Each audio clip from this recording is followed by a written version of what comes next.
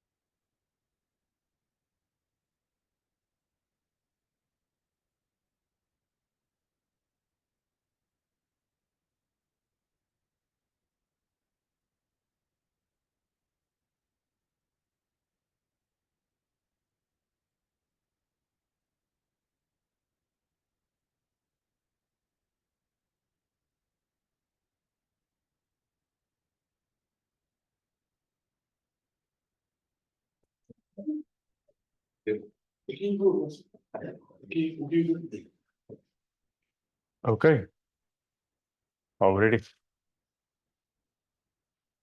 Good morning, everyone. I see a few people went to the wine farm today already.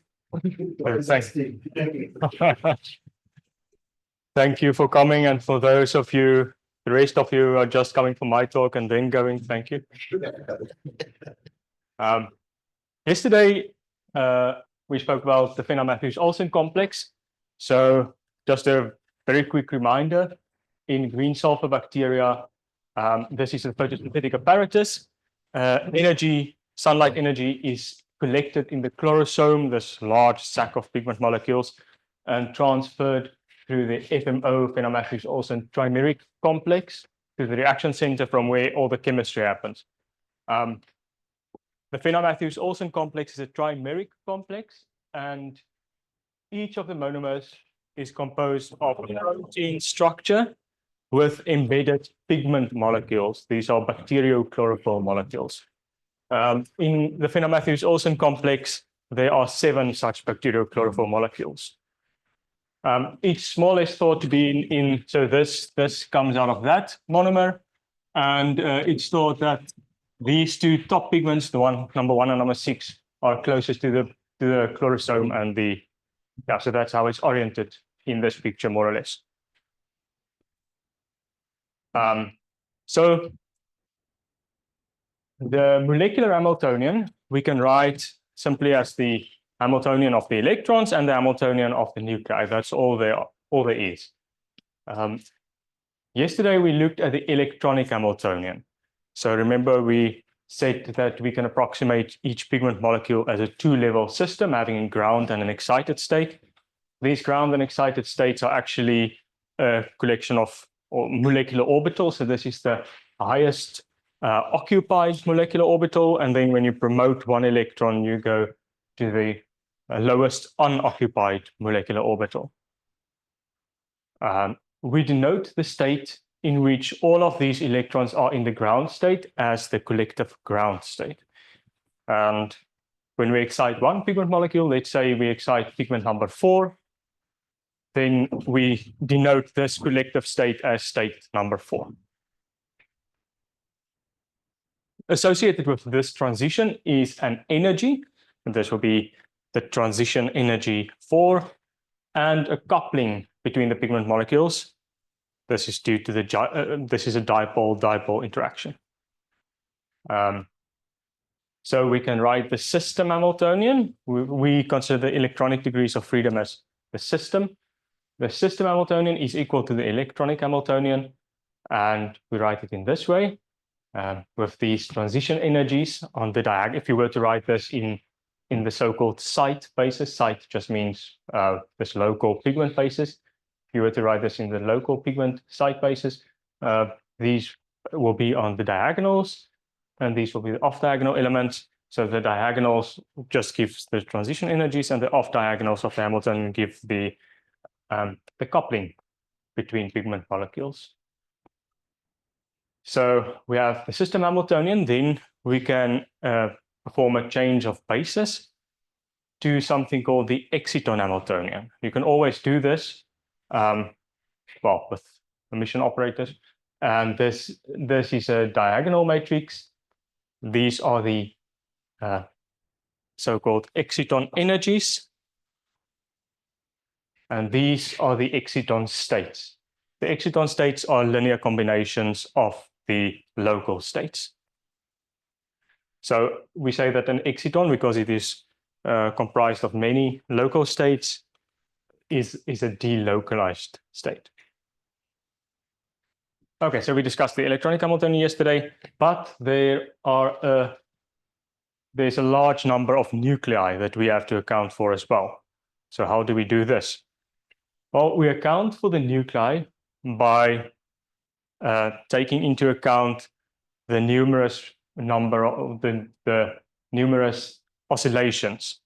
So here I show some of the oscillations which I showed yesterday, and you can see that even for very simple systems, we have a very large number of oscillations in the infrared spectrum. So that is where all of these oscillations would absorb.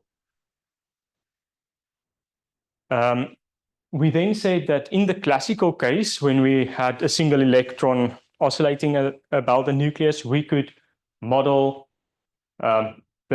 we could model the movement of the electron using the Langevin equation. And we said that there's some random force due to all of these nuclei oscillating, and that has an influence on our system on our pigment molecule, the oscillation of the electron about the nucleus. So we could model for that by using the Langevin equation with random noise. And we also said that this drag that the molecule experience is related to the random force. I showed this classically by calculating some trajectories of a pigment molecule, oscillating electron, and I showed that when you calculate this average, and you can see that this looks like or this will become a quantum expectation value later, then the dipole moment, which is just directly proportional to this thing, has some decaying function, some correlation function. Yeah, and that describes that describes both the oscillation of the pigment molecule when we consider the dipole correlation function, but it also gives us information about all these nuclear modes. Okay, so how do we write the nuclear Hamiltonian? So going back to the classical model, say that we have an electron, which if we had an electron oscillating about the nucleus, that would describe harmonic motion. And you know that for a spring, the potential energy is given by half kx squared, so it's parabolic in x. But if we were to keep the electron still, I can't remember which one is the electron and the nucleus. But if we were to keep the electron still and move the nucleus instead, the relative motion looks the same, right? So we can say that we expect the nuclear coordinate. Let's say we are now in the ground state. All of the pigment molecules are unexcited. We can expect the energy of the electron to depend quadratically on the nuclear coordinate in just one such an oscillation. So in the ground state, we can say all of the nuclei we can simply model as an infinite set of harmonic oscillators. Each oscillator has a coupling constant, which I don't see there. It's supposed to have a coupling in any case. I suppose, yeah, I suppose it doesn't need a coupling because the interaction we'll see now. So this is fine. We have in the ground state, we have a bunch of an infinite set of harmonic oscillators. And then when we effect a transition from, let's again concentrate on one pigment molecule, we can think that in the ground state, movement of the nuclei will have a quadratic effect. But when we go to the excited state, the minimum of the potential energy surface is somewhat shifted. So now the electrons, because the molecular orbitals change the electron density, it sort of makes sense that in the new configuration, the minimum potential energy minimum is at a different position. So in the excited state, we also have quadratic harmonic oscillator potential, but the potential minimum is shifted by some d, which is dependent on, which is an index of the mode we are currently looking at, and there are infinitely many modes. Okay, so we want to model, so we have a system and we have an environment. I think maybe you have heard the term open quantum systems before. In any case, we want to consider this as an open quantum system with the system that are the pigment molecules, the electronic degrees of freedom, and the environment, all of these oscillations. And there's an interaction between the system and the oscillations. So we want that form for the molecular Hamiltonian. We already said that the system Hamiltonian is the electron Hamiltonian. But what about the bath and the interaction Hamiltonian? So the bath and the system bath interaction Hamiltonian has to come from this nuclear Hamiltonian, because we said the system Hamiltonian is sorted. That's the electronic Hamiltonian. So let's try to find this bath and system bath Hamiltonian. From the nuclear Hamiltonian, let's collect all the terms that look like that describe harmonic motion together. And you'll see previously, oh yeah, there. In the ground state, you had these ground state system operators as well. There's the ground state system operator. Oh, my shadow won't reach. And there's the excited state system operator. So when we collect these terms together, we again use this identity that in a if we had a Hilbert space with dimension of 2, then this thing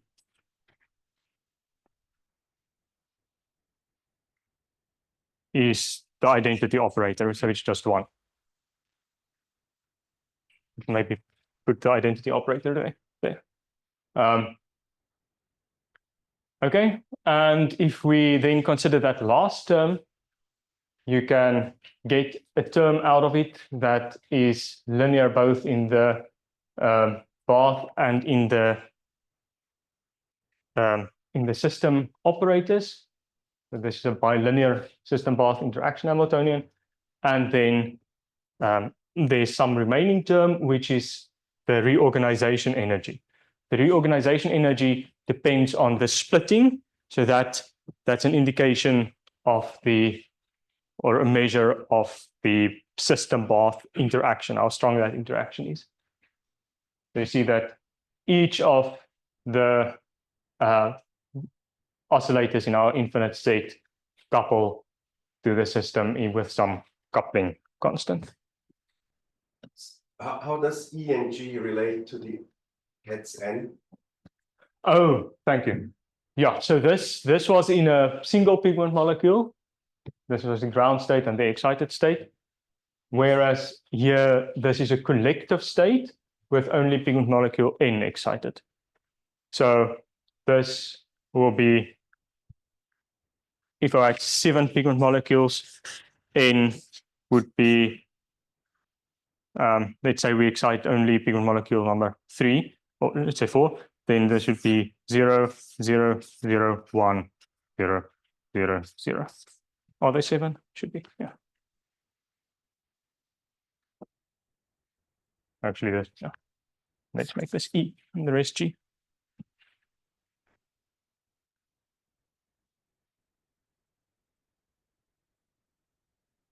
Does that make sense? So the bath is simply harmonic oscillators, which describes the nuclear motion, and the system bath interaction. So you can see that if you look at the system Hamiltonian or the electronic Hamiltonian, this has the same form as the energy, as the first part of the system Hamiltonian. So what the bath does is it perturbs the excited states of these pigment molecules, causes fluctuations in the excited states of the pigment molecules. Oh, and we also assume that the baths on the different pigment molecules are independent. So yeah, you can see that there's also an index running over N, which means that these are, each pigment molecule has its own bath. So what can we do with this description? There are 2 things that we want to do to samples, biological samples, and I think, yeah, probably most other samples of this kind. We want to know how excitation energy is transferred, because in the biological system, FMO acts as a conduit. So we want to know how fast and how efficient excitation energy is transferred. Perhaps we won't get an answer about efficiency with a simple approach, but we can answer how fast excitation energy is transferred.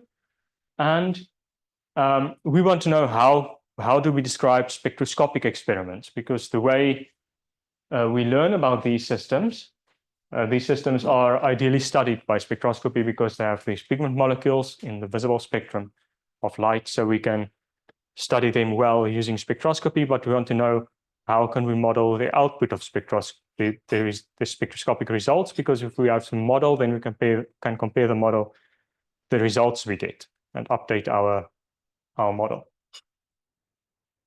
So let's first look at how excitation energy is transferred. So there are 2 ways, depending on the magnitude of this dipole coupling between the pigment molecules. Let's say this dipole coupling was 0, then there would be no interaction between the pigment molecules. If we excite one, the excitation would just stay there. It would be influenced by the bath, but it won't know about any of the other pigments. And this, like in the classical case. But when there is some coupling between the pigment molecules, a dipole-dipole interaction, but it's weak, then we still expect the excitation to be localized, but we expect it to hop from one pigment molecule to the next. When this interchromophoric or interpigment coupling is strong, however, we can have coherent energy transfer, which again the colors are a bit washed out, but it's sort of it's a flowing sort of energy transfer. So we have to describe these 2 regimes. I'm not. I'm just going to do a fairly hand-waving description. So using first-order perturbation theory, one can derive Fermi's golden rule. There are a very large number of things named after Enrico Fermi. This is one of them.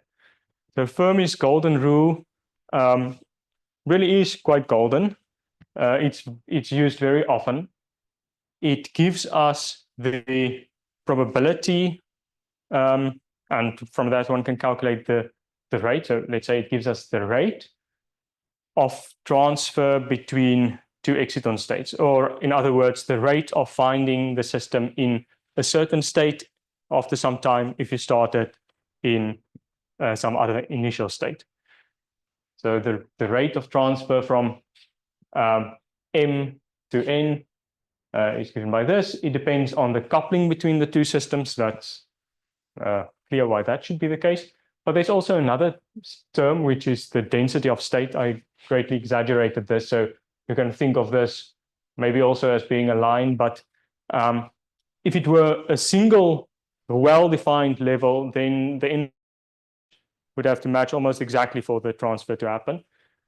But if we have a density of states, so if there are a continuum of states, then the rate is proportional to the density at that energy. How do we describe the density of states? So let's go to our model, and now the hand waving begins. The energies we said are fluctuating due to the interaction of the bath. So one can think of the energies fluctuating in a classical system. That fluctuation one would be able to make a plot of it. In quantum mechanics, it's more of a distribution. So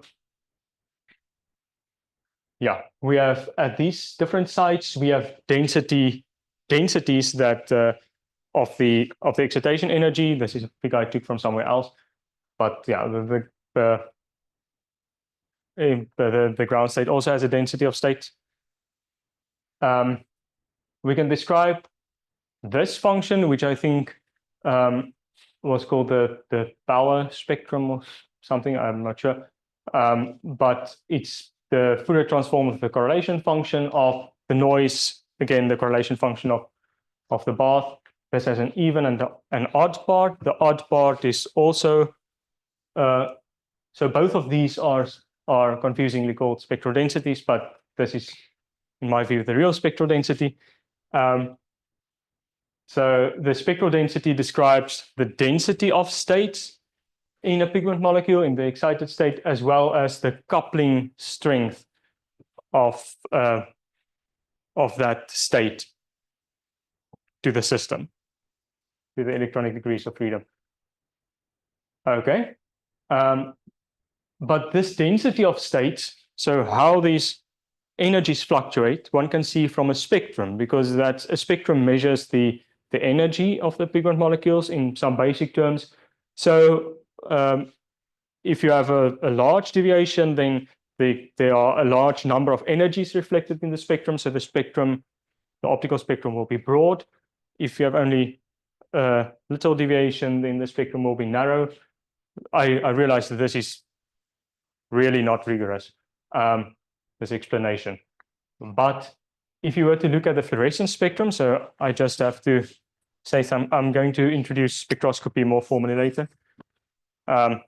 If we have an absorption spectrum, and this is wavelength, wonder if I should do it in terms of frequency. That again. If we draw the spectrum in terms of energy, and we have an absorption spectrum, and we consider again our potential energy surfaces, then absorption, one can think of absorption going straight up in terms of the nuclear coordinate. That's the Frank Condon principle. It basically says that the nuclei are so heavy that they are a bit slow, so they are still asleep when the electrons go to a higher energy level, and then there is relaxation in the bath, and fluorescence, which is the giving off of excitation, will take place at another coordinate. So the energy of fluorescence is smaller than the energy of absorption. So the fluorescence spectrum looks like this. at a lower energy. Unfortunately, this curve is drawn in terms of wavelength, so it's just the opposite. The wavelength is just an inverse of this. So fluorescence spectrum on this side, absorption spectrum on this side. But you can see that how well these states overlap. So this contribution in Fermi's golden rule, the density of state contribution, is determined by the overlap of the spectrum. That makes more or less sense. One can also think of this as if the energy on one pigment molecule is to be transferred to the energy on another pigment molecule, the donor has to go from the excited to the ground state with some fluorescence. There's no real fluorescence, but one can think of some virtual fluorescence, and the other one undergoing some virtual absorption event. Okay, so what I want you to gather from this word salad is that by considering the spectral overlap, one knows how well the energies overline, or how much opportunity there is for transfer between the pigment molecules. Yes, it is. So yes. Yeah, I give a yeah. Here we can use Fermi's golden rule, then to arrive at something which we call the Förster equation that describes the rate of transfer from the donor to the acceptor. And you see that it's proportional to this factor. This capital R is the distance between the two pigment molecules. So you can see that this rate greatly diminishes as the pigment molecules go away from one another to the 6th power. This R0 depends on the overlap. So there's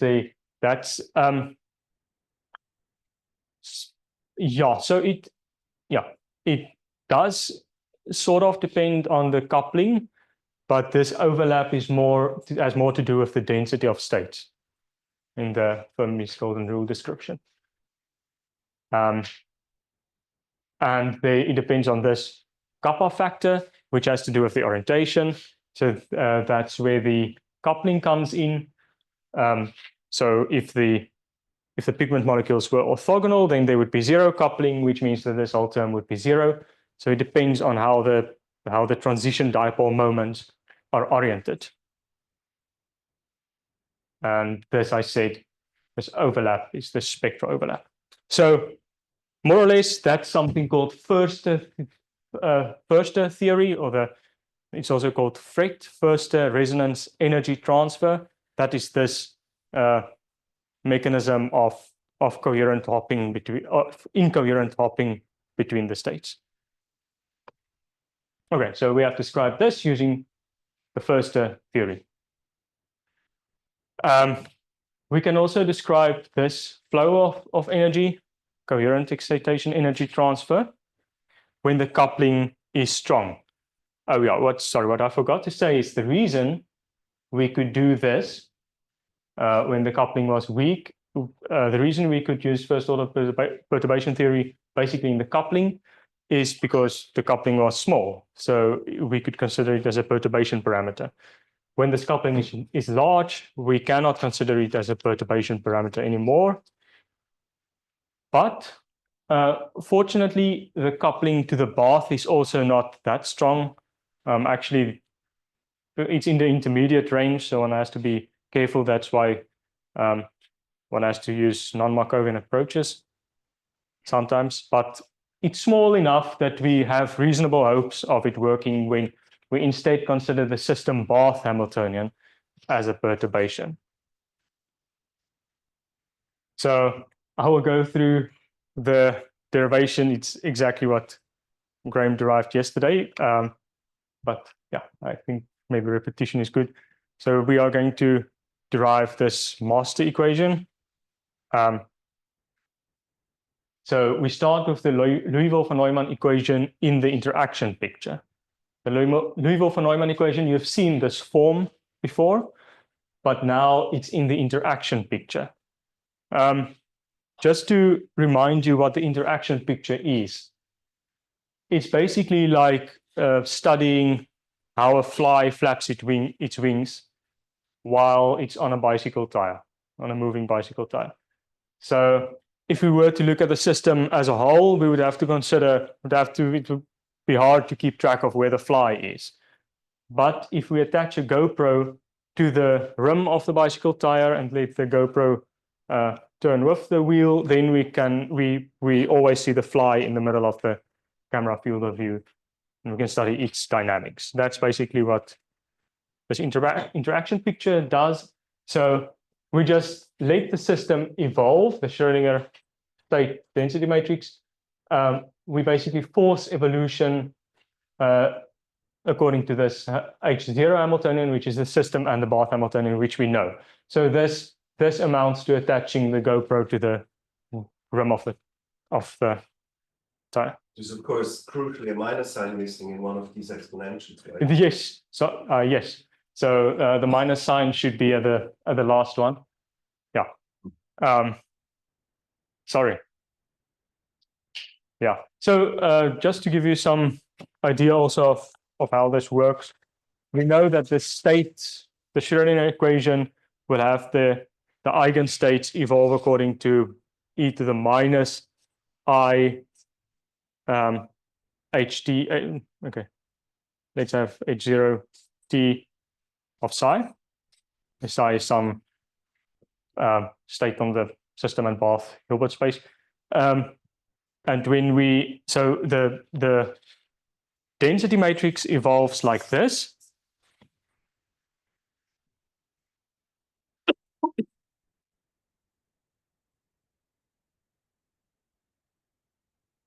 Now there's a plus sign there because we have to take the complex conjugate when we do this, when we make the Keter bra. And now we want to attach the GoPro, so now we want to force this evolution with H0, or we want to basically cancel this evolution. So what do? We simply multiply by e to the plus I ht on the left and e to the minus I ht on the right. So this is how we got to that equation. So that would be the density matrix in the interaction picture. How do we derive this? It looks exactly the same as the Liouville von Neumann, but it's not completely trivial to derive. We start with the Liouville von Neumann equation in the Schrödinger picture. That's just the Schrödinger. That's just another form of the Schrödinger equation. For any operator, we can go from the Schrödinger to the interaction picture by using this this approach of multiplying with e to the I h0t here and e to the minus I h0t there.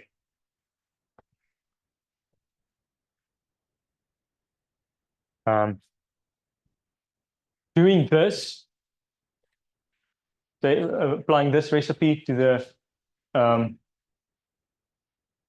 the density operator in the Schrödinger picture, so that would be the density operator in Schrödinger picture, and taking the time derivative, then taking the time derivative of something that has this form, we get to this equation. Yeah, but if you just do you just derive it, it's straightforward to get to this equation. And substituting the Schrödinger picture Liouville equation, then that's the first equation. We get this. These terms cancel. Oh no, sorry. I have to say that H0 commute, the exponential of H0 commutes with H0. So we have to calculate this term, and it turns out that these two terms, this term and this term, cancels, and what we are left with is something like that, which I just copy on the next page. And then we can calculate the commutator, and we see that, and we finally get that picture. Now, notice that initially the interaction Hamiltonian was time independent. So notice at the top in the Schrödinger picture, the interaction Hamiltonian is time independent, but in this interaction picture, the time dependence, the fact that the interaction Hamiltonian is time dependent, means that we are in the interaction picture. With the density matrix, density operator, it's a bit different, because in the Schrödinger picture it was also time dependent. So we indicate that it's in the interaction picture by using this prime. Okay, so we start with the Liouville von Neumann equation in the interaction picture, which we have just derived. I'll in the next slides just remove that prime, because time dependent indicates that it's in the interaction picture. Yeah, this interaction Hamiltonian is also, yeah, it's HSB in our earlier approach. It's system bath interaction. Now we integrate this equation just formally, and we substitute. Oh, and then we take the time derivative. How does it work exactly? Yeah, then we take the time derivative, and we can apply that the Liouville von Neumann equation in the interaction picture. We then take the trace over the environment. That is, we average over all of the bath degrees of freedom. That's just the trace there. And then we reach that equation. So up to now, we have made no approximations. That equation is still exact. Now, so the approximations that we are what follows. We first make the Born approximation, which means that the bath is so large that it basically stays in equilibrium. So the full density matrix we can represent as the in the interaction picture, the system density matrix and the equilibrium bath. So when we plug that in, we get this equation. Now this is an approximate equation. Then we make the Markov, the much contested Markov approximation. How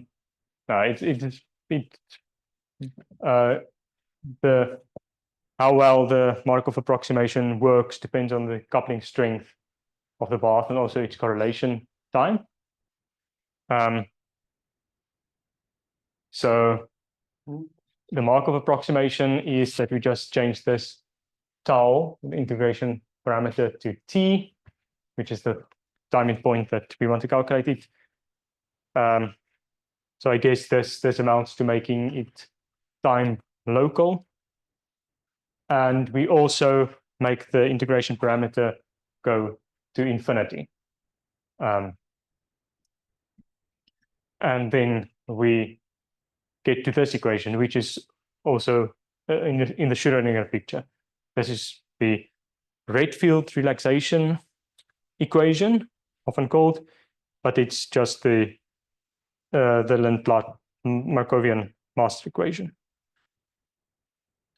And omega alpha beta is the energy difference between states alpha and beta. This R is the Redfield relaxation operator, Redfield tensor, basically. It's given by this form. Looks quite complicated. Each of these terms, however, is given by the simple expression of this form. These are the participation coefficients. So Ci alpha is how much pigment molecule I contribute to exciton state alpha. And Ci delta would be how much pigment molecule I contribute to pigment molecule to exciton state alpha. Sorry. And there's also this bath correlation parameter, which we said gives us an indication of how the bath oscillators move. Okay, this was a mouthful, but just a reminder that what we are doing, as you saw in our conceptual classical model, is in order to get from one eigenstate to another eigenstate, we had to get the nuclei moving. And that movement of the nucleus in the rate field relaxation operator is described through this two-point correlation function. So in the previous lecture, we had this conceptual model, and I said that we had to relate some, or that we could relate some classical aspects to the quantum case. Just to the conceptual model gives you an understanding of sort of what happens, which is that sort of could be dangerous. But we see that the nuclear motions can cause energy transfer between the eigenstates. Yeah, the last part I'll just ignore. Okay, so this was this master equation derivation was quite abstract, but one can also write the rate field relaxation in this form. So the rate of transferring excitation from exciton state alpha to exciton state beta. So if this was an exciton state, remember excitons are delocalized. The rate of transferring excitation from alpha to beta is given more or less by this. And this is in some form, the spectral density. So it tells us, so you can see that the rate of going from alpha to beta depends on these participation ratios. So if that was the case, where they shared a pigment molecule, then only that shared pigment molecule contributed to both exciton states. And then there was this spectral density measure of how well of the bath oscillation. So what this means is that to transfer energy from alpha to beta, in this case, the nuclear motions on that middle pigment molecule sort of facilitates the transfer of energy from one exciton state to another exciton state. And this agrees with our conceptual model that the nuclear motions on one can cause energy transfer between exciton states. Okay, we can calculate the time dependence of the populations then simply by using this equation of the initial populations and the transfer rates. Notice that because we made this integration variable infinity in our derivation, these rate field rates are constants, so we just have a constant rate of energy transfer between exciton states. Sorry, just go back 2 slides. Didn't spend long enough to no, sorry. One more.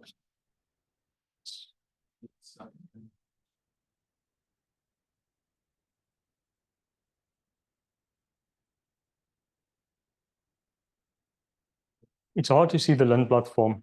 Yeah, but... Yes. The microphone's just going to hear me stuttering and pondering. Exactly. That's what I just wanted to understand this step a little bit better. So the C's there are what? Maybe you can just repeat that bit. Yes. Yeah. The C's are the that's just the amount of pigment molecules of the state of pigment molecule I excited that is in the exciton state alpha. So if you square this, you'll get the probability that pigment molecule I participates in alpha. And that goes through to the Redfield equation on the few slides ahead. But sticking on this slide Yes. for now, I can see here that you have the correlation function, which is a function of time t, which means the big lambdas are a function of time t. Yeah, but then you integrate over the big lambdas. But are they being integrated over t prime or t in the integral just above?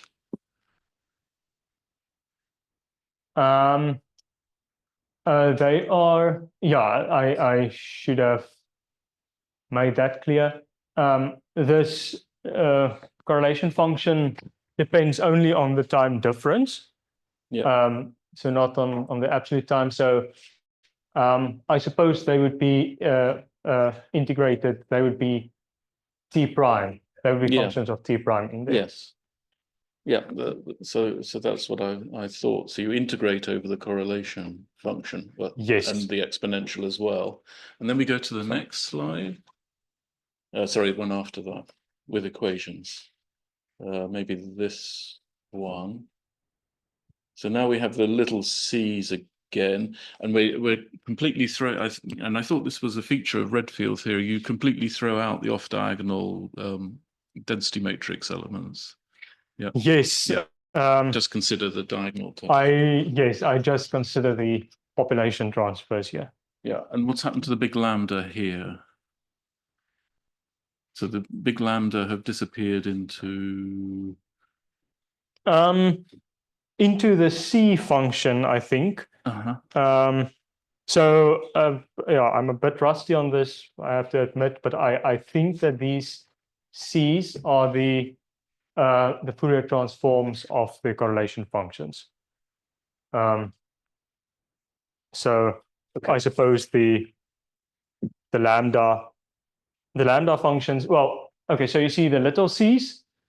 If you ignore the coherences and only focus on population transfer, you see the little c's, and then there's this correlation function. I suppose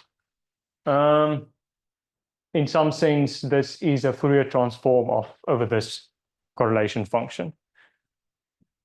Again, hand waving, very much so. Okay, so yeah, yeah, I suppose this is some form of Fourier transform of this correlation function. So that is where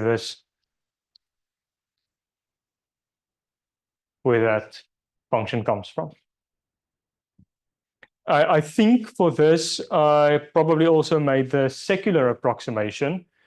The secular approximation means that we ignore population to coherence transfers and coherence to populations. So coherences stay coherences and populations stay populations, although with some populations may become other populations, but no populations will become coherences.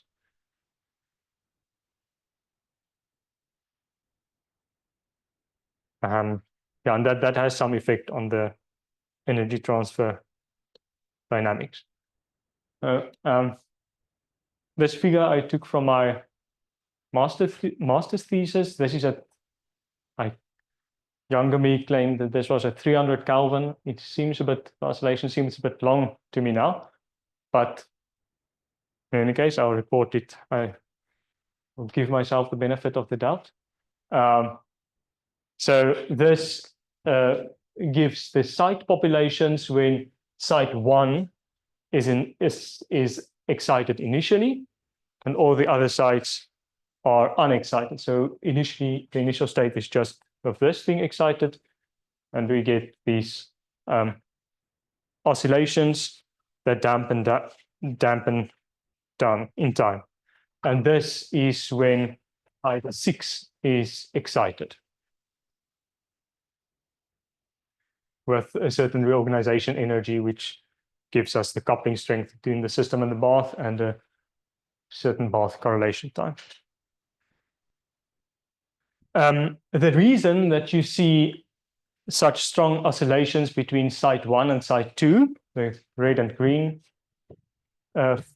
lines there, when you excite pigment molecule 1 initially, is that you excite this exciton state of 1 and 2, and this exciton state is very as this exciton state has contributions only from pigment molecules 1 and 2. So this exciton coherence, you will understand these terms, I hope, on the next slide better. But these site coherences are due to the oscillations within the exciton state. So if you excite the site initially, then this exciton state is basically excited, but that means that the population will be transferred or oscillate between these sites. So this is an indication that this exciton exciton state is excited.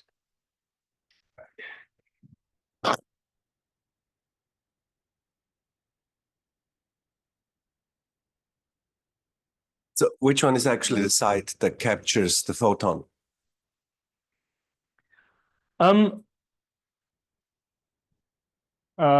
So I think this is closest to the chlorosome, to the antenna, and this is closest to where the excitation needs to be eventually. So that is why I excite pigment 1, because that is closest to where the excitation comes from. But I don't know actually. I've never studied how exactly this excitation happens. I suppose it's more the exciton states that will be excited rather than a single pigment molecule. I don't think that's a satisfying answer, but maybe the next slide makes things a bit clearer. Instead of considering this FMO complex, let's just consider a simple model. So let's consider this is an artificial system. Obviously, it's just a toy model. If we have 6 pigment molecules arranged in a ring, and we allow only nearest neighbor coupling. So this pigment molecule will be coupled to this one and this one, but to none of the others. And this one will be coupled to this one and this one, but none of the others. And we calculate the dynamics. The timescales here are not important. This is just to illustrate the concept that I can't remember what the initial state is, but that also doesn't really matter. I think the initial state was some exciton state.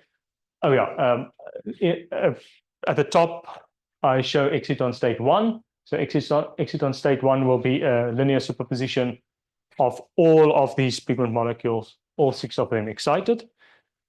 Exciton state 6 would be this linear combination, so it would be -1 minus the contribution with pigment molecule 1 excited, plus contribution with pigment molecule 2 excited, plus 0, plus -1 for this pigment, plus 1, -1 for that pigment. So all of the exciton states, there are 6 of them because there are 6 pigment molecules. All of the exciton states are linear combinations of the local excitations. Please stop me if that's not clear. So when we let the dynamics run its course, you see that let's maybe first look at the populations. The populations is the top row of figures. We start at time 0, and then there's some dynamics, but eventually the system relaxes into the thermal state, where each of these excitons has a certain population of being excited. Maybe I should use the laser pointer for that, people online. So we start off in an exciton state, there's dynamics, and eventually we get relaxation to the thermal populations of these exciton states.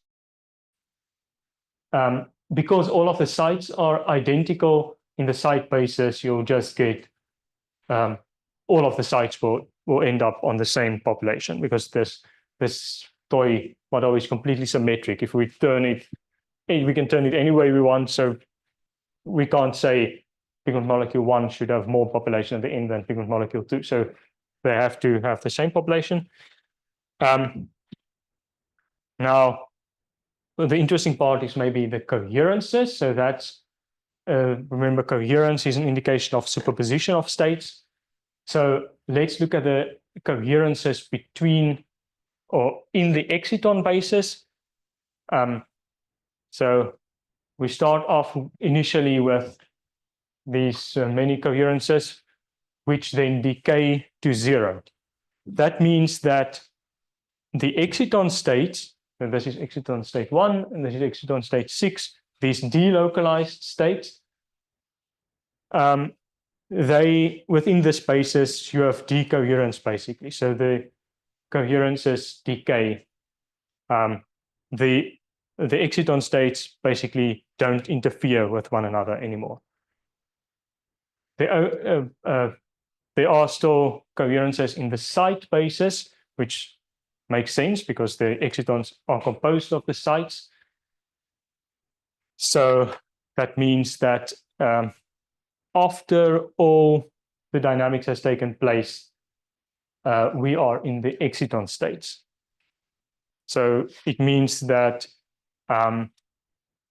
if you're going back to a light harvesting complex, if you excite a light harvesting complex like FMO, there's dynamics happening, but eventually the exciton states survive. Only those coherences survive and they are stable, whereas the coherences between the different excitons decay. So this is a quantum effect, a real quantum effect that is present in biological systems. You really have these exciton states, so you really have delocalization of the excitation or superposition of the local excitations. Yeah, and they provide certain advantages to photosynthesis that we will consider in the third lecture. I have until 10:30, right? Okay, so we looked at Foerster theory. Foerster theory, the Foerster rate gave us the rate of transition between the pigment molecules. So if one pigment molecule is excited, it would go to the ground state and the next one would become excited and so on. You would get this incoherent jumping of excitation within the light harvesting complex like FMO. But when the coupling between the pigment molecules are stronger than we can, that would allow for Foerster theory, then we have to use something coherent like rate field theory. And rate field theory gives us transfer between these exciton states, more or less. And the transfer between exciton states, let's say alpha and beta, depends on, is mediated by the bath. These oscillations in the nuclei absorb some of the energy, and that allows the system to go from one system eigenstate or one exciton state to another exciton state.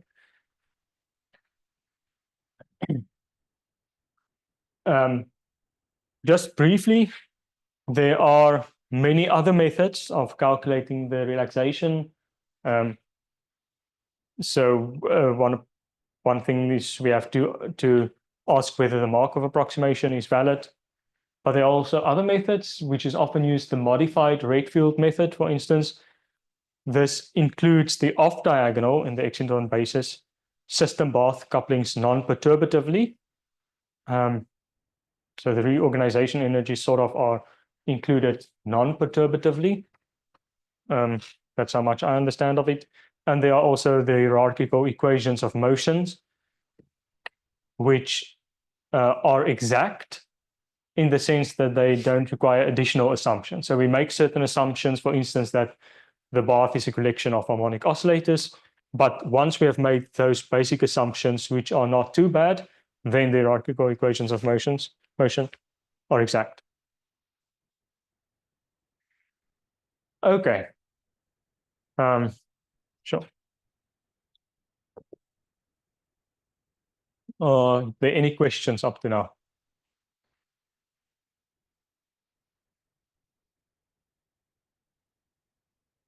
So nothing makes sense.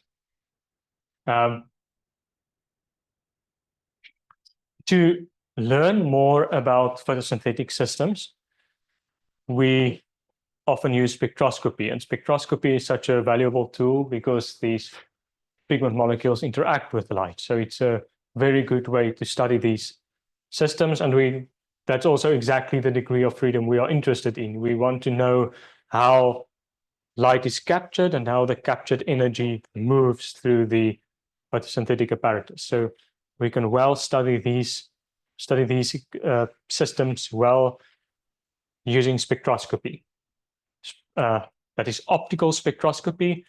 Spectroscopy means that we look at the spectra, at how basically we look at how these pigment molecules interact with light.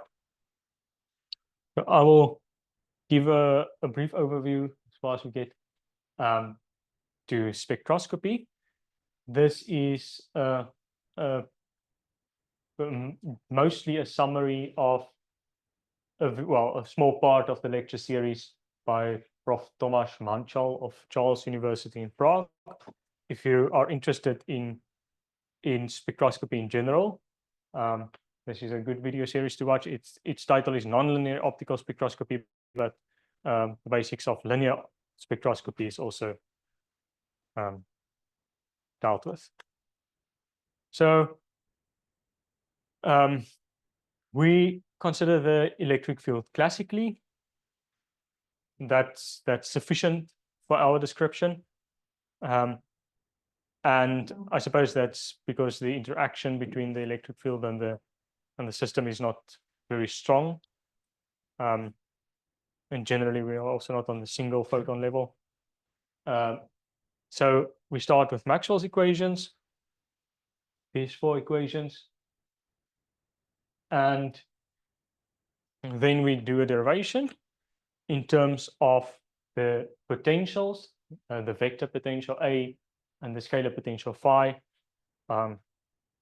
Maybe, yeah, I forgot my electrodynamics very soon after I had my classes during my undergrad. So, but yeah, we do the derivations in terms of these potentials. In the Coulomb gauge allows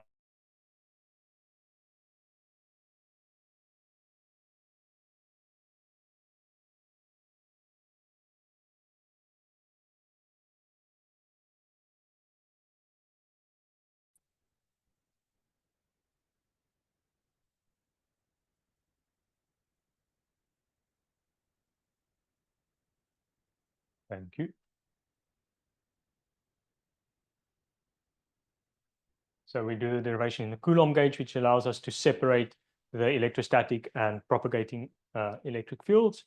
We also use the Helmholtz theorem, which states a transverse and tangential component. And we also relate the current density to the polarization density. Using that, making this derivation, we derive this equation, which is an equation for the electric field. It's a wave equation, but it's an inhomogeneous wave equation, so it has a source term, a polarization within the material. So this relates the electric field, the propagating electric field, to what happens within the molecule. Remember, polarization, this macroscopic polarization, is an indication of how the charges separate within the pigment molecule. And, you know, as I've said, that we are interested in charge separation because we are interested in this oscillating dipole moment, because we can relate that to quantum mechanics. So we have this equation relating the electric field to the polarization. A general trick in solving differential equations is to Fourier transform it. If we Fourier transform that equation, we get this, which has a simpler form. And we then make the assumption that the total polarization can be written as a power series in terms of the electric field. Just to give you some idea of why we do that, consider the linear term. You can think that the extent of polarization, so the extent of charge separation within your sample, depends on the strength of the electric field. So if I apply a very strong electric field, then the charges would separate more than if I were to apply a weak electric field. So one can think in the linear case for linear dielectric materials that the polarization should be linearly proportional to the electric field. So that makes sense, the linear part. But to have some corrections, we can also include the nonlinear terms, which will be actually important later. For now, we will consider only the linear part. Materials typically don't have a permanent polarization, so we just throw away this constant term. So let's focus on the linear part. Plugging this linear part into the polarization. Okay. We get that equation on the right, this equation. And taking all the electric fields to one side, this has to be 0, which means, because the electric field is not 0, which means this term, it means this term has to be 0. And we then get an expression for the wave vector in terms of the linear susceptibility. I've not included the 1 there, but this is the linear susceptibility. The linear susceptibility is a complex function, so we can write it as the real and the complex, real and the imaginary part. Then after some not too difficult algebra, we get these expressions for the wave number and this expression for the index of refraction. Okay, that was a lot of talk, but what's important is that we get the wave number as this function, and the wave number has both a real part and an imaginary part. The real part is the index of refraction. Now, you are used to the form that the electric field goes to the power as an exponential form in a plane wave. So you are used to this equation for an electric field, because we are used to considering plane waves. E to the minus I k dot r minus omega t, something like that, right? So yeah, this should be I. In any case, you are used to this expression. So if we take a snapshot in time, we just let's take time 0, then we have only this expression, and taking, let's say, we consider only one dimension, this would be e to the minus ik ikx or ikz. So we take a snapshot of the field in time, and this is not a plane wave, but as we are used to in real life, objects absorb light. So there's also an attenuation of the electric field. This attenuation comes about because this k, the wave number, has an imaginary part as well. So let's consider the intensity, the change of intensity. The final intensity will be a function of the initial intensity and then some exponential decay. And this exponential decay we can relate to the imaginary part of the wave number, which makes sense, right? This the imaginary part of this thing gives rise to this decay. And finally, we arrive at an expression for this alpha in terms of the imaginary part of the susceptibility.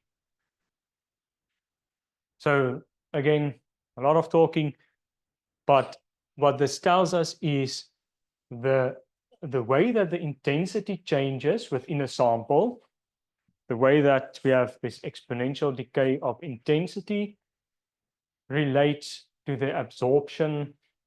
It's basically how much light is absorbed And this is then the absorption spectrum. The absorption is a function of frequency, and it's given by the imaginary part of the susceptibility. So these are the susceptibilities. We consider the linear susceptibility, but there are also nonlinear susceptibilities, which are important for nonlinear spectroscopy. The susceptibilities, and in this expression, the polarization and the electric fields were in terms of frequency. We can also write the polarization as a time series with these different components. So then we have the with the different orders, basically. So the total polarization is the 0th order polarization, which we neglected, plus the 1st order polarization, plus the 2nd order polarization. And these different polarizations give rise to different spectroscopic signals. Each order of polarization, so in a normal absorption experiment, we consider the 1st order polarization, for instance. Each order of polarization, well, let me first take a sip of water and get my brain in order. The nth order polarization depends on n interactions with the electric field. So if we wanted to investigate linear polarization in an absorption experiment, for instance, we would look at the effect of a single interaction with the electric field. So just to say this again, the nth order polarization depends on n interactions with the electric field. Sometimes in nonlinear spectroscopy, we use pulsed light to explicitly have the interactions at specific times. And then we look for the signal at time t.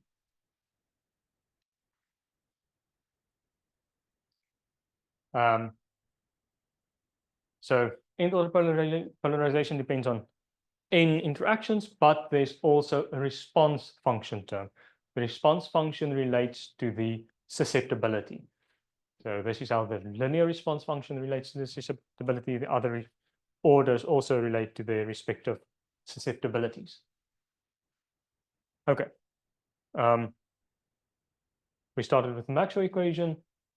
Then we saw how the polarization depends on that we can write the polarization as different orders in the electric field. For the 1st order, we derived this equation. So we derived an expression basically for the absorption spectrum in terms of the imaginary part of the susceptibility.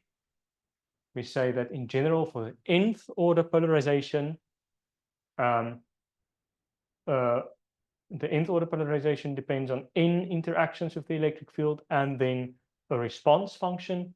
The response function relates to the susceptibilities. Each order of the response function relates to the corresponding order of the susceptibility. Okay. Coming back to quantum mechanics, just to introduce the notion of superoperators, it has been introduced at some level. Someone has introduced it, I remember, but a superoperator sounds very fancy, but all it is it's a shorter way to write things. There are some other advantages as well, but evolution of a density operator can be written simply as a superoperator applied to the density operator. So the superoperators, I will have the script variable. There's also another superoperator that you should know of, and that's the script V operator. That's basically just taking the commutation of the transition dipole moment operator with whichever operator you apply this superoperator to. You'll see why I go through this effort now. So I've drilled this point in by now that the nth order polarization depends on n interactions with the electric field. And the response function has this form. which looks quite monstrous. But it's not too bad if we start from the back. We assume that the system and the bath, everything is in equilibrium. And then we apply this interaction with the electric field. This interaction, as we heard yesterday, in the classical sense, the interaction Hamiltonian is just minus mu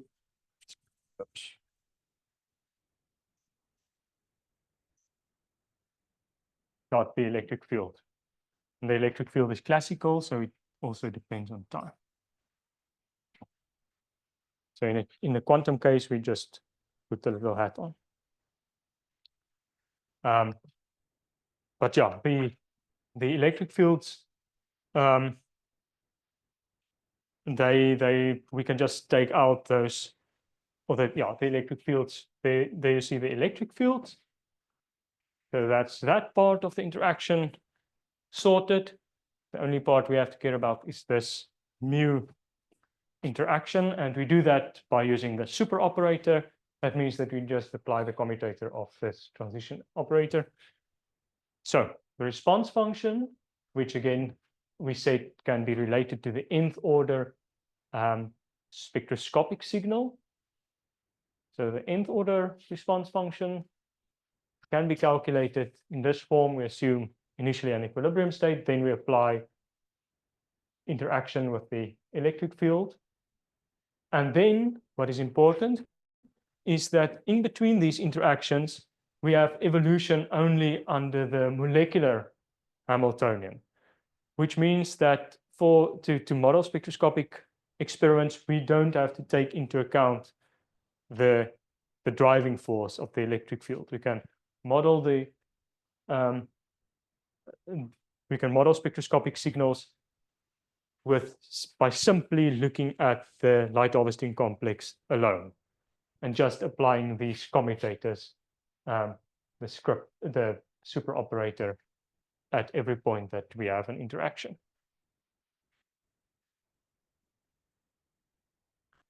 So the first order response function has this form. Start off in the equilibrium state, then we strike it with light, and then we let the system evolve normally, just as if there were no light. And then this mu, which I hope somebody can tell me where this comes from, because I could never figure it out. But that just stops the oscillation basically, and we can calculate the trace to calculate the average of this, which gives us the response function. And finally, we can calculate the spectroscopic signal from this response function. Just something that's maybe you're thoroughly confused by now, but to make you slightly more confused, this linear order response function, which we say can be written in this way, can also be written in terms of these non-script R's, which are also called the linear response functions. I will refer to these non-script R's as the response function in what follows, but conceptually it has the same information. So the non-script R's has the same information as the original response functions. Okay, just makes it easier to deal with, because then the commutators are gone. The linear response function then has this form: start at equilibrium, strike with light, evolve, and then evolve under the molecular Hamiltonian. And this is just the expression for the commutator, for the correlation of the dipole operator. So this is basically considering how the dipole moment changes in time. And that is what we did in the first lecture. We looked at this conceptual model of how the dipole moment changes in time. And yeah, here we have it again. The response as the response function. So this gives us an indication of the fluctuation of the dipole moment. to do anything more with this expression, we have to make an assumption. That is that the system is initially in the ground state.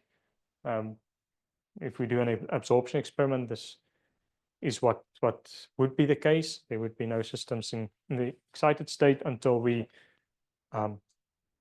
hit it with the light. Okay.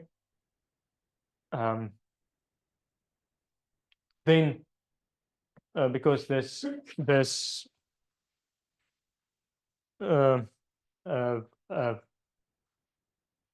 equilibrium state has this form, we can do the trace over the electronic degrees of freedom. Trace again just means that we average over those degrees of freedoms. Are everybody familiar with the trace? Okay.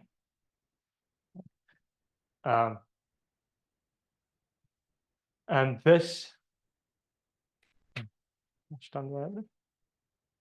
8 more minutes. 8 more minutes, then we are done. So this expression can be written this way, which can be written, there's some identity that because these two don't commute, so it's not as trivial as just writing e to the minus hg plus he. We have to do something else. This can be written as the time-ordered exponential of this form.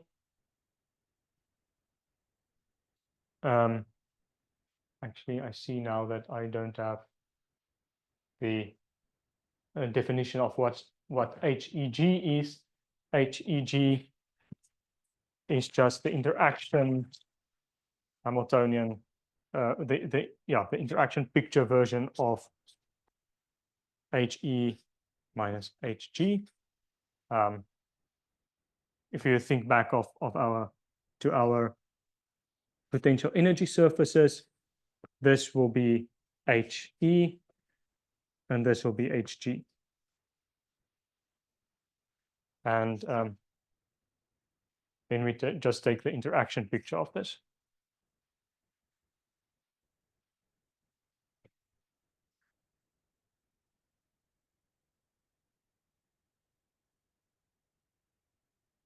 This is highly theoretical, but the reason I show this,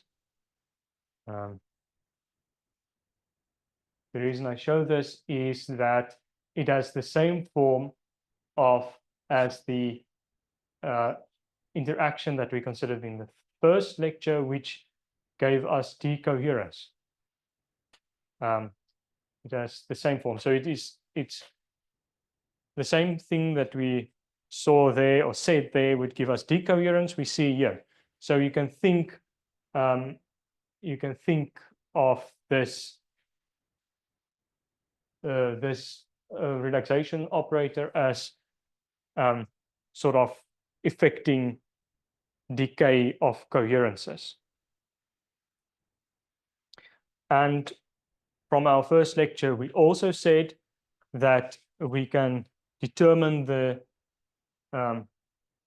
dipole moment, the expectation value of the dipole moment from the coherences. This relates to the coherences of the density matrix, the coherence between the excited and the ground state. So this relaxation, or this response function, basically will tell us how this coherence, the coherence between the excited and the ground state, which gives us a measure of the fluctuation of the dipole moment, how that decays. Okay. I think this is where I will stop. Or let me say one more slide. We can write this response function in this form. So there are some dipole moment contribution, and then there is this large term. This is the so-called spectral tensor. And we can calculate the absorption tensor from the linear response function. It's simply the Fourier transform of this linear response function. The response function has this dipole contribution and the spectral tensor contribution, which means that the absorption spectrum can be written in this way. There's this dipole factor matrix contribution, and then there's a contribution due to the spectral tensor. So this is where I'll stop, but let me just give you a very conceptual way of understanding what we have done. So the absorption spectrum is a frequency spectrum. You can draw that spectrum as a function of frequency, and it comes from a Fourier transform of the spectral tensor. Right, the spectral tensor relates to the response function, which we said has more or less the same form as what gave us decoherence in the first lecture. That's just a very loose connotation. But the function of the spectral tensor, therefore, is to affect decoherence between the ground and the excited state. And remember from our first lecture that the coherence or the superposition between the ground and the excited state gives us information about the fluctuation of the transition dipole moment. So what the spectral tensor does is when we strike the sample with light, we create superpositions of the ground and the excited states, basically create this coherence. So we create an oscillating dipole moment, same as in our classical conceptual model. And then this I term causes decoherence in this term, which means that this signal, the fluctuating dipole moment, will decay. So if we plot the correlation function of the dipole moment, which I actually don't think we have together. A graph like this. If we plot conceptually the dipole moment as a function of time, there will be some oscillations, but due to this coherence, the signal decays. Now this is conceptually this I, the spectral tensor. And then when we Fourier transform such a function which decays, we get a nice looking spectrum. Maybe the spectrum looks like that. That's basically the origin of these spectroscopy signals. Okay. That's where I have to stop. Thank you.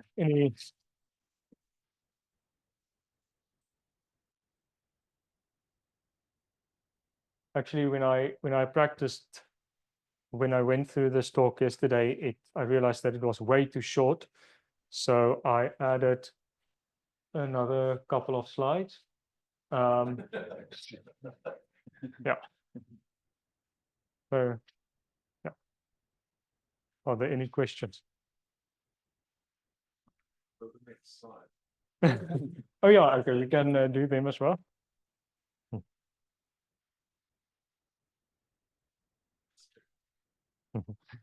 Yeah.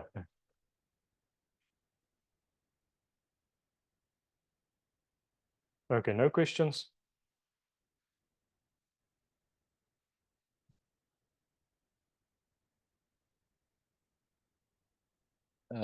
If there's no questions, then we can have a quick break. And I'm sure if you think of any questions, you can ask Towan during the break.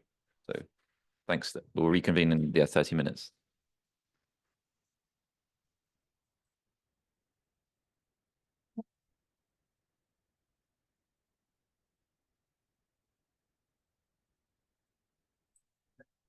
You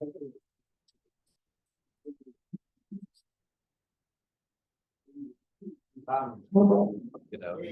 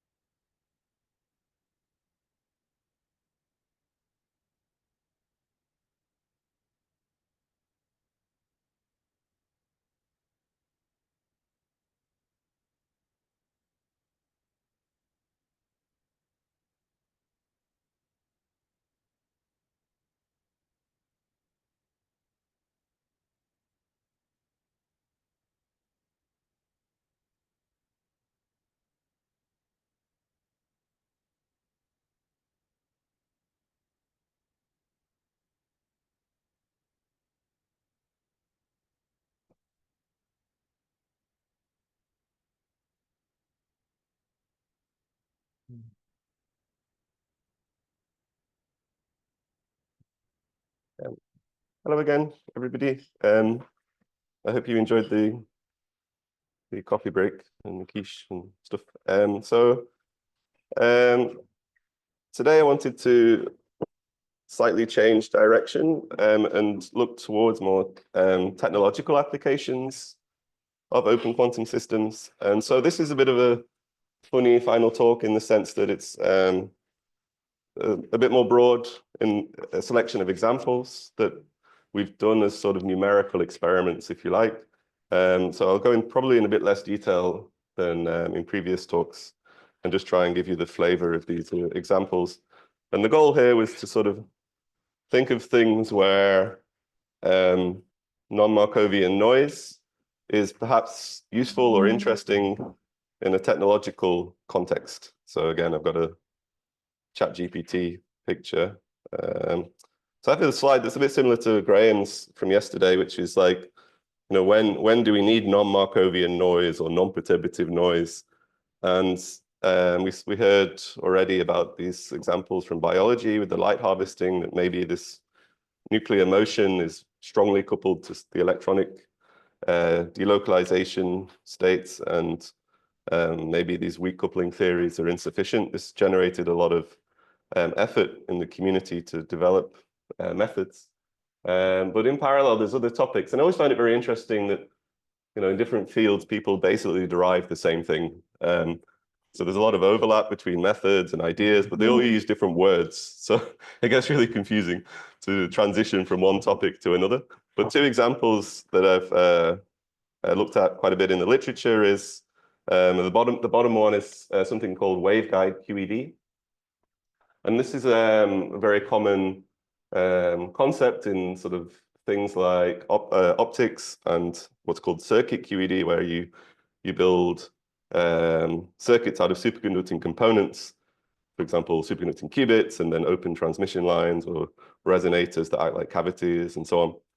And the interesting thing from the sort of open quantum system perspective is that you can have situations where, this is really hard to see, but this is some kind of sort of superconducting qubit, and it's strongly coupled to this like one-dimensional array of squids. So this is from one of these two papers, I think.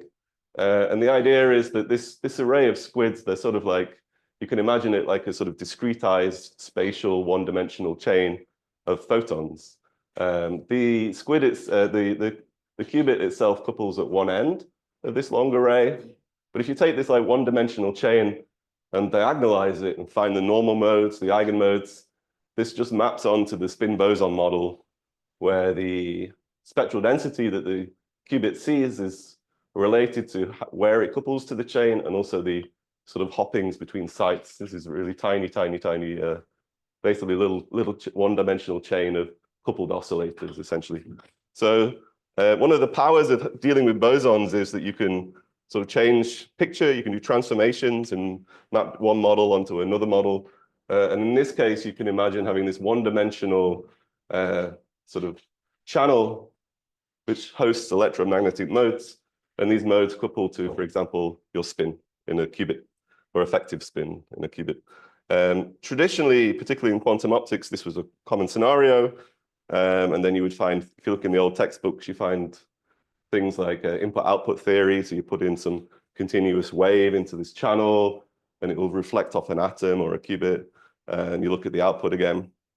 But the interesting thing from the non-Markovian perspective is that in recent years, people have looked at strong coupling between these guys and these channels.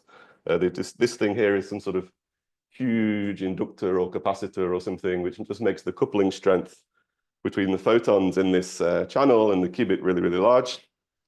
And the other thing is you can do funny things like have multiple qubits at different places, and then you can see some sort of time delay where the one qubit emits a photon, it propagates for a while, bounces off the other one, comes back.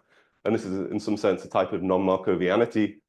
And the other thing people do, which I'm not going to talk about at all, is they imagine these giant atoms where these superconducting qubits are very, very large compared to sort of the wavelength of the light in this channel, and they can couple to multiple points, and you get very strange physics out of this. And there's a lot of groups around the world making these experiments and doing fun stuff. The other topic where open systems can be used, I think, is this idea of fermionic reservoirs and basically mesoscopic transport. So here, this is a little picture. I don't know what this molecule is supposed to be, but it's from this PhD thesis of Christian Scheinebeck, which is, if you're at all interested in this topic, I highly recommend looking at his PhD thesis. He goes into a huge amount of detail. I checked what happened to him recently, and he's now a banker. So maybe he's smarter than me. What he studies is these sort of system is like a sort of single fermion impurity. So you can imagine that on this molecule, there's a possibility for a sort of a single electron to hop onto this molecule from these electronic leads or macroscopic reservoirs. And from the open systems perspective, the electronic state in the molecule is the system, and the environment is the leads. And it turns out fermions and bosons are not that different, and you can churn all the same algebra. You can derive master equations for the leads. You can derive hierarchical equations of motions for the leads to describe non-perturbative effects and so on. So there's a lot of overlap in ideas and applications. So if I have time, I'll come back at the end to fermions a little bit, but it's a little bit difficult to go into a lot of detail. So what I'll do is I'll just give a little bit of a recap on what we saw in the previous talk of, and also Towan's talk and also Graham's talk about Bloch-Redfield master equations and also the Hiom equations. And then I'll just show a series of examples, more or less, in a little bit of shallow detail, including some dynamical decoupling of noise, which is relevant for quantum information. I want to just advertise a little bit this result where we derived an extended Hiom, which I think is relevant for this little story I just told about this sort of one-dimensional channels or waveguides. Then I'll change direction quite a lot and talk about a funny example of pseudomodes we did. So pseudomodes we already heard from Barry, and I think maybe Graham will mention. So we wanted to see if these were useful for some sort of quantum algorithm, essentially. And at the end, we'll maybe mention fermions. And if we have loads of time, we'll mention ENR states, which is a feature in QTIP, which I think is very powerful, but it's not well documented. So I sort of just wanted to mention it because it turns out people do use it. I was just telling Graham that I emailed some authors of some paper why they could do these efficient simulations, and they were saying, "Oh, we use QTIP," and I was like, "Oh, okay, that's good to know." So just to do a little recap, we saw already that in some generic story we can have a sort of discrete small quantum system, and it's coupled to a large bath of harmonic oscillators, and we can fully characterize this environment through the spectral density, which just tells us how strongly each mode in the environment interacts with the system with this GK parameter. From this, we can also define normally we have to define an initial condition for this environment. And the typical thing we like to do is define the thermal state for the environment. And with these two pieces of information, we can define all these useful functions. So this two-time correlation function we saw already, which we can just get from this integral. And also we can then get this power spectrum, which I'll talk about in a moment, which is just the Fourier transform of this correlation function. And this tells us a lot of information about how the environment responds to the system, and we can use it to either input into methods, or we can sort of try and guess whether the environment is Markovian or non-Markovian, and so on. So we already saw today this once before, but I just wanted to reiterate that the normal sort of logic is that you start with this whole sort of pure state evolution of your system and the environment. You try and derive a sort of second order perturbation theory for the effect of the environment on the system. And you do that by this little trick of expanding the formal solution, plugging it back in, and getting this sort of extended equation, which allows you to start treating this part, this kernel, as Graham mentioned, in some approximate way. And in doing this, we arrive at this something like this Bloch-Redfield, what I call a Bloch-Redfield master equation. And this is essentially the same as what Graham showed, except I only assume that there is a single system environment coupling term, and also that we just project onto eigenstates instead of some sort of manifolds. So in this equation, you have a bunch of stuff. You have your system Hamiltonian, you have eigenstates of your Hamiltonian, you have these matrix elements of the operator, which couples to the environment between so these matrix elements of like ground state, excited state, and perhaps more states if there's more states. And then you find this nice, very nice form where you can identify the coherent system evolution, which tends to cause oscillatory dynamics if you start in a non-eigenstate. And then you get these two terms, which essentially one of them can be associated with emission into the environment, the loss of energy, and the other one is absorption. So one thing I wanted to mention maybe just now about this equation, because I'm going to use it later, and I didn't really have a slide about this, is this typically, under some mild assumptions, has a very well-defined long-time behavior or steady state. So maybe to have a go at drawing on this piece of paper, like everybody else, I'll just do this. Oops. So, pardon me. So if we imagine that this is just a two-level system instead of some arbitrary system, and then we have like sort of two levels where we have an excited state and a ground state. If we don't care about the coherent dynamics from the Hamiltonian, the second part of the equation, these two, what we call Lambert equations, essentially all they do is they cause some sort of transition, classical incoherent transition from the excited state to the ground state with some rate that is like proportional to, this is where I got my really bad handwriting, the spectral density evaluated at this energy difference. We'll just call this energy delta times the thermal occupation of the bath at that energy plus 1. So these two terms are like stimulated and spontaneous emission in the jargon of open quantum systems. And the opposite process is just the injection of energy from the environment. And this happens at this rate again, which is like, oh, maybe I'll do red to be colorful. Is this all readable? Oh my God.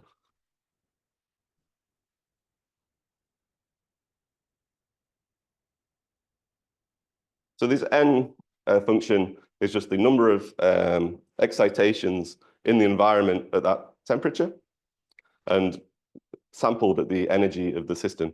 So obviously, if the environment is 0 temperature, this term is 0, and we just have this a spontaneous emission. And the long time behavior of this two-level system will just be it relaxes to its ground state. It's a very simple calculation for this two-level system example to show that if you take these equations we had on the slide, you want to find a long time behavior, and you typically do this by saying, oh, let's just set the left-hand side of these equations to 0. We assume we're in a situation where the system is no longer evolving. It's sort of reached some sort of equilibrium. So we set this rho dot equal to 0. And then on the right-hand side, we still have this rate equation stuff. And we can just, we will literally find that we just have two equations to solve. And the steady state of the system, which we'll call rho, this is a rho, not an E, should be something like a 2x2 matrix where your probability to be excited and your probability to be ground are non-zero, and your off diagonals are 0, your coherences all decay away in the long time limit. And you find that this P of E is something like 1 over 1 plus e to the minus beta delta. And your P of G is something like e to the minus beta delta over the same thing. So what you notice is this long time behavior of these populations does not depend on the spectral density. The spectral density sort of factorizes out, it just disappears, and it only depends on the temperature of the environment. So your system just reaches thermal equilibrium with this environment. The other thing is I wanted to just mention that these rates, we can rewrite them in terms of this power spectrum. So this guy is equal to the power spectrum just evaluated at delta, and this guy is equal to the power spectrum evaluated at minus delta. And there's an important relationship that just falls out of these two equations, which is that S of delta over S of minus delta, pardon me, is equal to e to the beta omega. So this is called the detailed balance or KMS condition. And the interesting thing is it just tells us that the symmetry in the power spectrum is determined by the temperature. So these are just a bunch of stuff that I'll use a little bit later to make a more complicated example a bit more easy to understand. But it's also fun to play with the two-level system example because it tells you a lot about the dynamics and long-time behavior and a little analytical formula. Okay, so that was the master equation.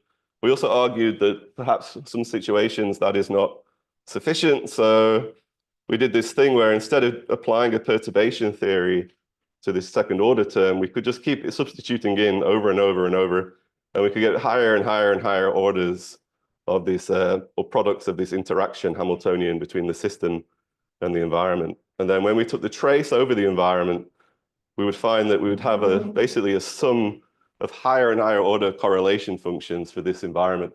And if we make this assumption that the environment is Gaussian, we can do this trick where we know that Gaussian statistics of higher order moments can be sort of expressed as products of second order moments. And this is called Wick's theorem. And I just say the same thing here. So after a lot of work, you find you can re-express all these complicated right-hand side terms with no approximation, just the assumption that the free environment is Gaussian. You resum everything and you get this important result called this Feynman-Vernon influence functional, which is the starting point for a lot of open systems non-Markovian methods. This is also the starting point for something called QOPI, and a more recent version of QOPI, whose name I don't remember. Everything has a funny acronym in this community, which is very difficult to, I always get them all mixed up. But for our purposes, we're going to use this old method, which is this hierarchical equations of motion. Sorry. Sorry, I didn't quite understand. Can you just say again what you said? The higher order correlations can be written as. Sure thing. Can you just say again what the higher order correlations can be written as products of the. To second order. Oh, okay. Yeah. So what you find here is that so here we just, I couldn't, how to say, write down the whole equation. I was actually going to copy paste it from Camille's talk for the Dyson series, but I didn't do it. But if you keep doing this, you get these higher and higher order terms. The important thing is every time you substitute this in as well. So here, this rho s depends on the integrand, right? But then if we do this again, this second order term doesn't depend on the integrand, but the third order term does. So this is also why this is useful to keep doing this, because you get rid of this annoying dependence on the integral variable in the system state. Then we trace over the environment, and then these higher order terms look something like some kind of correlation function of this Bath operator, which we usually call x, for example, at some time t1, sometime t2, sometime t3, sometime t4. And because these correlation functions obey Gaussian statistics, they can be re-expressed as products of like x1, x2, x3, x4, and all possible pairs. So on the one hand, it's very nice because we can, again, reduce everything to just a function of two-time correlation functions. But doing the algebra for this is very annoying because it's kind of combinatorial. You have all possible pairs, but somehow it all falls out very neatly into this very simple expression where we just have these second order terms. Here I've rewritten them as real and imaginary parts. So this is literally just this x t1 minus t2 second order correlation function, and the system operators, some initial system state, and these strange double integral and the time ordering. So as we argued yesterday, this itself is not very easily solvable.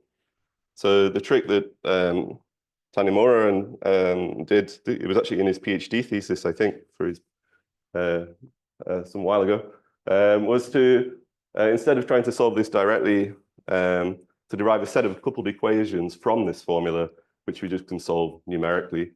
And the step that he needed to do was to impose a sort of ansatz for how the functional form of these correlation functions. And this ansatz is just a sum of exponential functions.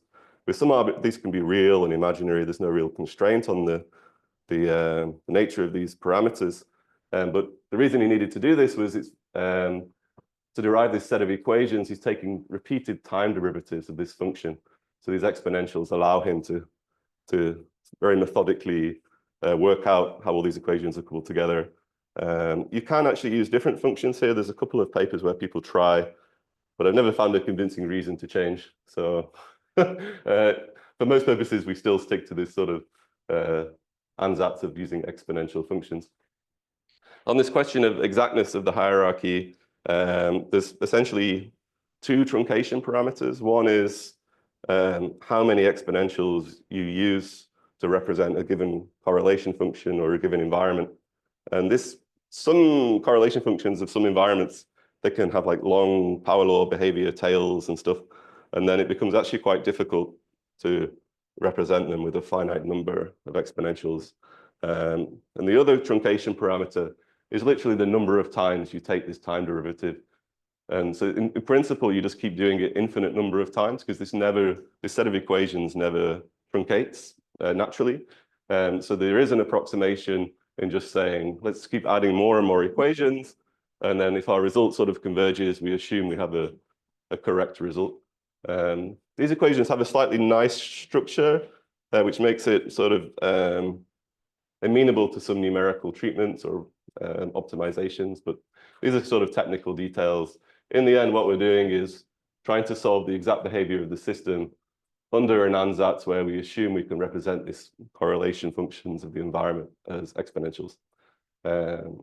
So I'm going to skip this part, I think. I might come back to it later because I wanted to spend a bit more time on something more interesting. So what can we do? We have this non-Markovian method. And what can it do that a Markovian method can't do? And the first example you can find in the literature is this concept of dynamical decoupling. So I took this picture from my friend Mauro's slides. I'm not sure if everyone will agree with this, but there's a sort of qualitative difference between Markovian dynamics and non-Markovian dynamics. If we ignore the system evolution and any sort of coherent oscillations you might have from that, Markovian dynamics tends to induce this sort of exponential decay where you just lose population into the environment. Non-Markovian dynamics can in principle have this sort of revivals where your system and the environment, and in the quantum case, this is quite easy to understand because in the extreme limit, like a single mode cavity is a very non-Markovian environment. And this sort of vacuum Rabi oscillations you could argue from the point of view of the system alone is a non-Markovian effect. Of course, on a larger space, it's Markovian. But the typical sort of, behavior that you would normally associate with non-Markovian dynamics is this non-exponential decay of the system properties into the environment. And the nice thing is this gives you a chance to do something on the timescales of this sort of interaction with the environment. So normally the period of these oscillations might be set by some sort of dominant coupling strength to the environment, and also the memory time of the environment, and so on. So this is an example. I'm a bit embarrassed about this picture because I took it from Wikipedia, and everyone says QTIB is very good for drawing block spheres, but I was too lazy to do it. So I was trying to do it yesterday, and I thought, oh, I'll just keep this picture. It's much nicer than what I'm drawing. So the idea of dynamical decoupling is very fun. And the idea here is that we want to undo the effect of noise. And it turns out that this concept basically doesn't work in most cases when you have Markovian noise, but does work when you have non-Markovian noise. And the idea is that perhaps we have a two-level system. I think in Barry's talk, we heard the definition of the block sphere. So if we have, for example, a spin in this excited state, it starts here. Maybe we want to create a sort of a coherent superposition of excited and ground states. So we do a sort of operation where we stick it here, and it becomes, for example, an eigenstate of the sigma x Pauli operator. I'm not sure what axes are supposed to be used on this plot, but and then if we just allow it to sit there, and we assume that the system Hamiltonian is doing nothing interesting, so ideally our state won't change. It should just be a superposition of ground and excited. But the noise sort of starts to kick the system and starts to cause this dephasing. So it starts to, in the Markovian case, will sort of cause this coherence to start to decay exponentially. So what we do is we choose to do a very quick rotation, sort of pi rotation. I think here in this plot, I think it's supposed to be a pi rotation around the sigma y axis. So it flips the state of the spin. And then we let it evolve again for a while longer. So if this environment that this spin is seeing is Markovian, this will essentially do nothing useful. In both alignments where the spin is here and the spin is here, you'll just get this sort of slow, noisy decay. But if the environment has memory, this operation of flipping the spin basically slightly reverses the time evolution. So when we're sat here, there's a kind of interaction with the environment where we're coherently exchanging energy with the environment. And then if we flip this state of the spin on the timescale of that sort of coherent exchange of energy, when the state is on the other side of the Bloch sphere, it essentially looks like we've put a minus sign on the interaction with the environment, and it just reverses the time evolution and rephases the spin. So this is called dynamical decoupling of noise. So this actually comes, I guess, from NMR experiments, where it was a fairly normal technique. And nowadays it is applied in various formulations in quantum computers. So if you use the IBM quantum experience, they have a very low level set of operations, which when you have idle qubits that are supposed to have some sort of coherence in them, they will be constantly applying dynamical decoupling steps to protect it from noise a little bit. It doesn't work out perfectly, of course, because it's very difficult to apply pulses fast enough that you totally reverse all energy loss into the environment. So the nice thing is we can simulate this with the hierarchical equations of motion. And I just wanted to illustrate it. Technically, what I'm doing here is a bit different from what I drew in the pictures, but it doesn't really matter. We essentially assume that we have the ability to apply periodic pi pulses that will flip the state of this two-level system around the Bloch sphere. And we choose to apply these pulses either very fast, so we apply them very, very frequently, or very slowly. And we try and see, is there a difference in the result? So here what we're plotting is basically the coherence. So in the density matrix formulation, this is one of the off-diagonal elements. So this should tell us how well our superposition is surviving in the presence of this noise. If we do not do any dynamical decoupling, we just see this sort of, essentially, we're not far from the Markovian regime here, so we just see an exponential decay of this coherence. If we do this pulses very slowly, we see some sort of a little bit of a revival and a slow tail. But if we do them very quickly, on the order of the memory time of the Bath correlation functions, you start to stabilize this coherence in the qubit. So it seems to work. It's kind of fun. If you try and do this with a master equation, it just doesn't work. You just constantly lose information into the environment. Now that you have access to this HEOM stuff, you can start to ask interesting questions like, what is the optimal choice of pulses? To try and demonstrate some utility of doing these kind of numerical simulations, we found this sort of analytical result from the literature where they suggested that actually this equal spacing is not optimal. If you want to have the largest amount of coherence at a long time limit, it's better to do this sort of sine squared spacing. So you have basically more pulses at the beginning and at the end of your total time evolution. So we kind of benchmark this with the HEOM. The details here are not so important, so I'm not going to explain everything on this curve, but we wanted to compare basically this equally spaced sequence of pulses versus this sort of sine squared distribution of pulses. And this plot is very hard to read, but essentially it is the coherence after a long time evolution as a function of the Bath memory time, essentially. So how the width of this spectral density. And what we show is that this sinusoidal spacing, which we call this UDD, this Ulrich dynamical decoupling, tends to give you a larger coherence when you have a sort of very narrow spectral density. But as you go to very broad spectral densities, it actually becomes less efficient than this equally spaced case. And I think this is just because in the analytics that Ulrich was doing, he didn't really consider a realistic, realistic is a questionable word, but he had a sharp step function to cut off his spectral density. Whereas here we do this sort of smooth choice of functions. So my argument here is just that maybe HEOM is a useful method to apply to these sort of control or error mitigation techniques for quantum information. Okay, that was one thing. That's one example of some application of non-Markovian noise in quantum technologies. This next one is actually a new derivation we did to try and extend the hierarchical equations of motion. So I'm going to give very, very little details here and just sketch it out and show a very nice animation we made, which is my main reason for including it, because I very rarely get to make a nice animation. And so here the motivation was that when we do this derivation of the hierarchy equations, we know that this influence functional tells us we basically recover the system state when the environment is non-Markovian. That's fine. We have to assume the environment is in a Gaussian state initially. But we get this sort of limited information about what the environment is doing.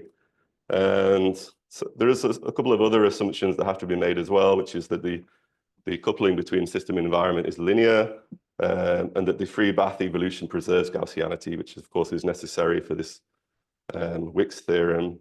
And also we have this thing where we have this exponential sum. But these latter ones I'm not going to touch. I just want to argue that we can slightly generalize the HEOM beyond these two first assumptions, that this assumption of initial Gaussian state, I'm going to put this in a little bit of quotation marks because I'll show on the next slide that the definition of Gaussian is sometimes a bit ambiguous. And then also our main goal was to try and get some observables out of the HEOM. And this was particularly motivated by this waveguide example. So I was presenting a talk on pseudomodes and HEOM in RIKEN, and some experimentalists asked me, can we do essentially input-output theory on waveguides with HEOM? And I was like, no, we can't do it. It's too difficult. And then we spent 2 years thinking about it. We would look in these textbooks about input-output theory, get very, very confused. I don't know if anyone's ever read Gardner and Carmichael and these kind of books. They're really, really good, but it was very difficult to connect them to what we were doing. And so I'm going to skip this slide. What you do is you ask your collaborator, Mauro, to churn very, very complicated mathematics, and you find a result which is actually, to me, very, very surprising. So what our goal here is to sort of have this situation where we can do something to the system, to the environment at some initial time, which we'll call an input. And after a later time, we want to be able to observe some arbitrary environment expectation value, however it is defined. So the trick is just to think of this as a sort of basically a new type of Bath correlation function. So the first part of the Bath correlation function is just some operators acting on the Bath at time equals 0 to prepare the state we want the environment to be in. So initially here, we typically pretend this is a vacuum state or a thermal state. And if this is a vacuum state, for example, we can define this as a creation and annihilation operators and prepare, for example, a single photon state in a particular mode in the environment. So this is why we call this, in principle, non-Gaussian input in some sense. We have also the initial condition for the system. We have the totally general time evolution with no approximation. We've seen this in a few talks. And then for the output, we just want to define some observables that we want to measure. And here, this could just be, for example, the number of, this could be A dagger A in some particular mode in the environment. In particular, we think about position in the example we're going to show, but it's not very important. And then we trace over the Bath, and we get this object we call this big O. Now, the interesting thing here is that without this input and output, this is essentially the same thing we had before. This is the Feynman-Vernon influence functional if we trace over the environment here and assume this Gaussianity. So in deriving this Feynman-Vernon influence functional, we can basically do it again, but include the fact we have this product of linear Bath operators at time equals 0. linear Battle operators at time equals t, and just churn all these Wick's theorem. We just end up with more operators in this product of all these operators, and we just do it over and over again, and we get a result. I'm not really going to show the result because it's kind of horrible, but it's quite practical, and we can actually solve basically arbitrary number of linear operators acting on the bath at time t equals 0, which we term input, and observables we want to measure at some later time, we term output. We can then derive from that extended influence functional the new hierarchical equations of motion, which look very much like the normal one, except they're extended with some new indices because there's more formulas from all these extra terms in this correlation function. I'll just skip all this because it's just a bunch of equations. And we get this result where we can simulate stuff. So here what we're doing is we're having this 1D waveguide, and on the x-axis it's essentially position. There is supposed to be a qubit sat here in the middle at position 0. And on the y-axis, we're just plotting the number of photons per unit position in the waveguide. So initially we prepare it in this pulse. It scatters off the qubit, and some part reflects, some part transmits. And we can, from this sort of extended Heon thing, we can both put this initial state in and also get the observables of the waveguide at arbitrary time. Just to show a less wobbly version of the same plot. There's a kind of some nice physics in here. You know, you initially have this Gaussian wave packet, and it's propagating with some momentum to the right. It hits the qubit, some part scatters back, some part scatters forward. I have to admit, though, that this model setup here, I'm not going to give any details on it, but it's basically analytically solvable in the same way that Marco did in his first talk, because the actual initial state of the bath is assumed to be a vacuum state, and we assume that the interaction between the system and the environment preserves excitation number. So this is both a sort of benchmark of the numerical method, and also just a fun example. So, and the analytical and numerical approaches totally match. So we put this in a paper, but we basically haven't done anything with it beyond this. So if anyone's interested in this, like applications of this sort of thing, feel free to talk to me, because we haven't done much with it so far. But again, it's something interesting where maybe these non-Markovian methods are useful for some technology. And the reason I think that these experimentalists asked me if we could do this is they're interested in questions like measuring a qubit with a sort of a waveguide in the strong coupling regime. They want to get faster measurement, for example, faster readout of a qubit. And the typical methods in the literature fail when you have strong interaction strengths or with the waveguide. So that's kind of fun. Okay, how are we doing for time? Well, not too bad. So I have a third example, which is related to Barry's pseudo-mode method. And along with Graham, we've been working on this method for a while, typically in the context of simulating non-Markovian noise. But a couple of years ago, I was trying to understand if we could do something with it as a sort of algorithm to run on a quantum computer, essentially. And the background to this algorithm is something called dissipative state engineering. And the idea is quite simple. There's basically this picture here. We imagine that we have a sort of many-body system, like a large spin lattice, or could be any sort of large many-body complicated system. And we want to find the ground state of this system. And in many-body theory, it's sort of well known that this is always a difficult task. Even if you have access to a quantum computer, there is no efficient algorithm for finding ground states. Strangely, there is some kind of efficient algorithms for finding dynamics, but not actually finding ground states. And I guess this is related to ideas from computational science and computational complexity, where if you could find ground states of arbitrary many-body Hamiltonians, you could solve, in principle, NP-complete problems and solve all the world's train schedules.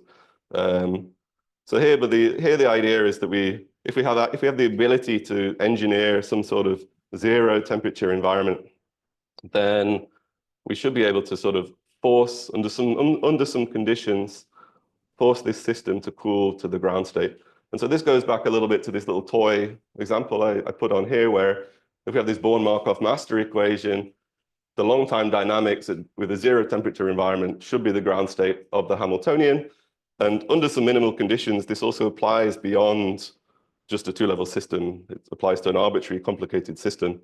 So you might think, well, maybe we can do that. Maybe we can just engineer a master equation and solve this problem, but it doesn't quite work. There was a very interesting paper about 14 years ago or so, 15 years ago, from Zirac, Wolf, and Westergaard in Nature Physics, asking this same question. And what they showed was that you could do it for a set of Hamiltonians which are frustration-free, which just means that like these local spins in this big network of many, many spins, the ground state of the local operators also tell you that are the same as the ground state of the global system. So if you can cool each individual spin or individual part of the Hamiltonian down to its ground state, then you'll find the ground state for the total thing. But this is a very limited application because many important Hamiltonians are very frustrated, like many of us. And so you can imagine that their algorithm, in some sense, relied on applying a Lombard operator, which is not acting on the total eigenstates of this Hamiltonian, but just acting locally. So it's possible to write down what this is because we know what these local eigenstates are, and then find the global ground state. And there's a little picture here showing that maybe this, you have some spectrum and you're basically cooling the system down to the ground state. It's then difficult to generalize this to non-frustrated systems precisely because, as we wrote down for this Bloch-Redfield master equation, to write down this equation, we need to know what all these eigenstates are in the first place. So trying to make an algorithm which then you can run on a quantum computer is a bit absurd because you would have to solve the problem to know the problem. So far, this was just seen as a sort of very limited method to solving these types of many-body ground state questions. In the last few years, it somehow received some attention again. There was various new proposals, and there was this interesting experiment from Google using superconducting qubits. So what they do here is they have this, their many-body system is this one-dimensional chain of spins. I think it's basically an Ising model, which I'll show a bit later. But it's basically they imagine a Hamiltonian for these interacting spins, and they want to try and cool it to the ground state. So what they do is they tack on at the end an ancilla spin, which interacts coherently with a Hamiltonian interaction with the end of the chain, but itself is then subject to some noise. They basically imagine that they can just apply local noise here. So this is like, on the one hand, this is a little bit different from what was happening here, because they sort of extend the system Hamiltonian with an ancilla. But on the other hand, the noise they add is still basically local. So we don't expect this to work perfectly. But they did this very nice experiment where they basically have this sort of circuit where this U implements a sort of trotterization of the dynamics for this large chain. They imagine some initial condition for the chain. They evolve it in sort of computer time by repeatedly applying this type of simulation of time evolution. And every now and again, they sort of, for this ancilla at the end, they sort of reset it. And this reset is supposed to act like a sort of dissipation channel, which removes energy. So it's quite cool. And they show that if this is sort of the fraction, so they do this procedure, they evolve it for a long time, and you see that it evolves. This is how many steps the circuit's being run, and evolves towards this sort of equilibrium with still a bit wibbly wobbly. And on the y-axis here is the energy of the state that the system is in, divided by the actual known ground state energy. So it's a kind of benchmark of how well it's running. And they get to, in the best case, they get to a fraction of about 0.8. I think if you look at the fidelity, the actual fidelity of the state to the true ground state, which is just the overlap of the two, is something like 80%, I would say. Even if you do a perfect noiseless theory simulation of this, instead, this experiment is run on Google's superconducting qubit quantum computer, but you can also just simulate this on a normal computer in Qtip, and you'll find that the best you can do with this setup is about a 90% fidelity.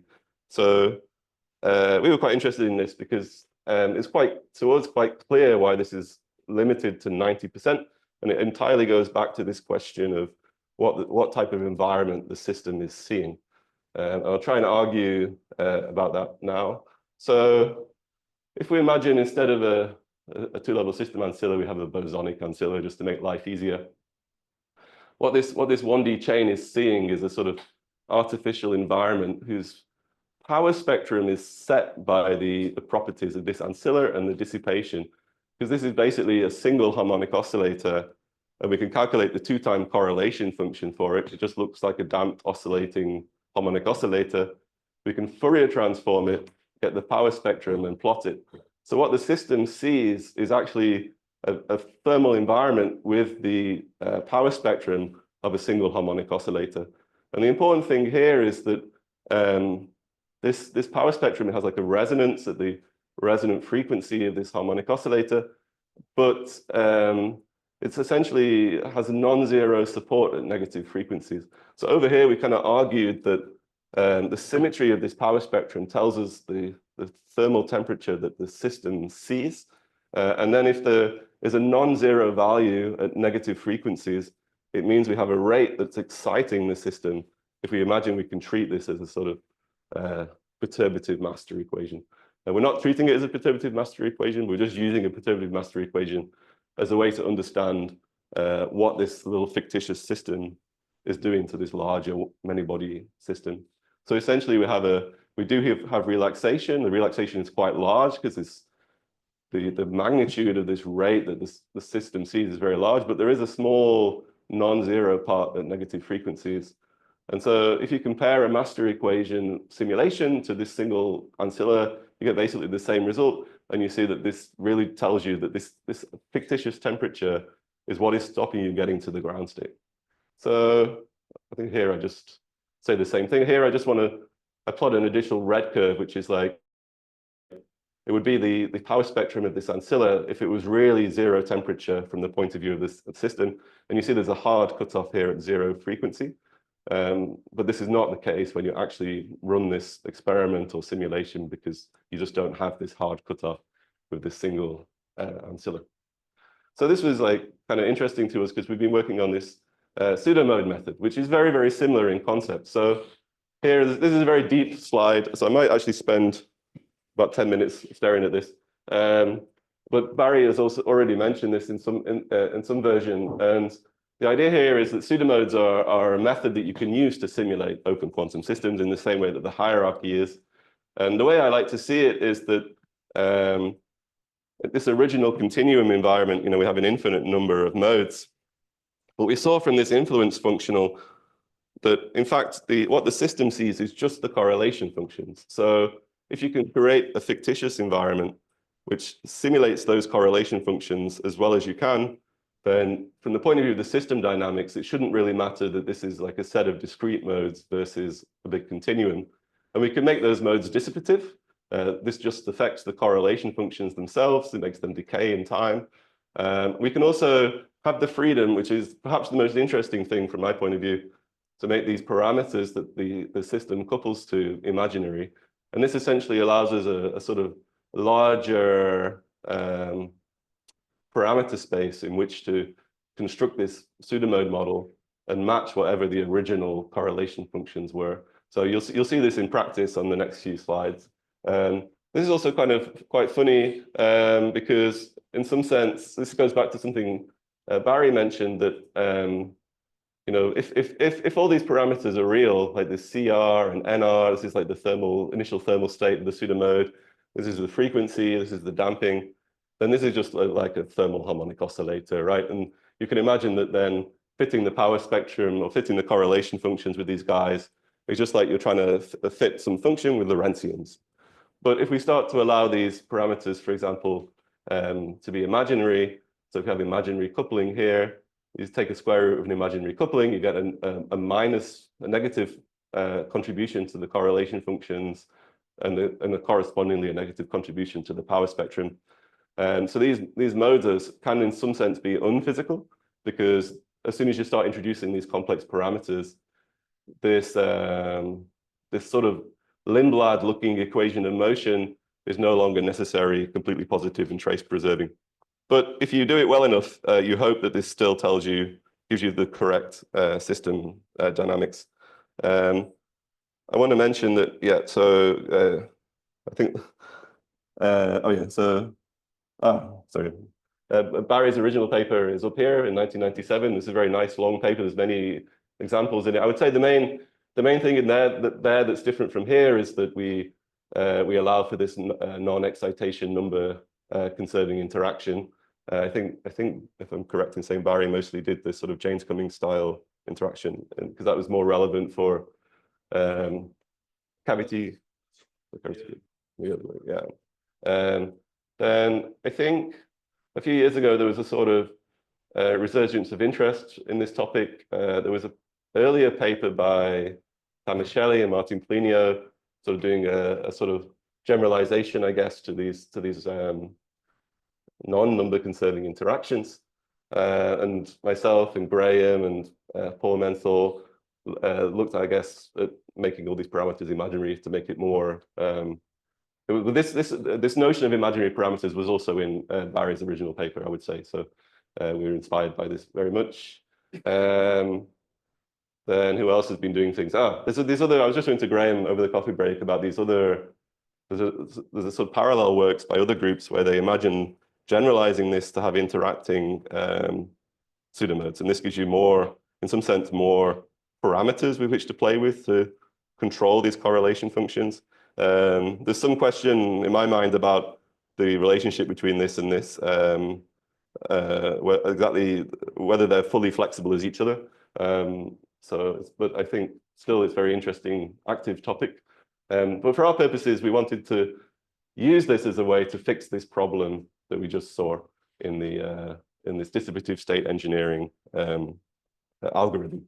So I always put this little slide on this question of what are these pseudomodes, and then in our paper we somehow managed to quote Baudrillard, who's this philosopher, who's invented this phrase "desert of the real." But maybe most people know it from the Matrix. It doesn't really matter what is real. It's only it only conceals the fact there is no reality, and it doesn't matter if your steak is real or not, as long as it tastes good. But this is just to make it more a bit something. Anyway, so what we decided to do was maybe this pseudomodes, this non-Markovian method, is useful in this context of distributive state engineering. So in the original thing, we had this thing where we had this single ancilla, right? And this single ancilla was giving us this sort of green dashed power spectrum. And we sort of knew that this was limiting our ability to cool the system to the ground state because it has an effective finite temperature. To make it actually like a zero temperature environment, we need to add some more stuff that interacts with the system. So this total collection of pseudomodes starts to look like a zero temperature environment. And the fun thing about these pseudomodes is it's very direct that we can add contributions which have a negative amplitude. And so they add basically a sort of negative Lorentzian to the power spectrum. And we can sort of tune those parameters to try and cancel out this part around this zero frequency, negative frequency range that is positive. We want to make it as close to this red line as possible. So we can just fiddle around with these parameters, these coupling strengths that affect the system and inform the correlation functions. And even though these are sort of unphysical, they give us this power to make the system see in an effective environment that's actually zero temperature or close to zero temperature as possible. It turns out this is one of these questions about when these exponential functions, expansions work. Here, this is the true environment. You have basically a step function at zero frequency. And it's very, very difficult to completely eliminate or completely match this behavior with this sum of exponentials or sum of Lorentzians, even if you allow for this flexibility of parameters. You can keep adding more and more and try and get it closer and closer. But it's there is an error in this simulation. But we just do it anyway. And so I just wanted to show this result, which was essentially a plot similar to what we saw in this Google experiment. Annoyingly, I don't like plotting things logarithmically because it's always, I feel, obscures things more than reveals things. But this is like what we do is we start with some initial condition. On the x-axis here, this is time. So we're pretending that we're doing this. We're not actually doing the trotterization and all this stuff. We're just solving the equation of motion. But ideally, you could then put this on a quantum computer. I'll mention the difficulties with this in a moment and simulate this on a quantum computer and do a larger many-body system. But here we're just doing a computer simulation. And we compare a bunch of stuff. The key thing is that this yellow line is basically what happens with a single sort of Lorentzian ancilla that's dissipating energy. And on the y-axis, we're plotting the difference between the observed system energy of the state the system is in, the expectation value of the Hamiltonian of this Ising chain here. This is a one-dimensional Ising chain, but it doesn't really matter. And the difference between that and the true ground state energy. So we want these to sort of, converge in the long time limit. So this yellow line is what you get when you only use a single ancilla. And this is because, again, the system is thermalized. It's not really at 0 temperature. If we add on these two little unphysical ancillas, which make our power spectrum more like a 0 temperature environment, we get this sort of Scion line here. So we get a much better result. If we plot this as a fidelity, this gives us basically a sort of 90%, 99% fidelity rather.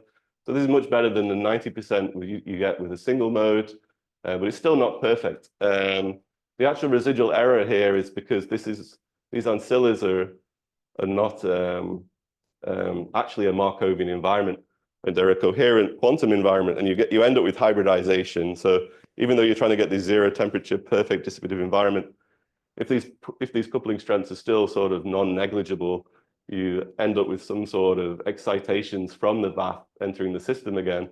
And so you get this non-100% fidelity. This is the limiting effect in this particular simulation. The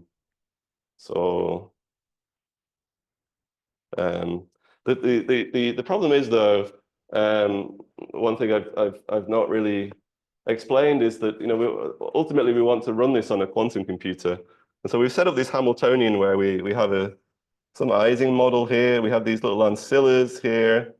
They're interacting with it. We can write these as Hamiltonian terms.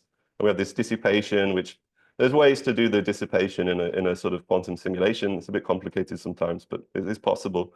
But some of these interactions, we said that these are imaginary valued.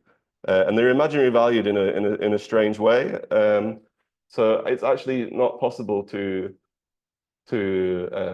design a circuit, for example, some sort of combination of Hadamars and C-knots that implements this imaginary coupling.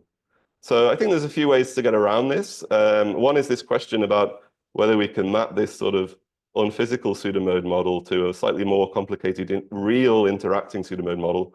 And if so, that would solve this problem.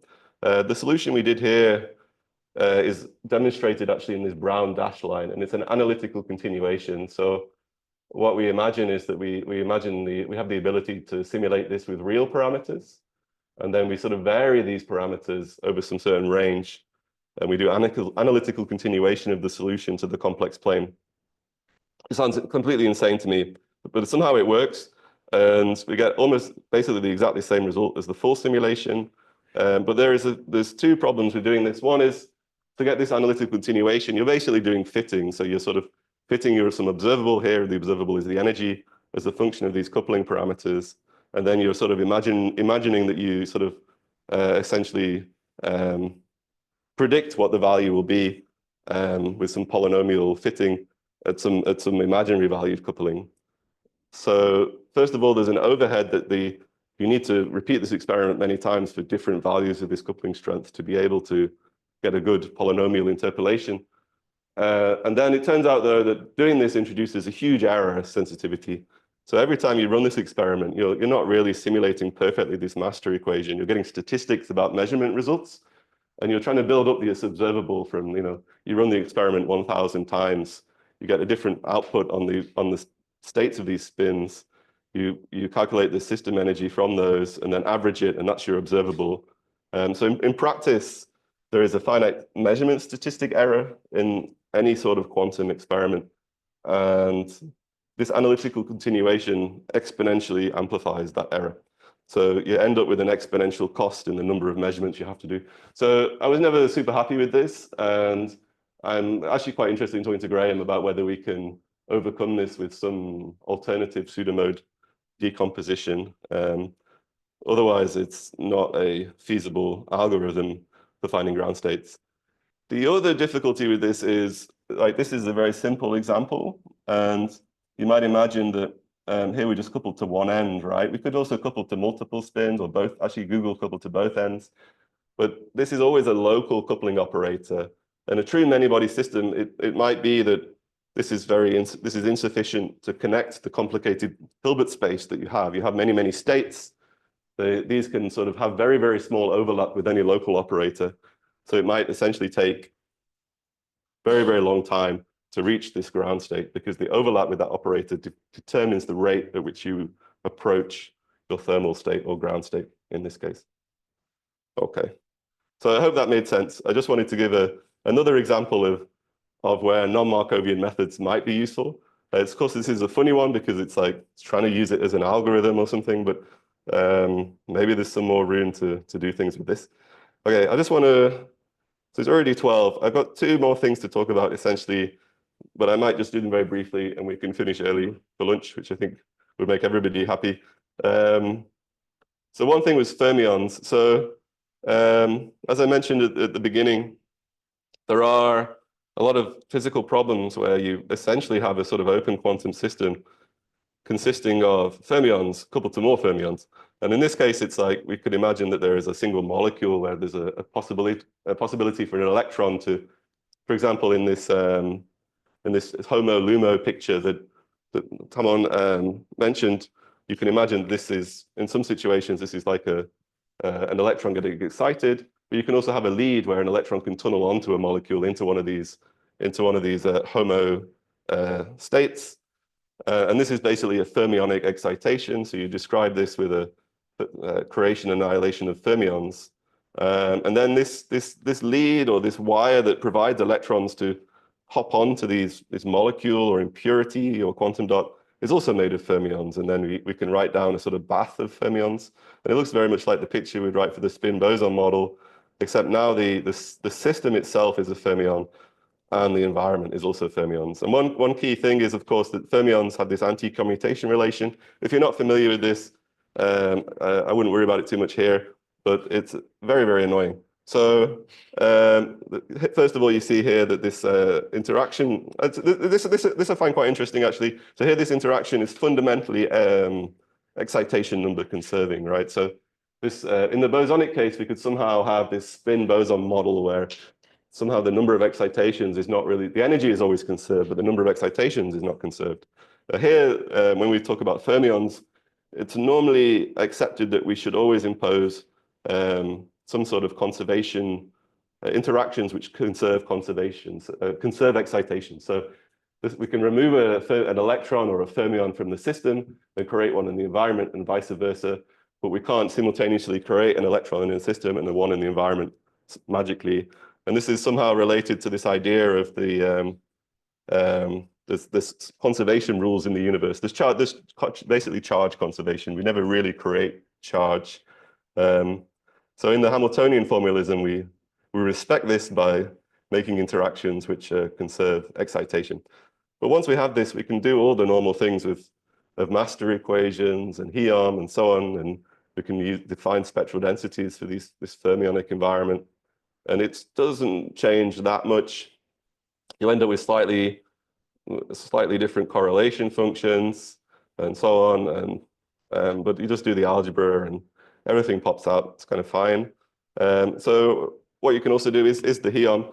So the Hiom is for fermionic systems has been in the literature since about I guess like 10 years ago. So a few years ago, we sat down and I wrote some code for QTIP, of course, to implement this method because it seemed very interesting. And that worked all right. But we had this problem that we were trying to reproduce a result from the literature, which I'll show on the next slide. And I had a student and I asked him, oh, here's the code, here's this paper, can you just reproduce it? And for 2 years, we were stuck. And essentially, it turned out there's this very annoying thing we're related to these minus signs, that when you want to calculate certain system properties with fermions, you have to be very careful about the properties of the initial state that you put in.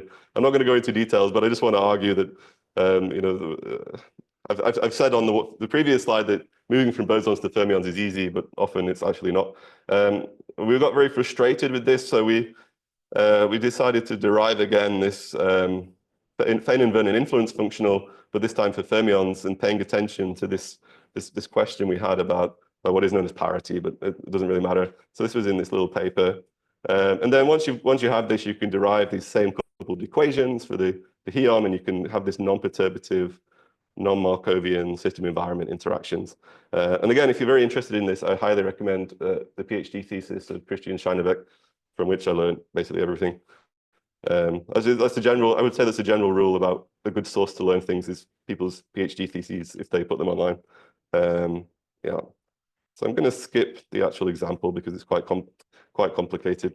I just want to mention that if anyone knows anything about this, we can do Kondo physics, but it's very painful. And I should also mention we did also do pseudo-modes for fermions, but that was also very painful. So I don't want to talk about it.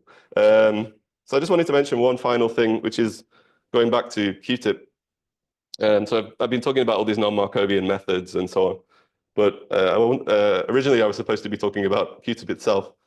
And there's a feature in QTIP which I think we'd never really documented properly, and I really wanted to advertise, and it's quite interesting just from a sort of formulation perspective, and this is excitation number restricted states. This name we gave it is sort of arbitrary. We could have called it something else. But the idea is that, you know, normally when we have this spin, we want to write down a wave function, which is like some superposition of 0 and 1. But then we want to perhaps, you know, model more spins like this Ising chain. And we have this problem that we keep adding spins onto the chain or into our Hilbert space. And the Hilbert space grows exponentially in the number of spins because we simply we have so many possible labels to label the states that all these combinations of spins are in. However, this is not always necessary. And there are situations, for example, with the Jaynes-Cummings interaction, which conserve excitation number. When you expand these sort of states, some of them will just never get occupied, right? So in that Jaynes-Cummings case, we'd have these sectors of like 0 excitations, 1 excitation, 2 excitations, and so on. Here, what we want to do is just have the ability to define a set of states where we essentially can truncate the state space according to the total number of excitations across subsystems. So in this case, we'd have 2 subsystems, and we just want to throw away this possibility of having excitations in both of them. This might be motivated by the Hamiltonian not allowing us to enter that state. There's just no term where if we're not in it, we don't enter it. Or it might be just a sort of, you might want to just do it to see if your result converges. Anyway, even though you might have terms which could put you there in principle. So I forgot to finish this slide. So the point was that in this previous thing, we had these 2 to the n states, essentially. If you do this sort of truncation of n systems with a total cutoff, so you can imagine having more and more systems, right? And then there's more and more possible excitations across the total state space, 3, 4, 5, and this would be like this number k. Then the total number of states is something like some sort of binomial function of n and k. It's not exponential, but if k is small, this can be a reasonable amount of states. So you can have, for example, many spins, say 100 spins, and you only have 1 excitation spread across all of them, then you only have basically 100 states. So instead of 2 to the 100 possible states. So this seems kind of useful. So this is a function in QTIP. This is terribly small and really hard to see, so it's not very useful. I just wanted to demonstrate this. There is a tutorial notebook basically showing this, but when you want to use this in practice, you have to use some specialized functions. So the problem what we're doing here is we're not taking a tensor product of like two level systems. We're basically defining what the system is, labeling all possible states and discarding them. So we basically break this tensor structure. So we have to write a lot of custom functions for anything we want to do with ENR states. So this is one reason we never 100% documented it, because we didn't finish adapting every possible function in QTIP to work with this. But enough of them work to make it useful. So for example, you can make a single excitation state, you can make annihilation operators, you can make a Hamiltonian that couples these systems together. And you'll find that like in the full, this is basically two interacting spins. So in the full state space, you'd have these 4 possible states. In this reduced ENR state, we discard the double excitation state and you just get 3. So this is a practical tool for simulating some potentially complicated system, which normally would be inaccessible with these ENR states. So I had 2 little examples. This is from a tutorial notebook we wrote a long time ago. The physics here is, again, not very important, but it's basically a chain of James-Cummings cavity systems. So you have like many cavity systems, and photons can hop between cavities. And then if you want to do this completely with all possible states, it's very numerically costly. But here I show that, you know, if we do the complete solution for some choice of the number of cavities, it takes 30 seconds. But if we do these ENR states, it takes 400 milliseconds. So it's both very fast and also allows you to do situations which you wouldn't be able to do at all without these ENR states. Of course, this is a very simple truncation. There are, in the literature, if you really want to simulate many-body systems, there's all these complicated truncations, like matrix product states and so on. But I like this one because I understand what's happening. We're just throwing states away. It's really simple. But it doesn't always work, of course, I should mention. Like if you really have a system where all the states are getting populated in this eigenbasis that you define your system in, then it will be a bad approximation if you start applying these ENR states. I had one more funny example. So this is, again, a bit related to this waveguide stuff. And this was something in the literature I saw, and I just sort of sat down and kind of brainlessly implemented it. And because I thought this ENR states might be a good way to do this. And so what it is it's like it's an atom coupled to a waveguide. And one end of this waveguide, there is a mirror. And the other end is kind of open, so it's kind of lossy. And the idea is that this atom, you put an excitation in it, it'll emit it into this waveguide. It will propagate to the mirror and come back and see its own excitation at a later time. And again, this is almost a non-Markovian situation. But the way we simulate it is we literally discretize the environment into a bunch of boxes, apply a kind of Markovian approximation to this interaction, and then just propagate the excitation through the waveguide at the Hamiltonian level. And it's kind of fun because you can really see this excitation of this 2-level system is initially at 1. It sort of decays exponentially because locally it's just a Markovian interaction with this environment. But after some time, what was emitted into the environment comes back. And depending on the phase of this mirror, these photons can acquire some phase. You can either have this constructive or destructive interference, and your system gets stuck because it just keeps seeing basically the photons that are coming back interfere with the interaction with the waveguide, and it sort of stops it emitting into the waveguide. And this is, in some sense, a very non-Markovian effect because the environment has a huge memory. It's like it's remembering what the system did a long time ago, but we're simulating it with this discretized Markovian model. It's kind of interesting. There is another package actually, which is on the literature, which is very nice. This picture is actually from this package, which is the Julia package to simulate the same stuff. So this is much more feature rich than the little example we had in QTIP. So if you're interested in this, I recommend this paper from an American group. Okay, so I think I'm just going to finish a bit early and give some conclusions. So I think in these 3 talks, I tried to introduce QTIP as a useful tool for open quantum systems. And I had this kind of weird rant about what is the point of open source software. It takes a lot of time and energy to contribute it, but we had the fortunate situation of having lots of really enthusiastic students who are really into software and contribute and maintain it, and it's really great. And most of them, I think, get very good jobs in industry. And I would say that, like, when you contribute to an open source package, you have like a profile on GitHub, right, which literally monitors how active you are. You have like little sort of statistics, and it's a bit like citation number, but for open source software. So if you want a job in software in whatever field, having a sort of active contribution to open source is a good thing on your CV. whatever form, whatever kind of thing it is. Even just putting your own code on GitHub is a nice thing to do, I think, even if it's not perfect or polished or anything. Then they tried to argue that these non-Markovian methods are useful in a range of fields, from this quantum biology, which Man talked about, and to this quantum technology. But it comes with some sort of, I would say, caveats that there's a lot of methods in the literature with many people doing very, sort of related but slightly different things, and it's hard to pick and choose which is the correct thing to use in a practical situation. I struggle with this myself. And then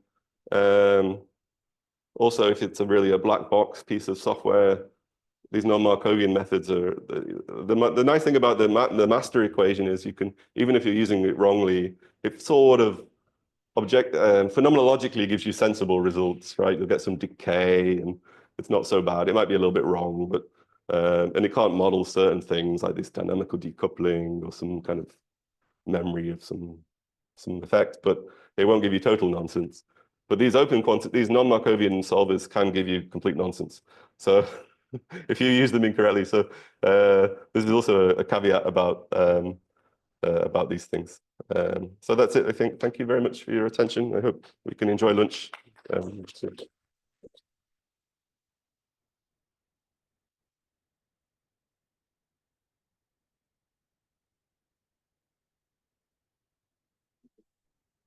Oh, yeah. Yeah, could you come back briefly to the I don't know Hume, I don't know how you call it? Hume, I don't know. Hume, yeah. Hume. Hume. Which part? Yeah, the first. Right at the beginning. Yeah, Okay. yeah, it's the Sorry. first. This thing? Yeah. So exactly. So yeah, first you didn't explicitly mention. So what's this operator QT1? I mean Q. So this is a super operator version of whatever system operator couples to the environment. So sigma Z, for example, and this X just means it's commutator, commutator, anti-commutator, yeah. But okay, so yeah. And but I guess the explicit expression can be found in in the paper. Okay, yeah. And so so the index n here, so it refers to two things. First, there's a cutoff of the correlation function. Yeah. And also how many times you derived your equation. Yeah. That's right. So you have a double index, something like that. So the way this works is, I kind of skipped over this because it's a bit, the number, so you have this basically list of integers. This is just a label to keep track of all the different formula. So we label the actual system state as with this index where everything is 0. And the number of indices here are the number of exponentials. Okay. Because each one contributes, you take a derivative and you have to sort of do some kind of chain rule stuff.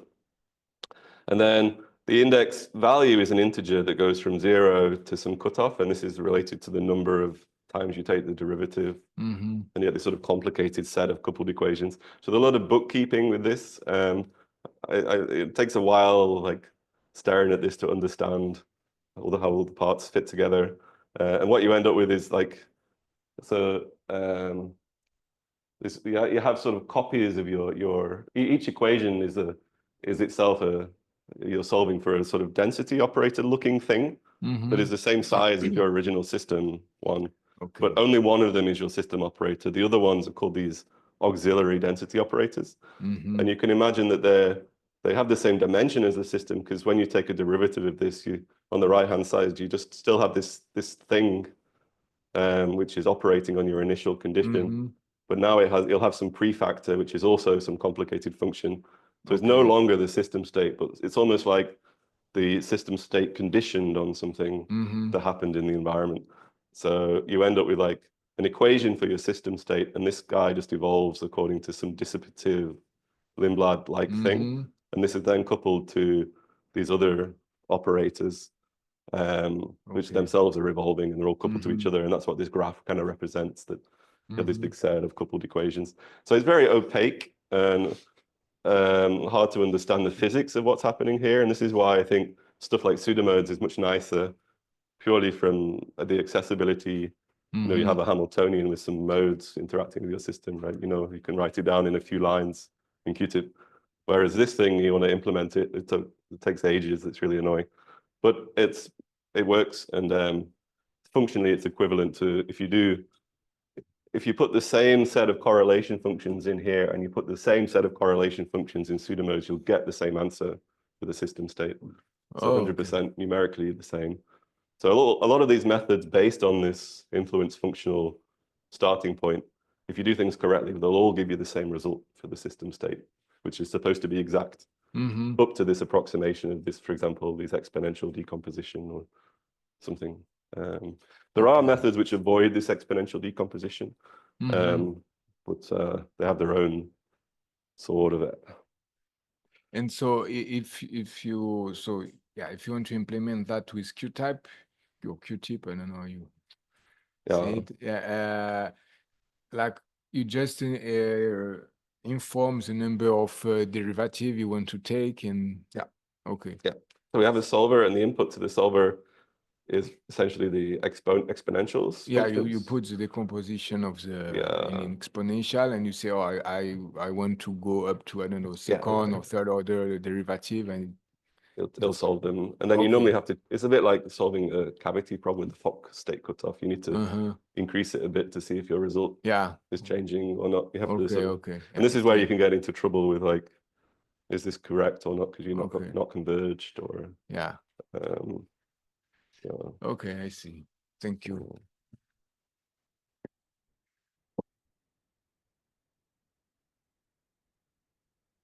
I had a question about the input, the input output Hyom.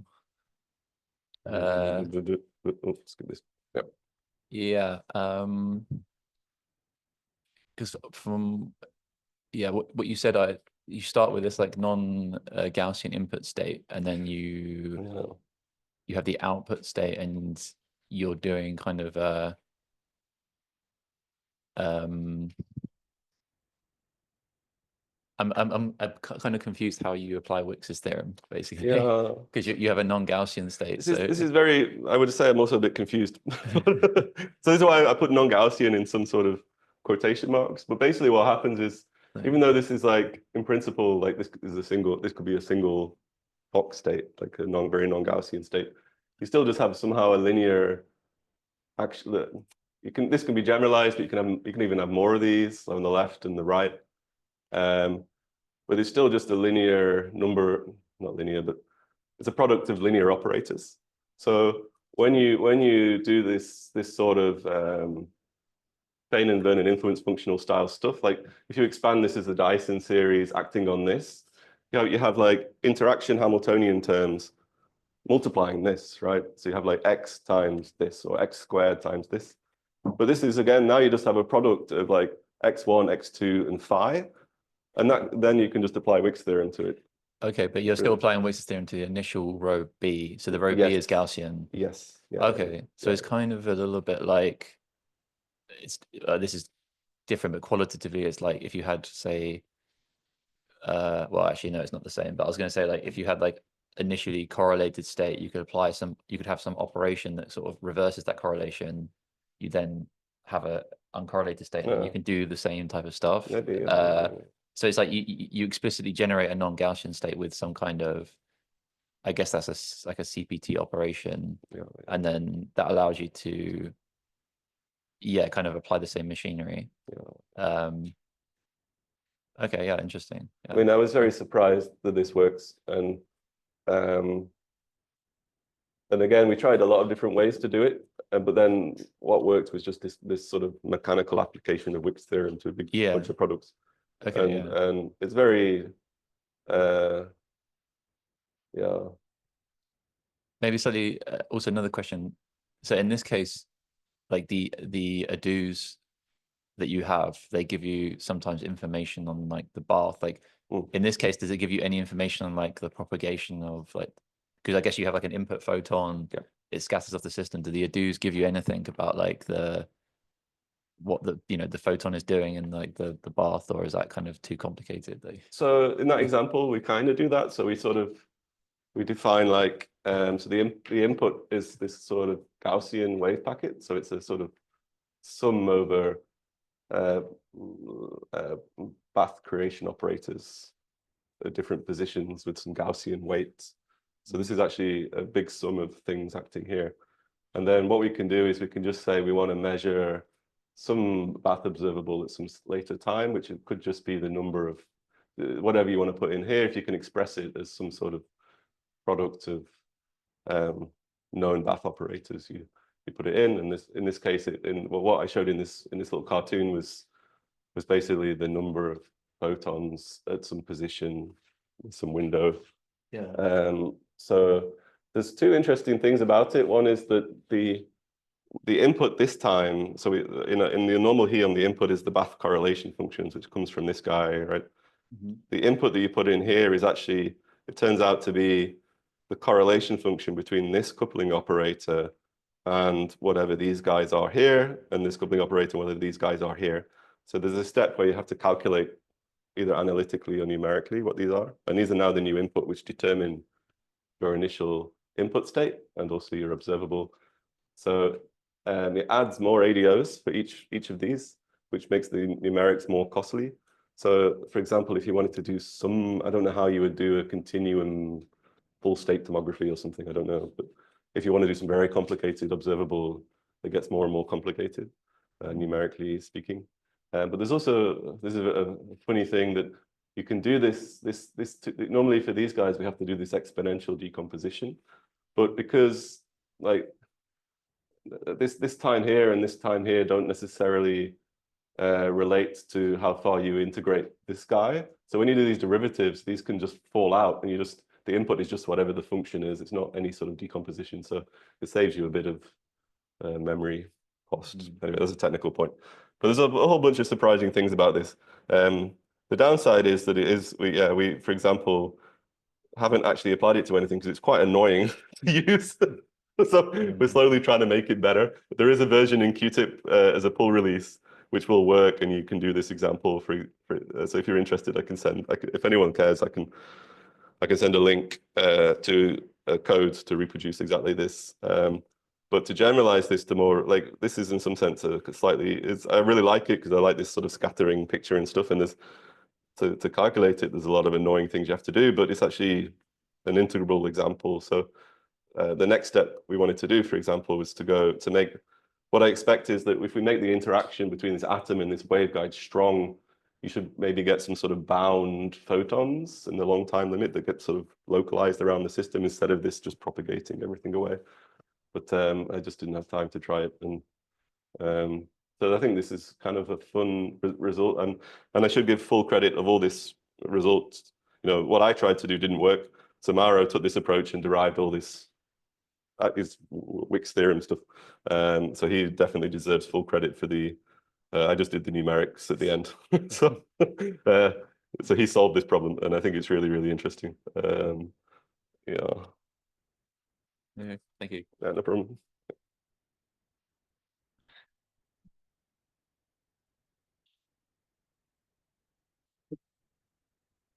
Of course, very interesting about using the unphysical supernodes, and yes, you can do that.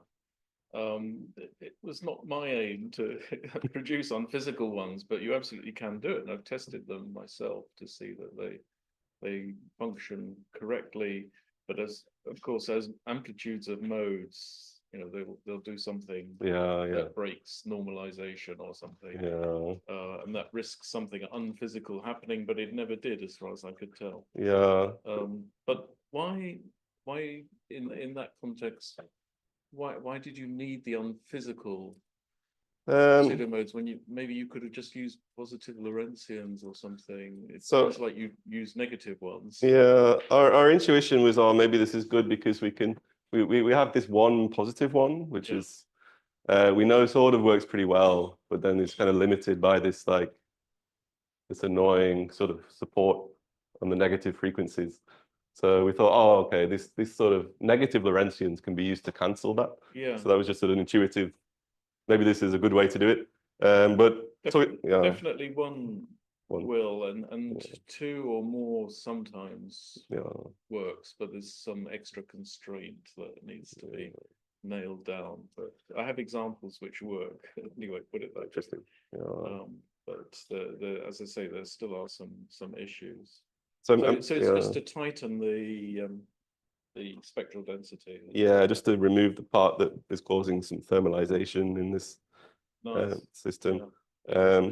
For example, you showed this band gap case with the interacting modes, and I was saying to Graham that maybe this is if this is functionally equivalent to this would be a better way to do it, because then you don't have this problem of, if this is the real algorithm that you're going to put on a quantum computer, this having these imaginary couplings is not very good.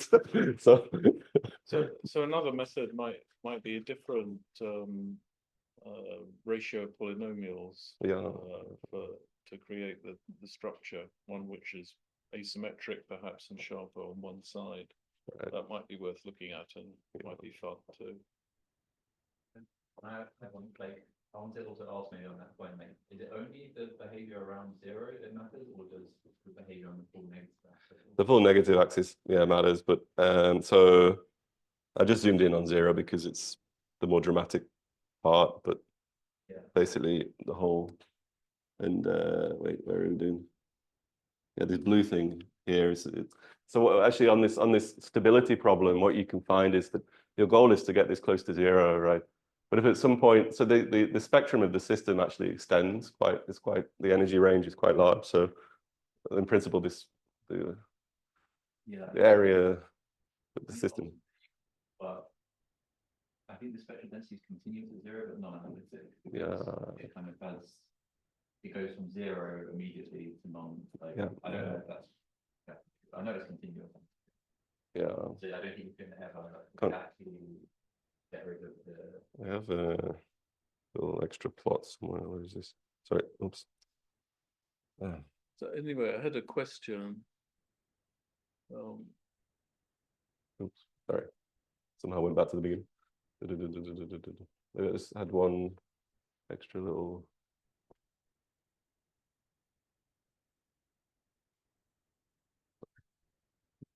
Here we go. So this is like, what am I trying to show here? So, because it's never really zero, even in this case, we can kind of try and assign a temperature to that. And it's sort of a weird, it's a bit strange. It becomes like a frequency dependent temperature because it's not really obeying detail balance per se. And then if you have like one mode, you see this temperature. And if you add these extra two ones, it reduces it, but it has a weird shape and it's also still not perfectly zero.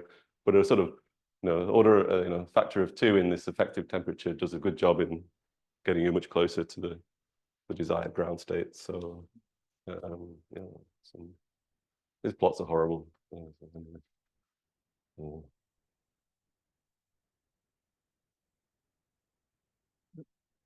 We also just tried one thing, which was like, the strength of the interaction with these modes determines how quickly you get to the ground state, but also means you have an error from this like quantum hybridization with the modes.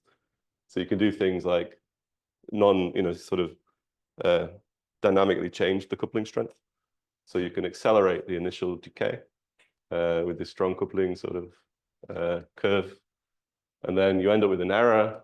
So at some time you switch the decay much smaller and it reduces this hybridization and you get a better result. So there's a lot of fun things because there's not a physical bath we're trying to simulate here, that we don't really care about getting a really, we can play around and do lots of fun things. We just want to optimize this ground state stuff. So it's kind of fun.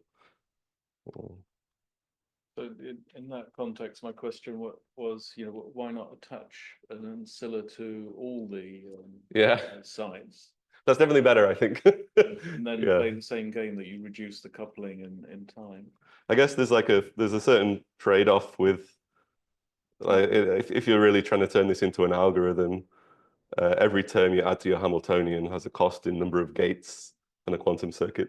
So I think so. I think this, if we solve this extrapolation imaginary coupling problem, the real problem here is that you can have situations where you could couple to every local observable on this chain with a pseudomode and push it towards the ground state. But there are Hamiltonians where that is still not sufficient, because you can show that any local observable there's parts of the spectrum which the overlap of some sort of eigenstates over that local observable is exponentially small. This is like one of the parts of this eigenstate thermalization hypothesis. So somehow you would have cases where even if you had the perfect zero temperature fictitious bath, you could stimulate as many modes as you like, it might still take exponentially long time to reach the ground state. And I think maybe that makes sense because we don't expect to be able to solve every possible Hamiltonian. Otherwise, you would break some sort of computational complexity logic where you'd be solving NP-complete problems on a quantum computer, which nobody expects to be possible, I think. But still, I think this is kind of fun and should be useful for some cases if we can resolve some problems.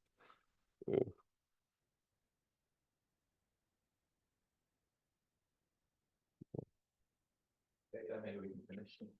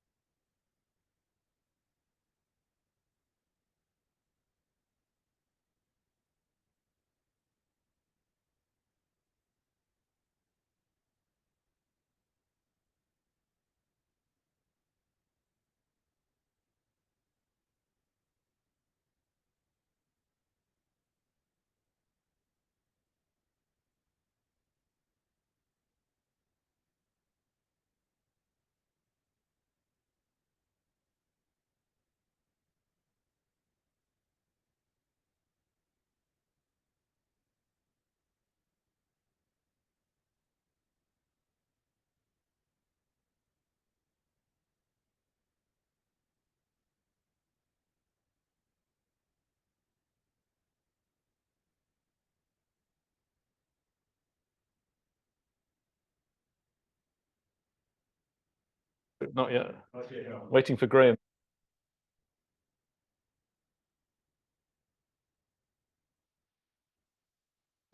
Okay, welcome back. I can see we have a professional at the back there for sure. 1, 2, yes. So welcome back to this expedition into cold atom physics. And I have the feeling that that not too many of the students have seen things about cold atoms before. So that sort of supports my idea that it's maybe a good point to explain in part how atoms can be made to be so cold. Let's remember, room temperature atoms, several hundred meters per second, cold atoms, centimeters per second, millimeters per second, maybe not hardly moving at all. And there's a big difference. There are, of course, many ways of doing that. But anyway, this is the motive for the next topic, which is to use the block vector things that we've been learning. Remember the block sphere? We saw an example of that in the lecture of Neill earlier today. And now I'm going to use that to discuss the laser cooling problem. That doesn't mean how to make your laser cold so that it doesn't overheat in the South African weather. It means how you use the laser to make atoms cold. So one of the first things I need to do is to introduce some kind of radiative decay into the problem. It's a necessary part of simple, straightforward laser cooling. You have to have an element of spontaneous emission. With the block equations, this is done in a simple way, usually phenomenologically, simply by adding to each of those coordinates. So remember, u, v, and w are like the coordinates of a vector pointing to the surface of the sphere. And we add to those differential equations a damping term, which has got a damping rate of gamma over 2 for the two transverse terms, the x and y axes, if you like, and a rate gamma, which is twice as much for the z axis. Now, in fact, this will correspond to the decay of the two-level atom that you've seen in Marco's lectures, particularly in the case, and I have to emphasize this, of a very flat bath, a flat reservoir. So in what we do here, there is no reservoir structure. Essentially, these atoms are assumed to be in open space. They're not in cavities or photonic band gap materials or anything complicated like that. It's open space. By the way, technically, open space has a reservoir spectral density, which goes like frequency cubed. But that's always typically very broad feature compared to the spectral lines that we have interacting with atoms, and so we don't need to pay particular attention to those kinds of aspects in trying to define or use the effects of non-uniform spectral density. So a uniform spectral density rather is one where we can identify this rate gamma. We don't have to worry about memory effects or anything. It's just the usual spontaneous emission rate given by some number in this situation. So that rate is gamma. And the gamma, for the decay of populations, if you think back to the density matrix or density operator, the diagonal elements typically decay at a rate gamma, and the off-diagonal elements typically decay at a rate gamma over 2, at least if we're talking about free space or something. And that's represented in these block equations by all these terms. The one other thing to sort of point out here is that we have this inhomogeneous +1 here. Okay, so every differential equation for the block vector components involves either u, v, or w. So you can see there's a kind of scaling of things. And this is also connected to the fact that u, v, and w are originally coordinates on a sphere, no longer, as I'll point out in a second. Now we have this extra term, this minus gamma times +1. So there's no u, v, or w there. That's not a typo. And this represents the fact that if you think about, for example, the steady state, if you have no driving term at all, if you just let the two-level atom decay and go to the ground state. So it's excited and it goes down to the ground state. Then what is the value of W going to be? Well, the value of W will be -1 because it's a block sphere, it's centered on the origin, and the lowest point will be a W of -1 in the steady state. So if W is going to be -1, then we are in the ground state. This term will be 0. This term will be 0 if it's stopped evolving, and that means it's not changing in time. And so a stable state of the system is one where the W value is not 0 but -1, and -1 is when you're at the bottom of the block sphere. So that's the sort of ultimate decayed location in the absence of any driving, which comes from the omega naught there.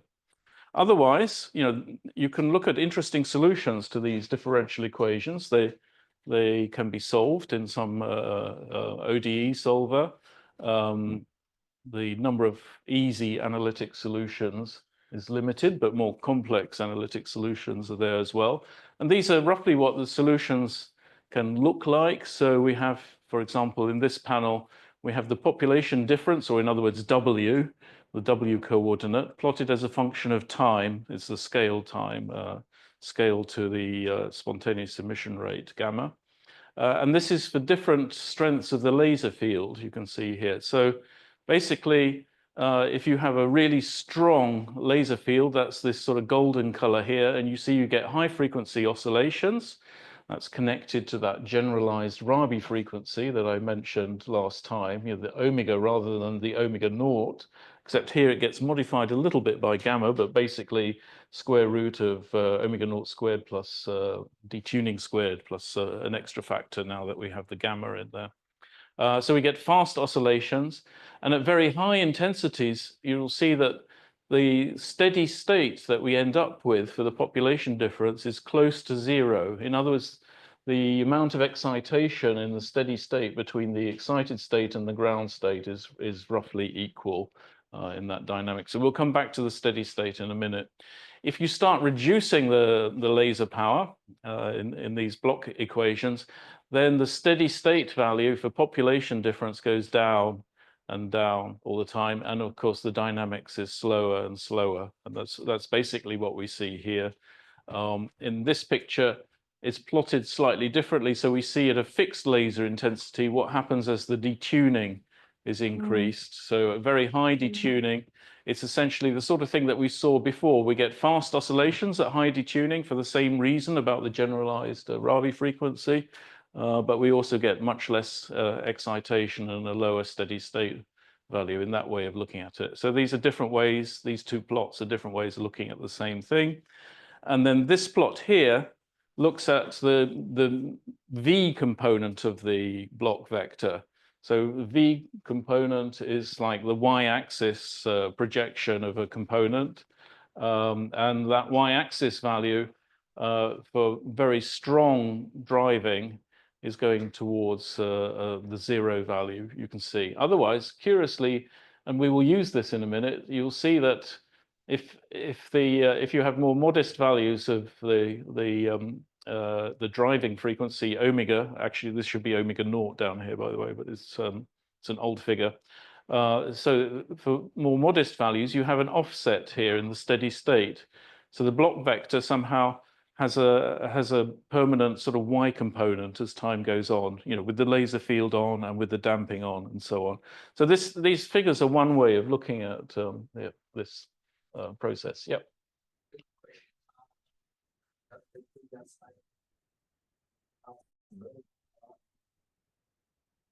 Yeah, I come forward to hear clearly as well. Thanks.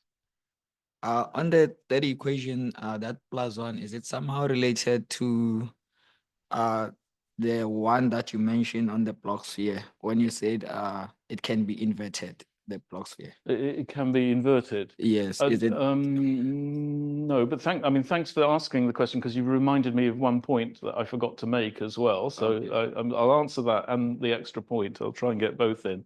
So yeah, the question of the block sphere being one way up or the other way up, that's a question of how you've defined the block sphere.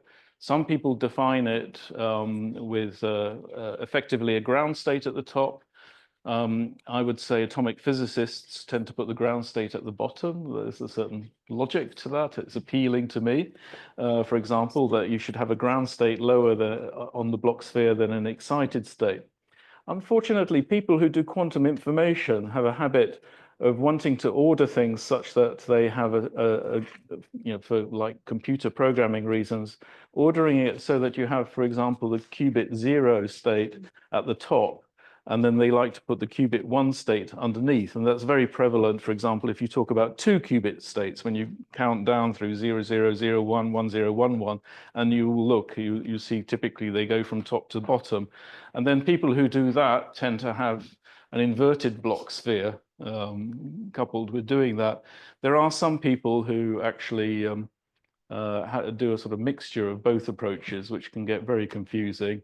And I know one excellent textbook in all respects, but it's a textbook where they actually do this, get this the sort of wrong way up, in my opinion. But people can choose in a way, but be careful about that. So it's just a matter of representation rather than the physics of what's going on. So the +1 here is it's a factor which is introduced to ensure that when this system decays, so if I set the detunings to 0, if I set omega 0 to 0, I've got no laser, I've got no detunes, all the atom detunings, all the atom can do is just decay, from its initial state. And typically, in a simple situation, you want it to decay from the excited state to the ground state, but it doesn't have to be that. It could be the block vector could be pointing in some other direction. So in the case of pure decay, then the differential equation here actually is uncoupled because you don't have this term, and so now you have dw dt is equal to minus gamma w plus 1 on its own. That's a differential equation that you can solve simply. But you can see that in the steady state, then dw dt is equal to 0. If dw dt is equal to 0, and if the driving field is off, then that's 0. It means that the only way you can have 0 equals 0 is if w is equal to -1 here. So, this +1 ensures the correct destination for the block vector. Because you should end up in the ground state at the end of the dynamics. Now, you reminded me of one key point that I forgot to make, which is now that we've introduced gamma here, the block vector is no longer necessarily on the surface of the sphere. In the language of the previous lectures, the block vector is only pointing to the surface of the sphere when we have a pure state. If we have a mixed state, or a probabilistic mixture of the type that Ahsan was talking about at the end of his lectures, then the block vector goes inside the block sphere and points somewhere there, and can even be at the origin in the case of a 50-50 mixture, a statistical mixture of two states. And that's an important point that I also wanted to make. In a sense, well, I'm not sure we see evidence of it in that picture, but we might later on, or not. So now I really want to focus on the steady state of this system. And to find the steady state is fairly straightforward. We just set all the equations equal to 0. So in the steady state, there's no more time evolution. So these differentials all become 0. That means that the right-hand side of these equations should all be 0. And we can recast this in the form of this matrix equation. So the components of this matrix equation are being picked off from here. So for the top line, we have this minus gamma over 2, that's this one. We have a delta, which is this delta. And you can see when you multiply it onto this vector here, you end up with minus gamma over 2u plus delta v. And that's exactly this term, and it has to equal 0. So then it's the same thing with the middle line.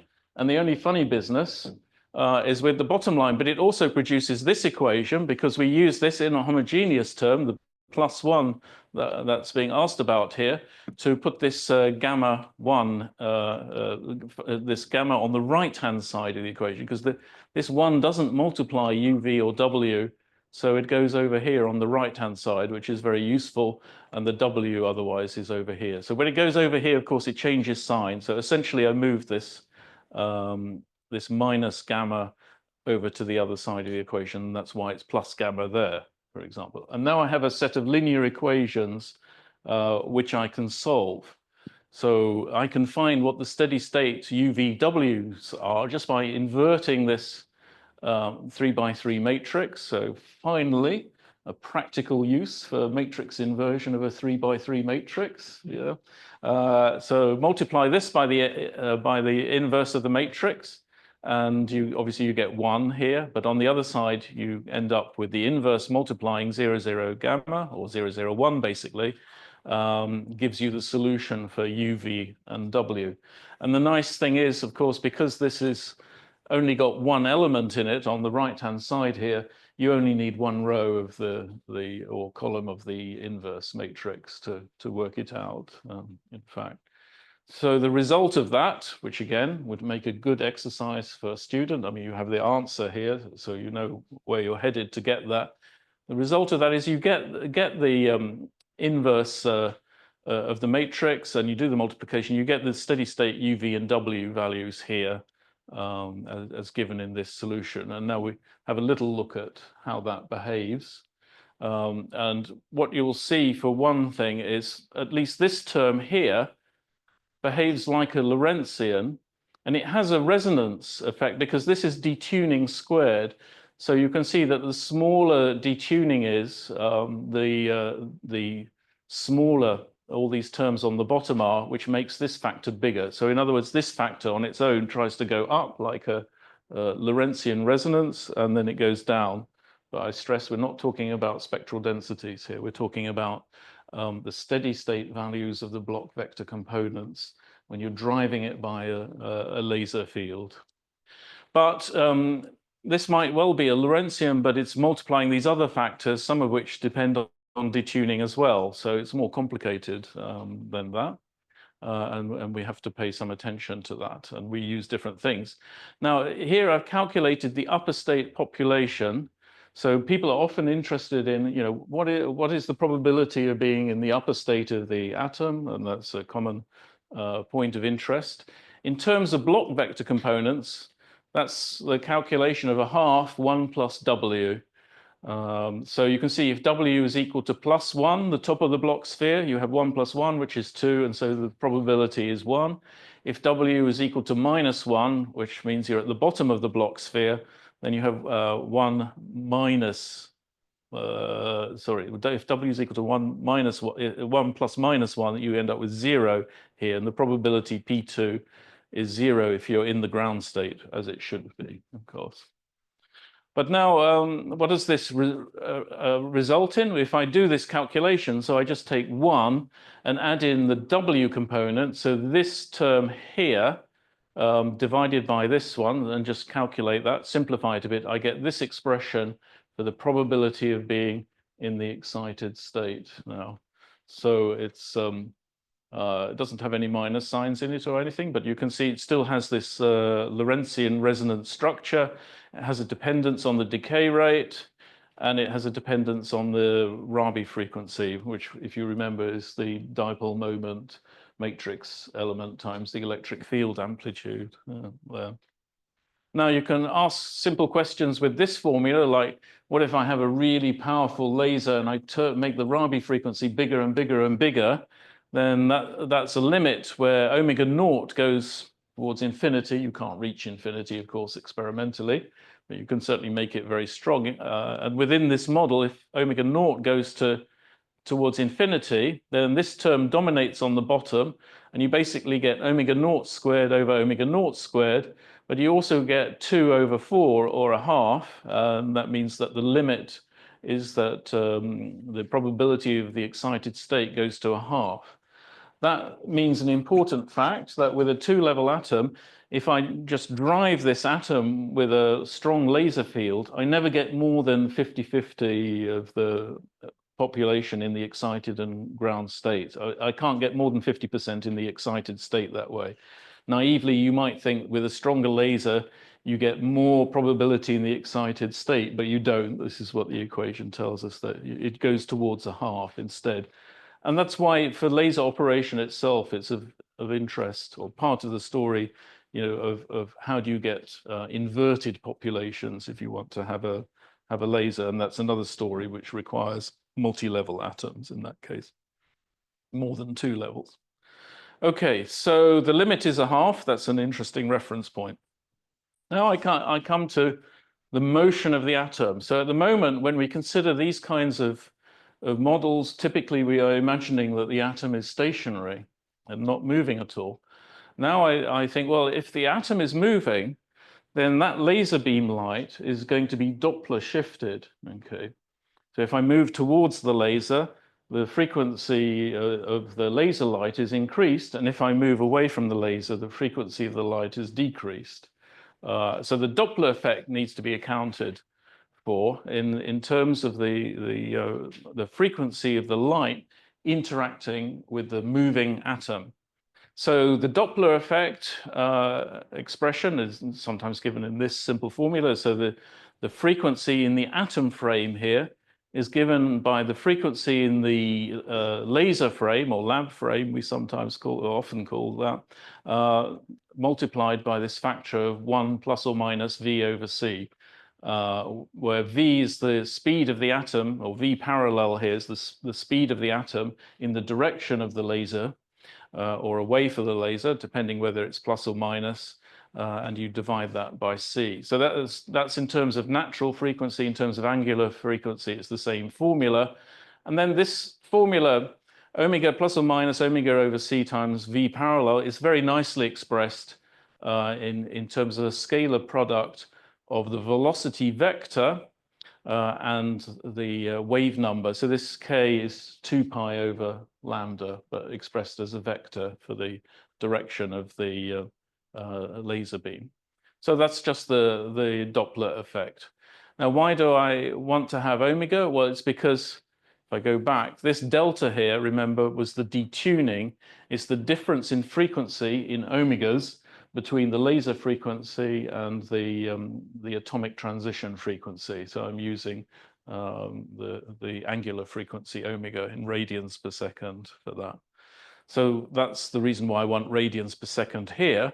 Why? Because what I'm going to do now is in this formula, modify this detuning to account for the Doppler effect. So I include the Doppler term because if the atom is moving, the frequency of the laser is not correct now for this. The atom in the atom frame knows somehow its frequency is the omega of the atom, but the frequency of the laser has to be modified. So when we modify the frequency of the laser, then we have to change it by this k dot v term, which is the Doppler shift. So all we're doing here is adding or subtracting the Doppler shift. So this scalar product is between the velocity vector of the atom and the vector from the propagation direction of the laser beam. So if we refer to this diagram up here, you can see that the atom is going in the opposite direction to the laser beam. That means that in that particular case, the scalar product would be -1. And if the scalar product is -1, then the frequency of the laser should be increasing, which is what will happen here because you get omega -1, so or in other words, +1 times kV. And it's the same thing here. So this sign here takes account of the facts, you know, of when you're moving towards it or away from the laser beam. It's either plus or minus because you've got a scalar product here. But essentially, you have this kV factor in the Lorentzian to account for the Doppler shift. So this is the new expression for the steady state. Now, I need to backpedal a bit here. Let's go back here. So I haven't told you the detail. I could tell you, but it starts making the lecture too long. I haven't told you the detail of what I mean by this scattering force. So this scattering force is calculated by looking at the dipole energy as a function of time. So we look at the D dot E interaction that I had in the slides previously, and we look at that energy, and we use that to get access to the scattering force and make a calculation.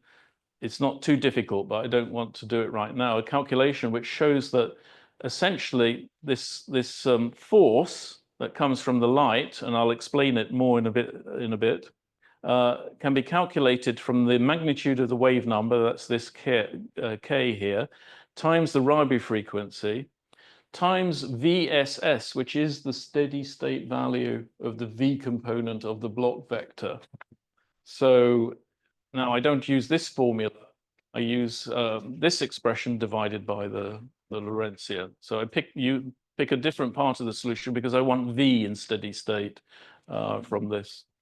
So this is what gives us the expression then. So this formula has come from VSS, the steady state value of V. It has the same thing on the bottom that P2 has, this factor, which is coming from here, but on the top it has essentially omega naught gamma over 2, and because there's an omega naught here, you end up with omega naught squared and end up with this scattering force here. So this technically is the expression that tells you with a single laser beam, if you're moving towards it or away from it, it tells you what this force is. But what's the origin of that force? Okay, that has a fairly simple interpretation. What's happening, you can consider with a sort of photon picture, thinking of the atom going away from or towards the laser beam. And this picture is going towards the laser beam. So I can imagine myself going towards the laser beam. And as I go towards the laser beam, maybe I absorb a photon, okay, as part of this process. So if I absorb a photon, then I get a kick back. You know, maybe I don't move back, I might just slow down a bit. And remember, slowing down is what we want to do. But I get a bit of a kick from absorbing the photon. But then the atom doesn't hold on to the photon forever. The atom will lose the photon by the spontaneous emission process. Now, what you don't see in the equations here is that when the spontaneous emission process happens, it throws out the photon in a random direction. So maybe I throw the photon out towards you, and then I get kicked this way a bit. Okay, now I'm supposed to still be in the laser beam, and I'm still running towards it, but now I absorb another photon. Okay, this time I randomly choose a direction, and maybe I throw it out that way this time, and then all of a sudden I'm back where I was, maybe going forward a bit more slowly, but I'm not going right or left anymore. So the idea is that basically you absorb photons from the beam, which slow you down. Okay, so you get a photon momentum impact from every photon. And as you slow down, eventually you will come to a halt, and more about that in a second. And all the time you're slowing down, you throw out the photons in random directions. And yes, that means you sort of move around a bit, so you're kind of diffusing. But on average, the motion in the sideways directions, on average, that motion gets smaller. It doesn't get bigger. Well, in fact, it stays about the same. You get a bit of jitter there, basically. It's like a stochastic process. So this is the basic mechanism of what's called Doppler cooling or laser cooling. But this is not enough at the moment, because if you're worried about it, anyone got anything they're worried about here? Why? Because it doesn't work. Okay, this would make what's called a slowing beam. Basically, what would happen is I go towards the laser beam and I slow down at last, but then I'll carry on absorbing the photons and I'll go back, okay, and accelerate away in the opposite direction. So it doesn't stop the atom, it just slows it down and then will push it back. So if you want to really stop the atom, you have to have two of these lasers. So then we have a picture of the atom sitting in between these two lasers. Now you don't want these lasers to be doing a lot, so you put them slightly detuned. Okay, so they're slightly detuned lasers, and we see here that they are what we call red detuned, or in other words, the frequency of the laser is a little bit short of the energy of the atom, which is this 2-level atom here. So if it's sitting stationary like that, everything's happy, more or less. More about that in a second. But supposing the atom is moving towards one of the two lasers. If it moves towards this laser, then the laser's Doppler shifted and its frequency increases. When its frequency increases, you can see that you approach that resonance there. And when you are approaching that resonance, then this scattering force increases when you approach resonance, because this round bracket here goes to 0, and that makes the whole thing bigger. So when that happens, the atom starts being slowed down again. Okay. Now, if it were to try and go backwards, okay, in this direction, then the reverse happens. The other laser becomes resonant, and so this laser is having a bigger pushing effect on the atom, and the atom will get slowed down again. So all in all, an atom set up between two lasers in this situation will end up essentially stationary, but with a bit of backwards and forwards sort of jitter left behind from the fact that it could sort of move forward a little bit and then it gets pushed back and so on. So the final force curve, adding the two lasers together, is one that comes from adding two Lorentzians, because one Lorentzian is pushing in one direction, but at a negative velocity, and the other Lorentzian is pushing in the opposite direction. You see we have the two laser beams here now, and there's the radiation going off in random directions. And so you have a positive Lorentzian happily coexisting with this negative Lorentzian here, and you have a nice linear region in between here, and this region is where the active cooling will happen. If you put these two peaks too close together, then you easily will lose a lot of atoms. So there's a bit of experimental expertise to get just the right sort of separation of those points there. So in the end, you do get this, with Doppler cooling, you do get this residual jitter. So you end up with a bit of thermal motion. It means that there's a sort of lower temperature beyond which you cannot go with Doppler cooling. And that's called the Doppler temperature. And for a 2-level atom, a bit of maths will show that it's given by h bar gamma over 2, or kT is. For example, with sodium, that's 240 microkelvin.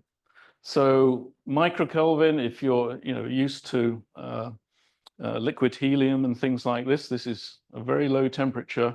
But for atoms, for ultra cold atoms, it's quite a high temperature, actually. You would probably rather get down in the microkelvin regime or even nanokelvin regime ultimately.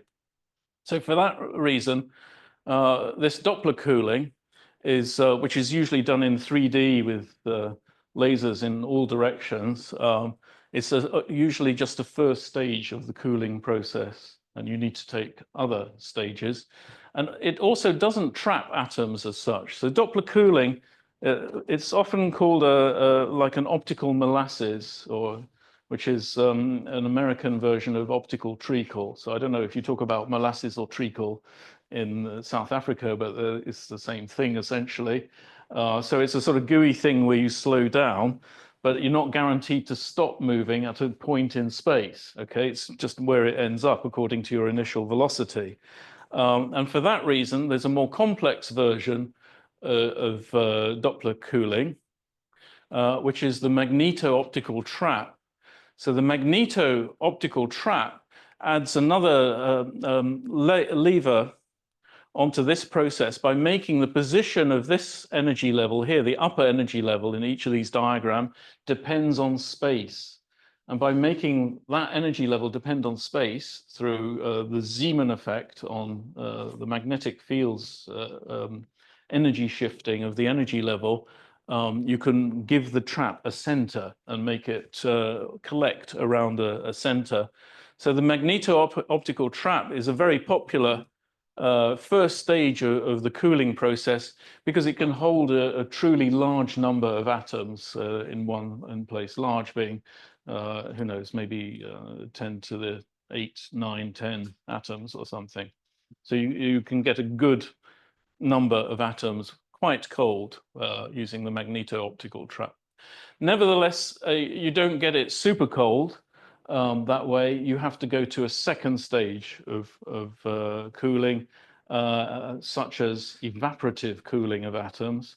I will touch on that briefly, not in this lecture, but in the next lecture, when I have a convenient diagram to do it. But essentially, evaporative cooling, as the name says, does a kind of evaporation by having a trap where you hold something in space, but if the atoms would go past the boundaries, they can escape the trap. But by making the boundaries have higher energy, then you can ensure that only the hottest atoms reach the boundaries.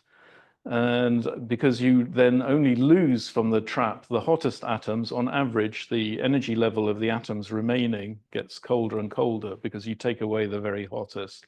And that's a way of getting down to the very low temperatures just by evaporating. But you lose atoms when you do that, so you end up with a smaller number.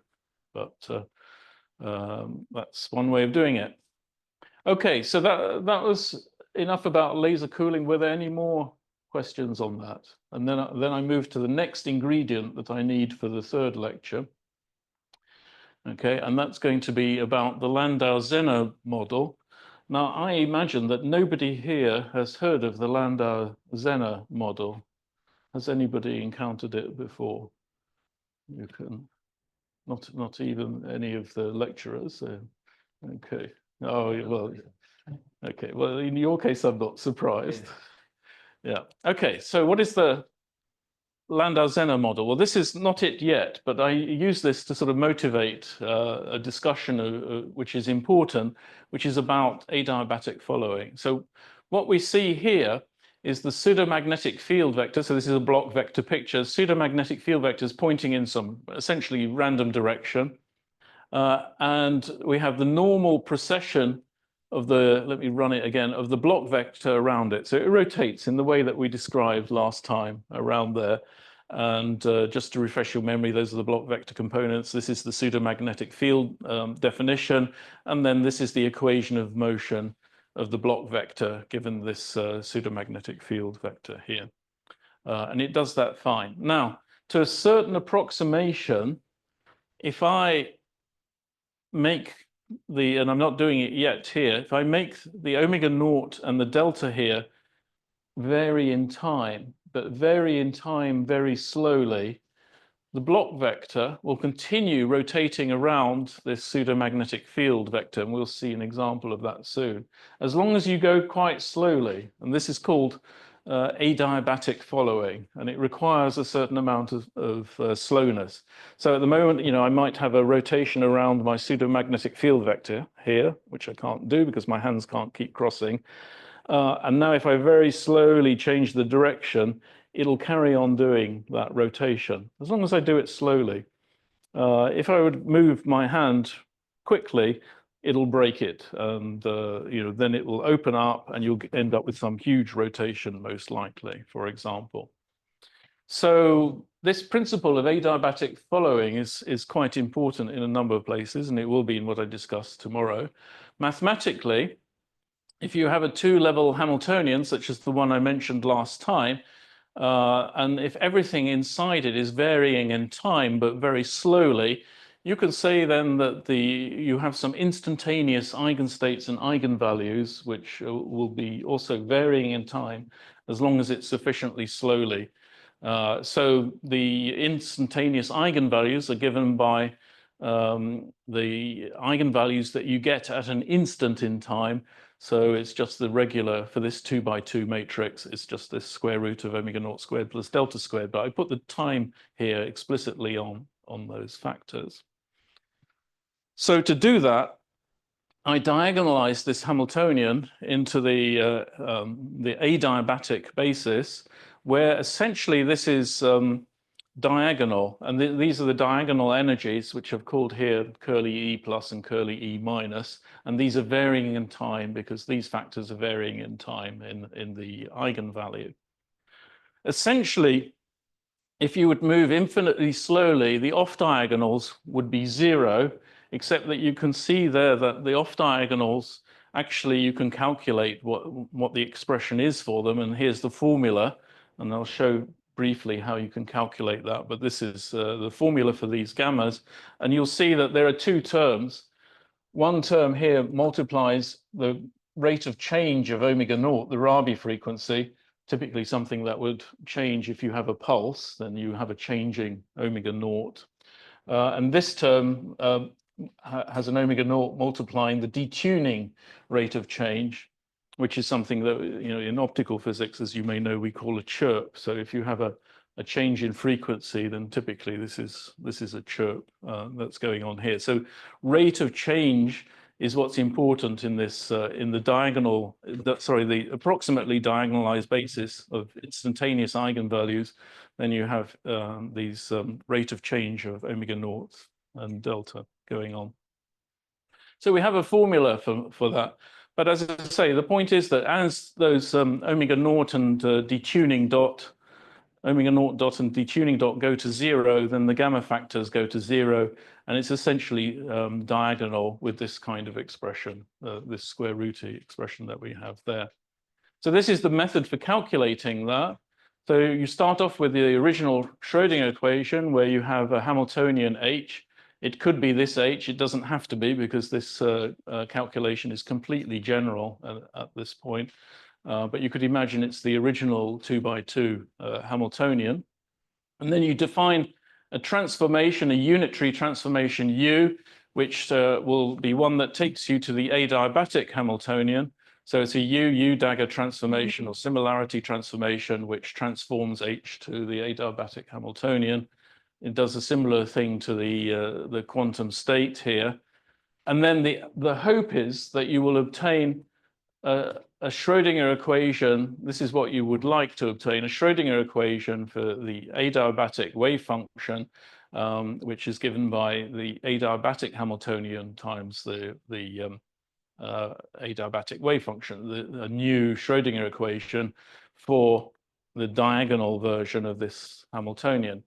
But the point is you don't get that. So if you substitute these expressions into the Schrödinger equation, what you get is this new Schrödinger equation for the wave function psi a. You just substitute it in, and you see now that you have something which is almost the Schrödinger equation. This bit here is the Schrödinger equation, but there's an extra term, this u dagger ddt of u term that multiplies here. In fact, it means that the effective Hamiltonian is the one you wanted with a modification given by u dagger and the rate of change of u in time. And it's this expression that gives you these corrections here, which depend on the rate of change. So in principle, that says you can get corrections, but as long as you go sufficiently slowly, you won't get corrections. Now, this is the Landau-Zenner model. I should say what the Landau-Zenner model is. And the Landau-Zenner model is actually a case where you have a fixed coupling between the energy levels. Let's go back. So in other words, this omega naught is fixed, but you just have a linear chirp in time of the detuning. So you fix the coupling, but the detuning goes like a constant times t, the value of time. It's linear in time. Okay. So, and that's the basic model. What does that mean? It means the pseudomagnetic field vector, defined this way, is going to be a vector which has got a component in the x direction and this minus constant times time. Typically, I use lambda, so minus lambda t going in the z direction. So that means that the pseudomagnetic field vector could, for example, be starting down here or up here or down here. And the pseudomagnetic field vector about which the block vector is going to process then basically sweeps through being horizontal from the south to the North Pole, roughly, as time goes from minus infinity to plus infinity. It does that kind of thing. But the motion of the pseudomagnetic field vector is quite fast in the middle, because in the middle, the changes in the pseudomagnetic field vector are quite large.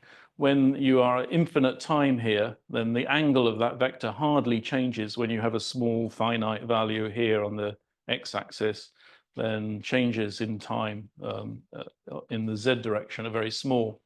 So that's what we're seeing here. The pseudomagnetic field vector is pointing south in this case, and the block vectors processing around it, you don't actually see, but now because it goes so quickly, it opens out and you see that the block vector is now processing at high speed around it, and it gets faster and faster and faster because the detuning is linearly increasing in time and getting bigger and bigger.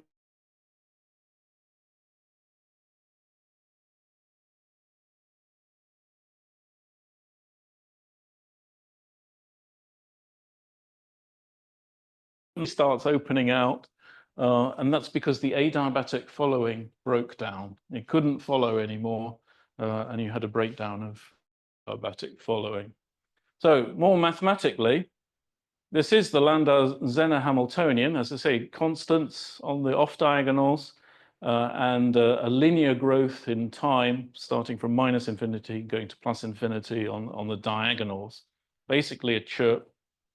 And this models a number of physical situations. It'll model something that we do with the traps in the next lecture, but it also can model things like molecular dynamics. We heard something about nuclei moving in potentials today. Well, there can be places where those shifted nuclear potentials are not just displaced harmonic oscillator above a displaced harmonic oscillator, but they actually cross over. And when they cross over, you have a two-level model, a bit like this one, where you have some coupling between the levels, but the energy, as the nuclear motion goes through that crossing, the energy goes very small and then bigger again as it does so. And this makes an approximate model for that situation, one that was studied by Landau, if I remember rightly. What's the other example, maybe not mentioned here, is something called adiabatic rapid passage, where you have a laser beam which is maybe just red detuned from a resonance. So the laser beam falls here. This is the excited state energy level. And now you chirp it. So you increase the laser beam energy and you go through resonance and beyond. And that also can be modeled by a Landau-Zenner model, because this then represents a time-dependent detuning or chirp in that case. Now, with this Hamiltonian, as has been said several times during the week here, you cannot write a formal solution like e to the minus iht h bar over psi naught. So this form of Schrödinger equation solution is not possible because you have an explicitly time-dependent Hamiltonian, and being more particular about that, it doesn't even work if you try to integrate h as a function of time. And the main problem is that this Hamiltonian h here does not commute with its derivative. So you can't take that approach. You could take some attempt to take some time ordered approach, but those things get very, very complicated and it's not nice to do. Instead, you can try and solve the second order ordinary differential equation. So the Schrödinger equation with this Hamiltonian represents two coupled first order differential equations. If you eliminate one of the variables, you can get a differential equation for the amplitude for the excited state, CE, and this is that differential equation. Okay, now it's more complicated than harmonic motion because you have here a t squared factor, which is coming from these t's up here in the thing. Lambda here is the rate of change of chirping at that point. So there is this differential equation. Luckily, that's been solved. This is the solution to that differential equation. And it's solved in terms of special functions called parabolic cylinder functions. But to understand what's going on, you don't need to know the details of these difficult parabolic cylinder functions, or Weber functions they're sometimes called. The solution is actually even more complicated than this because the definitions for P and Q here, and also A and B, it says rather complicated.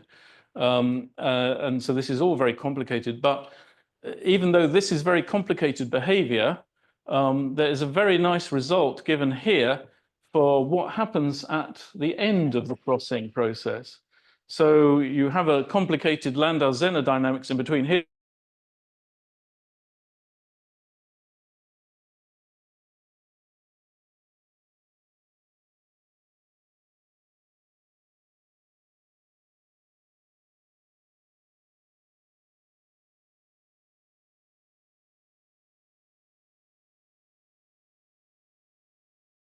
the projection of motion that we saw onto the z-axis, because there's a bit of angle there from the North Pole. If it was precessing around the North Pole, you wouldn't.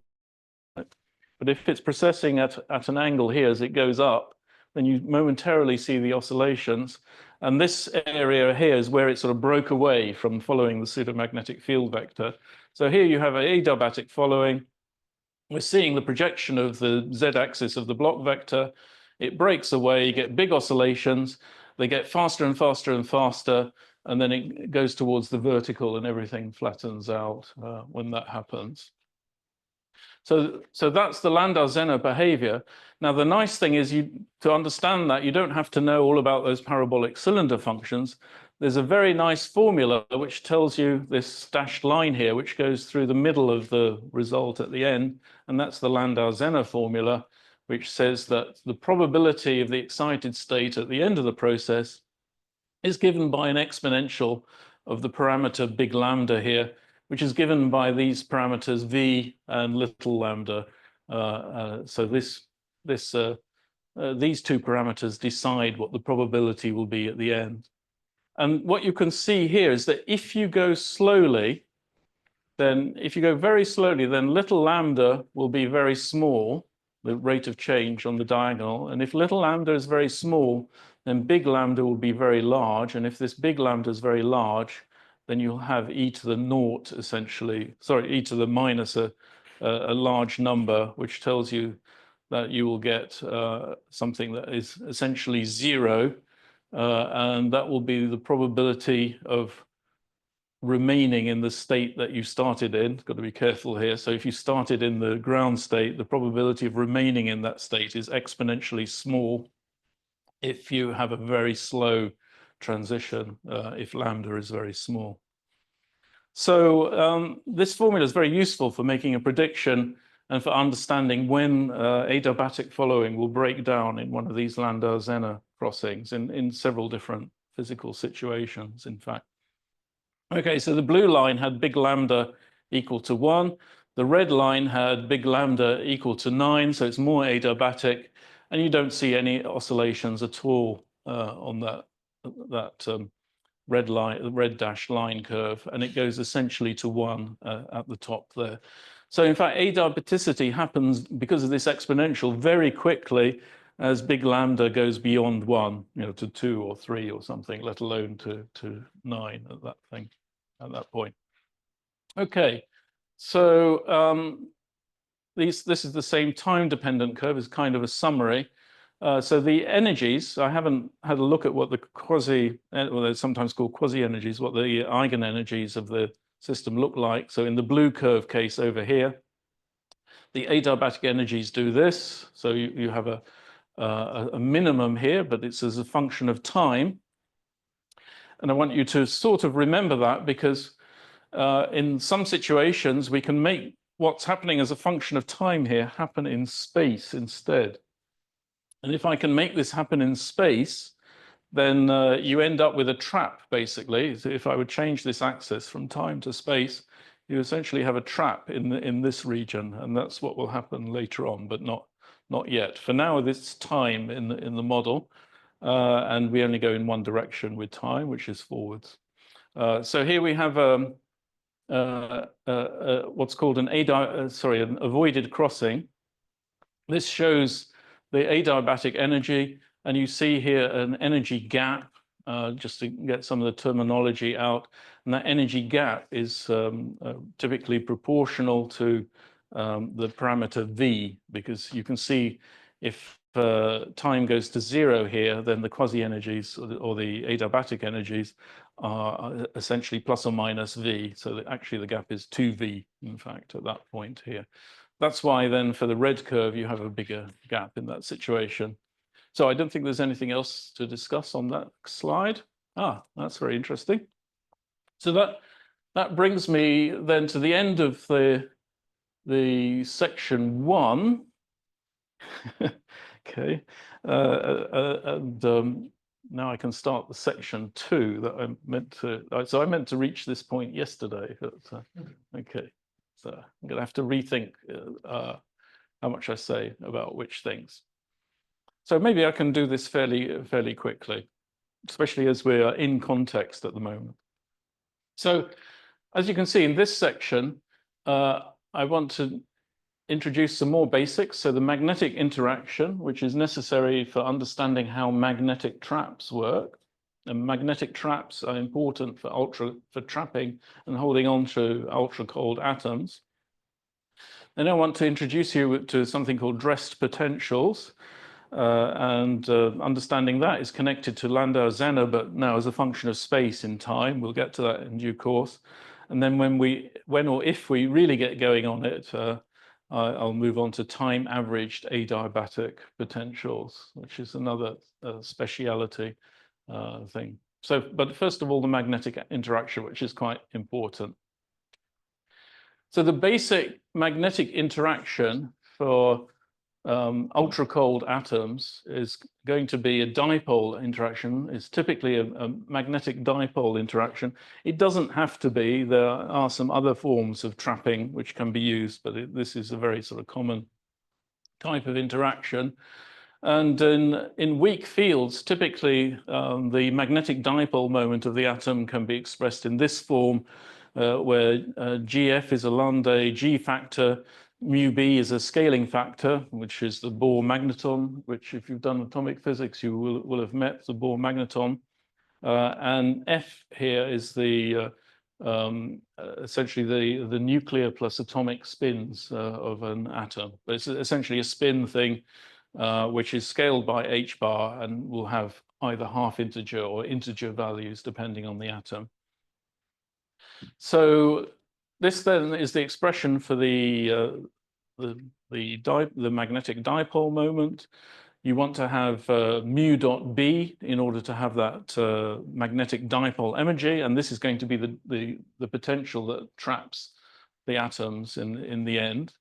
So just to be clear about some manipulations here, so this mu dot B here, if you have a mu dot B, it generally will go as a sort of scaling factor given by well, the scalars of the trap and the GF mu B factors that are up there, times the scalar product fx, bx, fy, by, and fz, bz, where the f's here are operators, okay, and the B fields are just ordinary numbers. So you're potentially interested in different operator directions if you have a B field which is changing in time, because if it's changing, if it's pointing in the x-axis one moment, fx will count, but if it would point in a right angles at fz at another point, then, sorry, bz at another point with no other components, then you'll have a fz component in mu dot B, and that will go through to the Hamiltonian then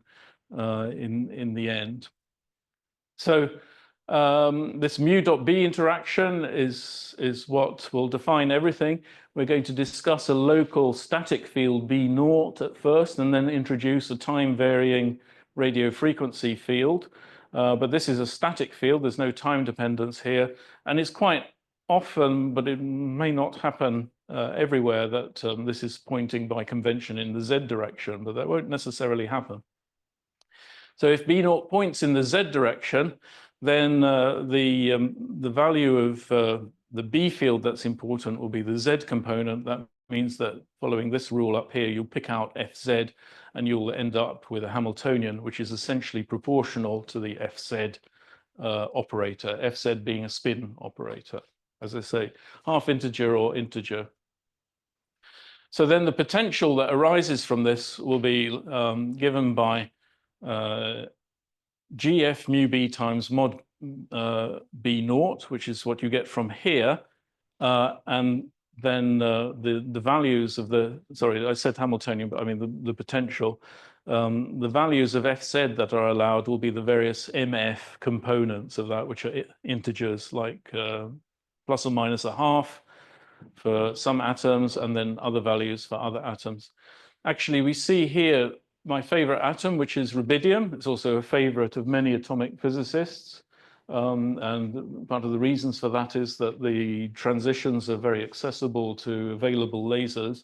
And this is looking at the ground state. We had a picture of the ground state structure. right at the start of, well, no, maybe near the beginning of lecture 1. And you'll see here that you have a group of 3 energy levels. So that then corresponds to F equals 1. And up here we have a group of 5 energy levels, which corresponds to F equals 2. So depending on which set of energy levels you work with, you could have F equals 1 or F equals 2. And you can couple these levels together with radio frequency waves, or you can couple the ground states together with something in the microwave regime if you need to. So RF, microwave, different ground state energy levels all can come into play here. Now, so we just had on the last slide an expression for the potential, which involved, notice the modulus of B naught in this situation. Let's take an example magnetic field structure that can be used for trapping, and that is a very simple quadrupole field. It may not be the first choice for everybody, this potential, but anyway, it's a simple one to discuss. So this is a 3D quadrupole field. You could make the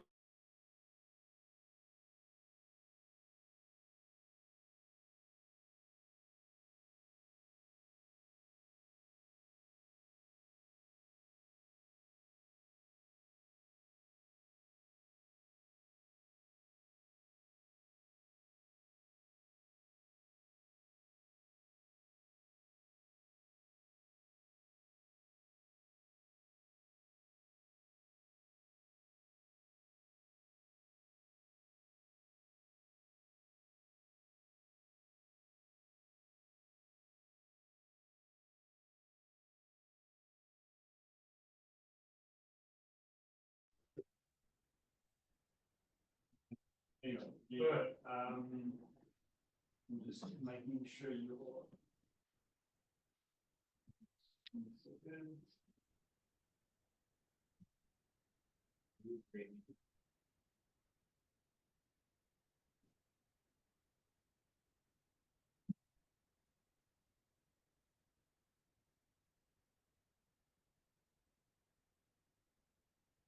yeah, so as I was saying, this is the B field here. So this little b prime is just the local gradient of the B field in the x and y directions. And because of Maxwell's equation div B equals 0, the z direction has to have a factor of 2 and the minus sign there to ensure that Maxwell's equations are satisfied. So in this case, then the modulus of the B field will have this expression, because this is all going in the direction x, y, and z. So just take the square root of the components squared. And that will make a trap, because you can see that in every direction, the magnetic field strength is increasing. If I go out in x, it increases, out in y, it increases, out in z, it increases. The only problem with that trap is that there's a hole in the middle, and you can see that if x, y, and z are set to 0, then the B field is 0 at the very center of the trap. So that's the reason why some people might not use it. Some people might use it, but with an additional laser, which will push atoms out of the center of the trap and sort of avoid that awkward point being used. And for the type of trapping we're talking about in the next lecture, we are not particularly worried about this hole in the middle, because we'll go away from the center of the trap. But anyway, if you could think of using that or something like that as a trap for atoms, you'd have to be careful about what happens in the middle. If I plot the potential, then, you know, this square root function, you will have some curves that go like this. So this is a sort of prevision of things that we will see later. This is going out in the x-axis direction. Basically, you go down to a minimum and then up, and this would be with F equals 1. For example, the lowest energy bundle in rubidium that we saw on the previous slide. And what you notice here is that you've got one trapping state. This one doesn't trap because it's flat, and this projection of the spin operator Fz doesn't trap, obviously, because it's not got it's not like a right way up harmonic oscillator. These are not harmonic oscillators, of course, because of this square root expression, but it is roughly harmonic in the middle there. So I think those are the main points. Oh, okay, so actually this, I forgot, this particular sketch of potentials here is for a different design of trap called Yoffie-Pritchard trap, where they plug that hole in the middle in a different way by having your two big coils around the vacuum chamber and adding a third coil, smaller coil called the Yoffie coil on the axis between the two big coils. So there are some variations of these types of trap. But you can see that it's possible to do it because of the fact that you depend on the modulus of the B field. Now, the fact that you're depending on the modulus of the B field does mean that you don't want your atoms to be moving too quickly in the trap, because that B field is going to be actually changing in direction. And then think back to the fact that you want adiabatic following to happen. Okay.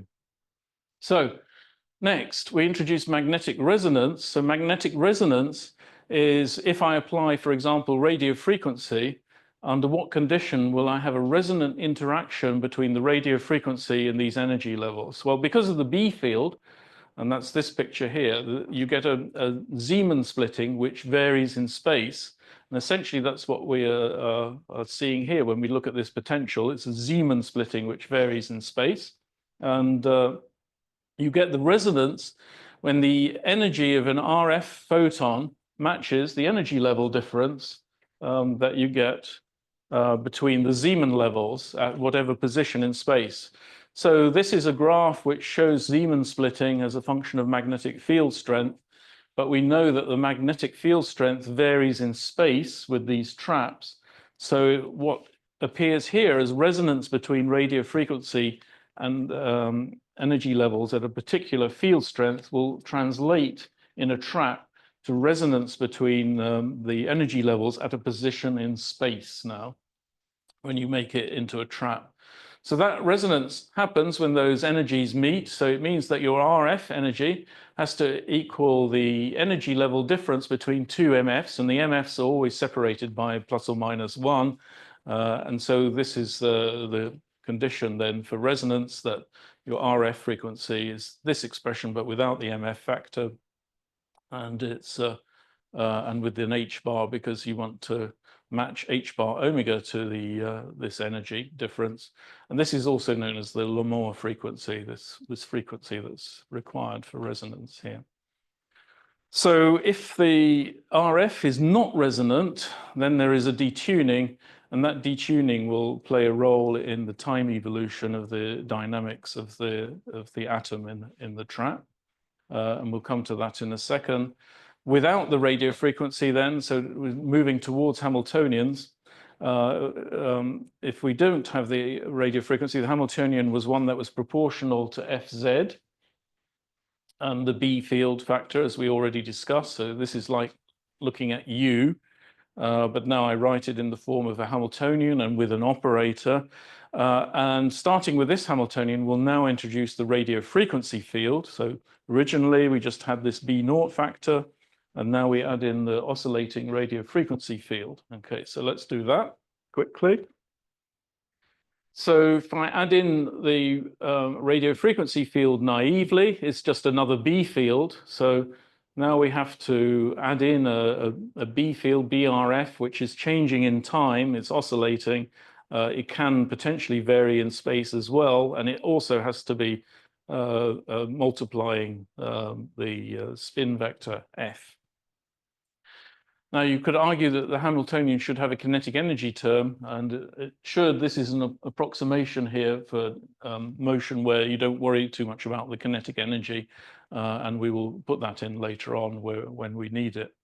There are complications due to polarization as well, but roughly speaking, in the end, you end up with a Hamiltonian which consists of the static part that we already considered, and an RF part where we pick out particular angular components of the RF and tie them to raising and lowering operators of the spin. So F plus and F minus here are the raising and lowering operators of spin angular momentum. And then these time dependencies are the ones that are necessary to have a resonance within the rotating wave approximation. And the rotating wave approximation is just an approximation where you neglect things that are rotating at the wrong frequency. So typically a cosine driving RF, for example, has e to the I omega t plus e to the minus I omega t. One of those omegas will be resonant and the other one will be not resonant. And dropping one of them is the rotating wave approximation. And that's how we end up with these two exponentials here. So essentially, we are now getting towards our final Hamiltonian. It involves this F plus and F minus and Fz terms, so static Fz. The F plus and F minus come from the oscillating term. And this is now, this symbolism here means it's the perpendicular component of the B field, perpendicular to B naught, okay? So all this can be simplified somewhat if you now go to a rotating frame. And when you go to the rotating frame, you can essentially diagonalize this problem. And first of all, if you go to a rotating, well, first of all, if you go to a rotating frame rotating at omega RF, you can simplify this expression down to a simple, and this might look familiar from what we were doing before, minus delta Fz plus omega naught Fx. So it looks very much like our pseudomagnetic field vector in scalar product with the nuclear and electronic spin vector F that we have here. So minus delta and omega naught, multiplying that. So this one can be diagonalized with a unitary transformation based on Fy. And when you do that, and I don't go through the steps of that, then you simply diagonalize this matrix, much as you would with a 2x2, and you end up with the generalized Rabi frequency again, with the same expression as we had for the two-level atom. You know, in the end, this could be spin half, which is a two-level atom. But this expression now also applies for spin 1, spin 3/2, spin 2, whatever the spin. We will have the same generalized Rabi frequency. This one is now varying in space, but you can see that if the atom is moving, then that variation in space becomes a variation in time, such as the one that we were looking at the beginning today. So we have that generalized Rabi frequency. There is a detuning there. So if I expand out that detuning, then this generalized Rabi frequency will involve the detuning between the Lamore frequency and the RF frequency. And this is then the coupling that goes into omega naught that we have up here. And so we end up with the expression for our potential energy as a function of space from here. So this is a new kind of trap that we're finding mathematically here that depends on the underlying magnetic field, which on its own you could use to trap atoms. But now we make a new type of trap by adding the radio frequency field. And now we have a new trap which depends on the magnetic trap plus the locations of resonance in this magnetic resonance in the magnetic trap. So it's a different type of trap. Equally, the potentials are called dress potentials. I think I'll skip over this slide in the interest of time, as long as I don't go too fast. Right, so I'm just thinking, what can I skip here?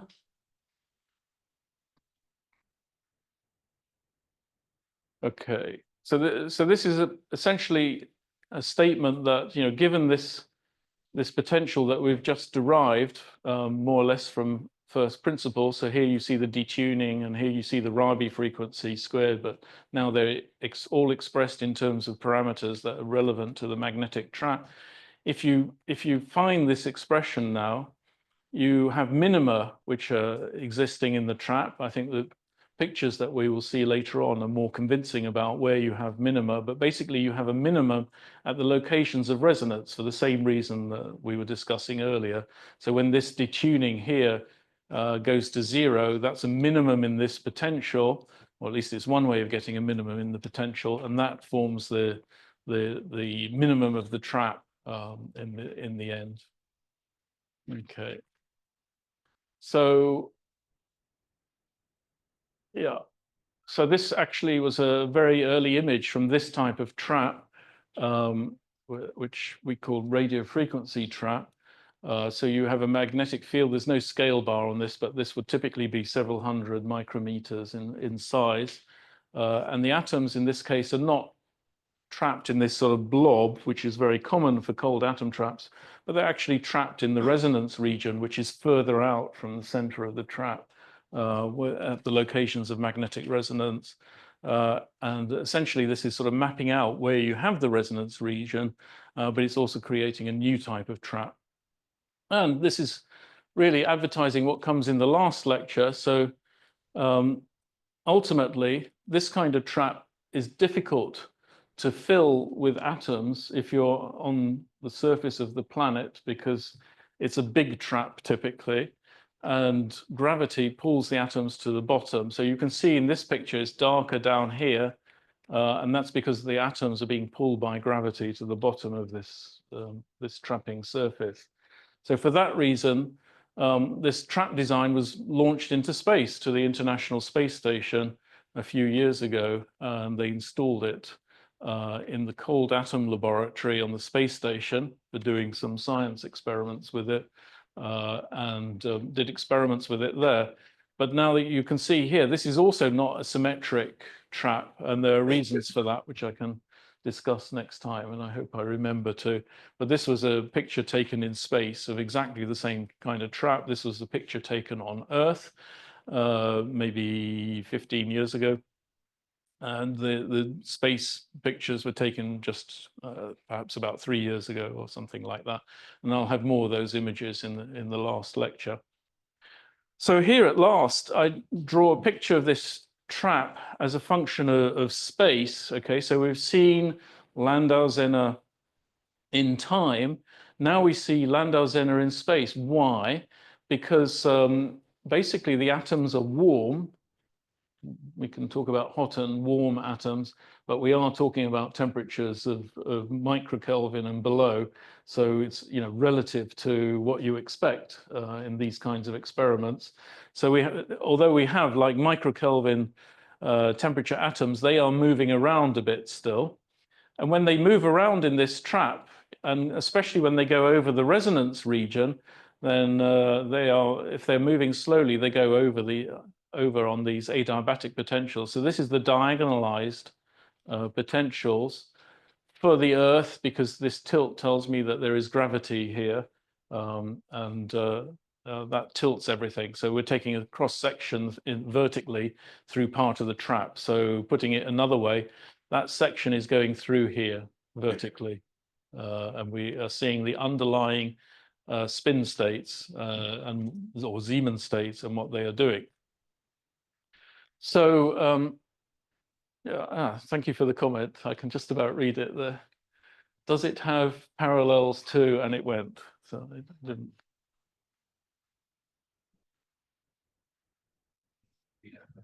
Yeah, okay.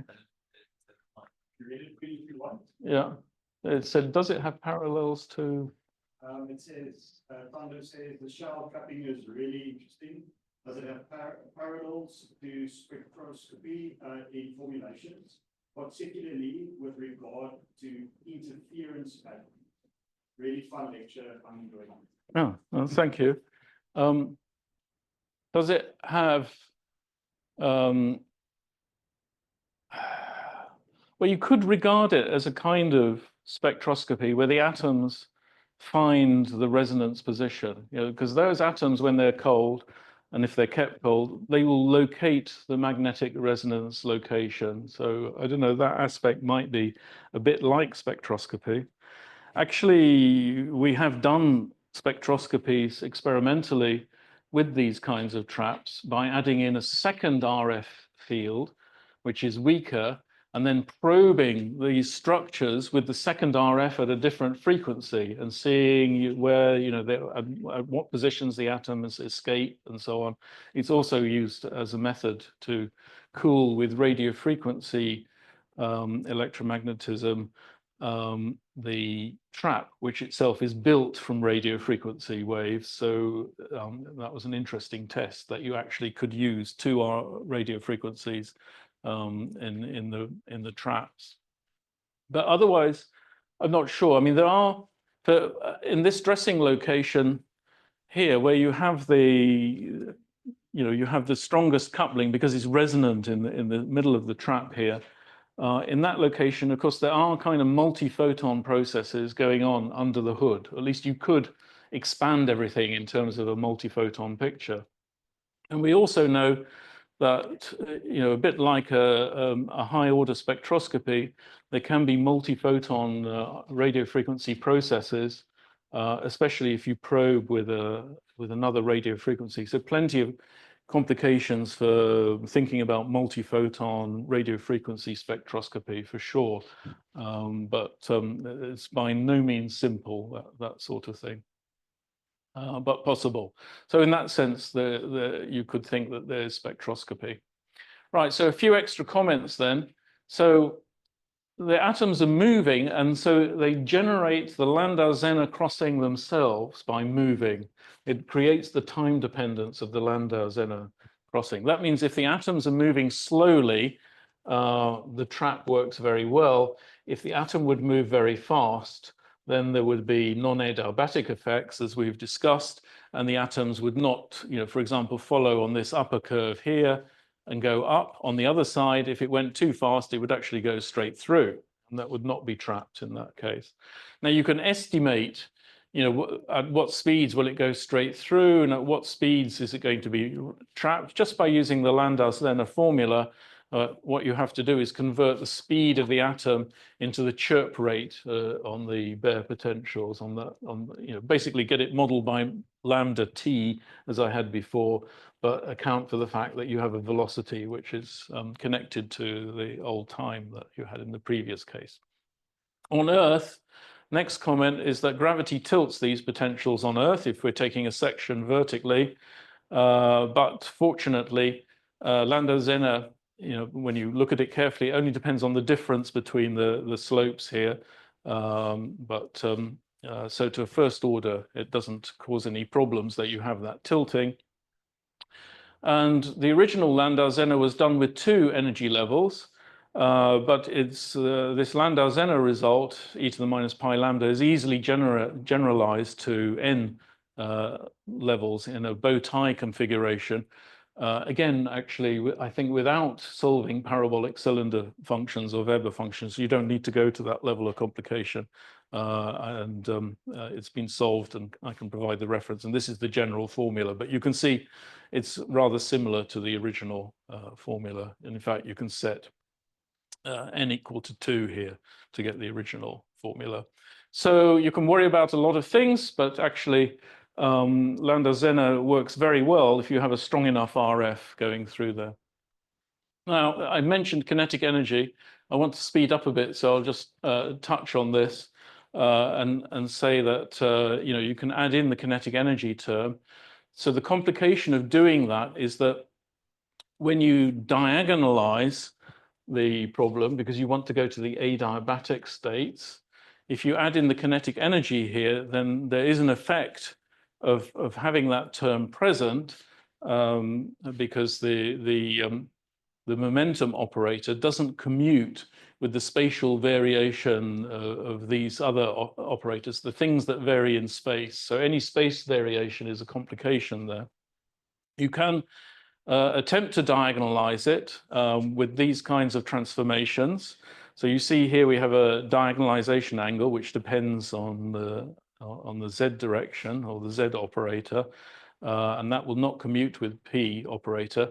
In the end, when you do that, if I do the diagonalization, I get exactly the dressed potential that I wanted here. So it's the omega naught squared plus delta squared multiplying fz. So this is what we had before.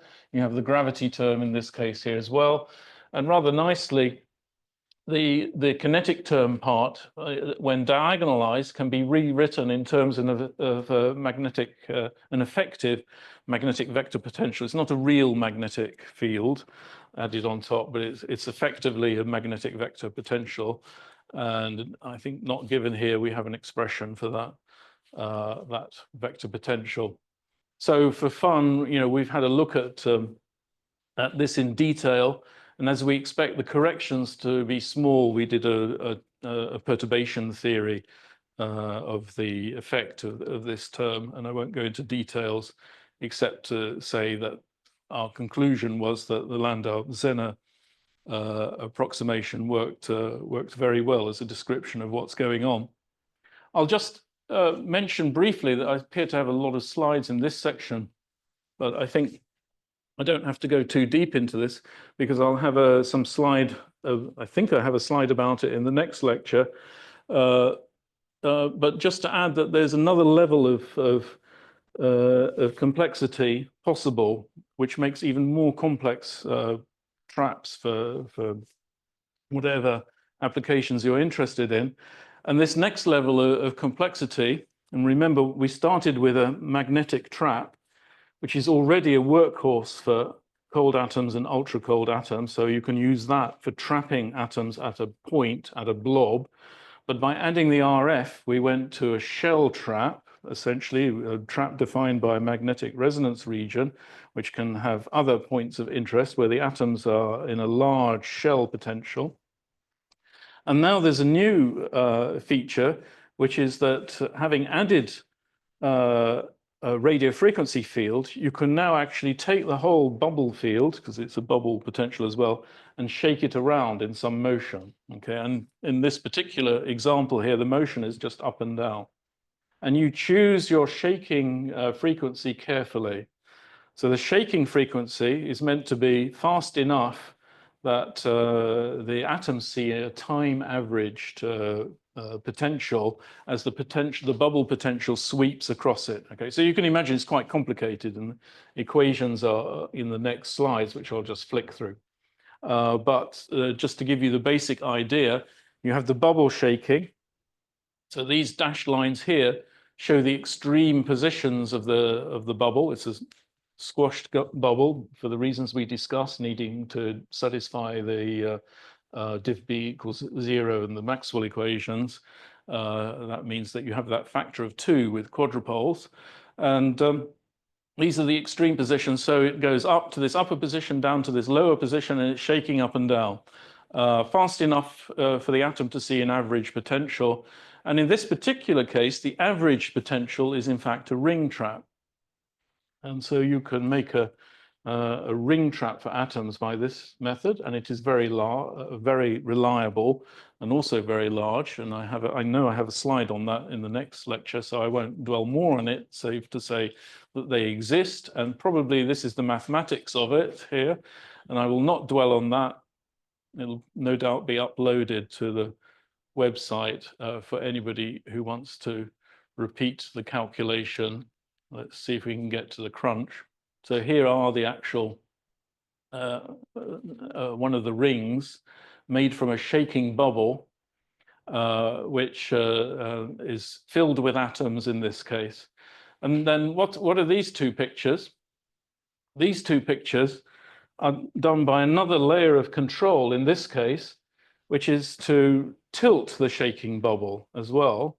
So Wolf von Klitzing, who does this in Crete, first of all, is shaking the bubble up and down. So a lot of RF control on that.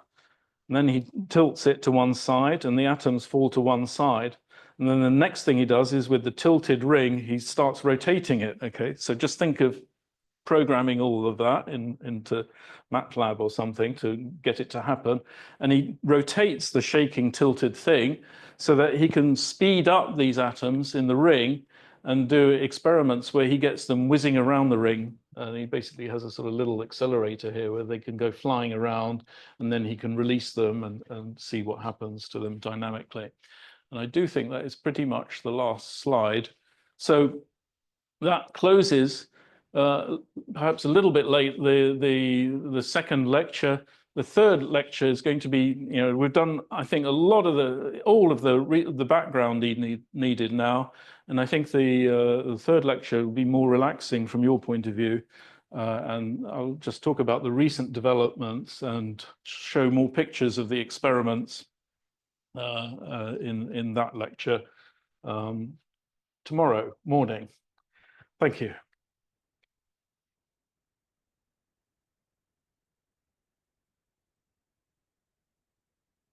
Any more questions?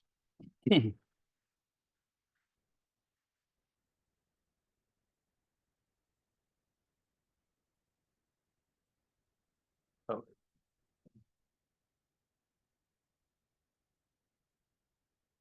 you.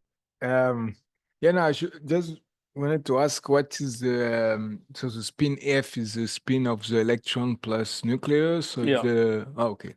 Yeah, so in atoms like rubidium, it's also I plus J, where I is the nuclear spin and J being the electronic spin, J, which is also L plus S, if you know your atomic physics, the spins, yeah. Okay. Yeah. And it gets complicated with these sort of G factors, because you have a G factor for L plus S, and then you have a G factor for J plus I and so on. Yeah, but in the end, we have I'm hiding all that detail here, and just talk about F, and don't go to the detail of what the G factors are doing. But they're all very well-known expressions. So rubidium is a very popular atom for all these things, but doesn't mean people don't. And rubidium ground states, as I said, are F equals 1 and F equals 2. And different people work with different ground states. It depends a bit on what the lab is used to or whatever, or to some extent what the experiment is. But other atoms are possible as well.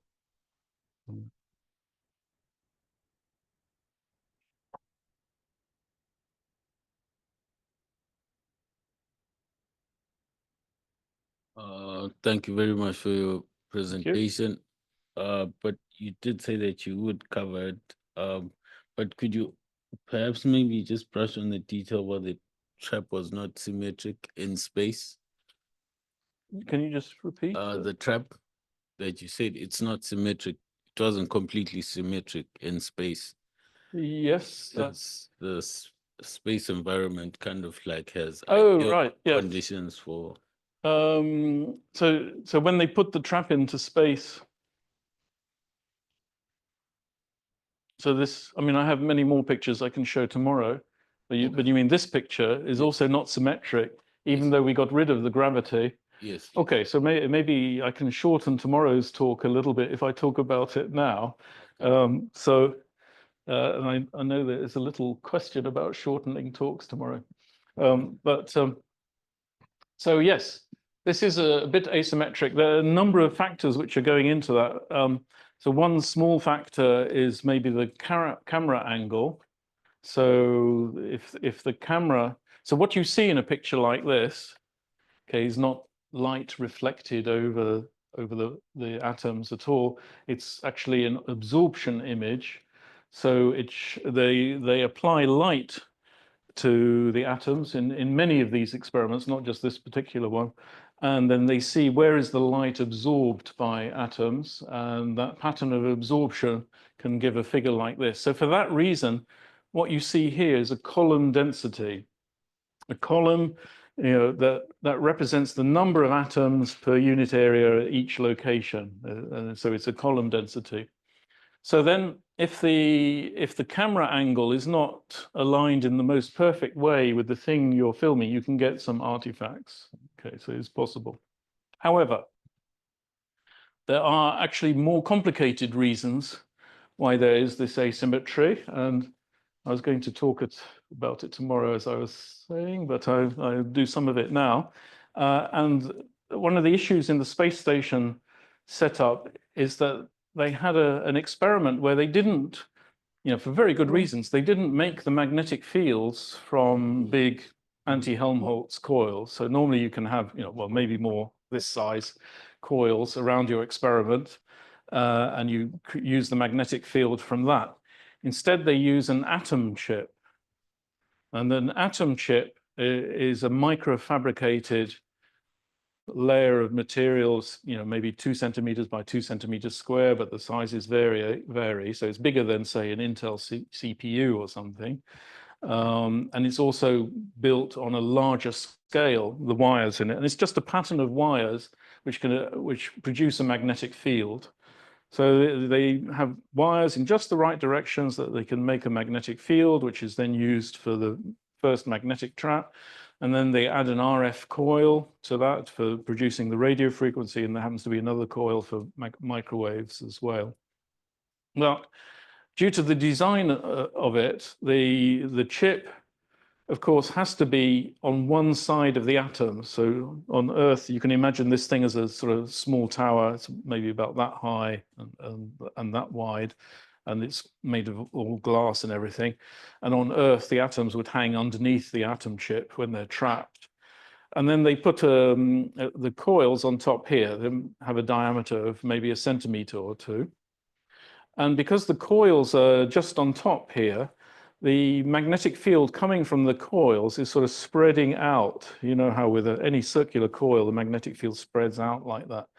Now, unfortunately, with a very large bubble like this, the fact that the magnetic field is spreading out means that the magnetic field of RF is slightly stronger on one side of the bubble than it is on the other side of the bubble. It wouldn't matter if you didn't have a bubble there, but you had a point, because then you would have the magnetic field at that point. But because it's quite big, there's a difference in magnetic fields between the two sides. That means there's a difference in Rabi frequencies between, say, the top here on Earth and the bottom.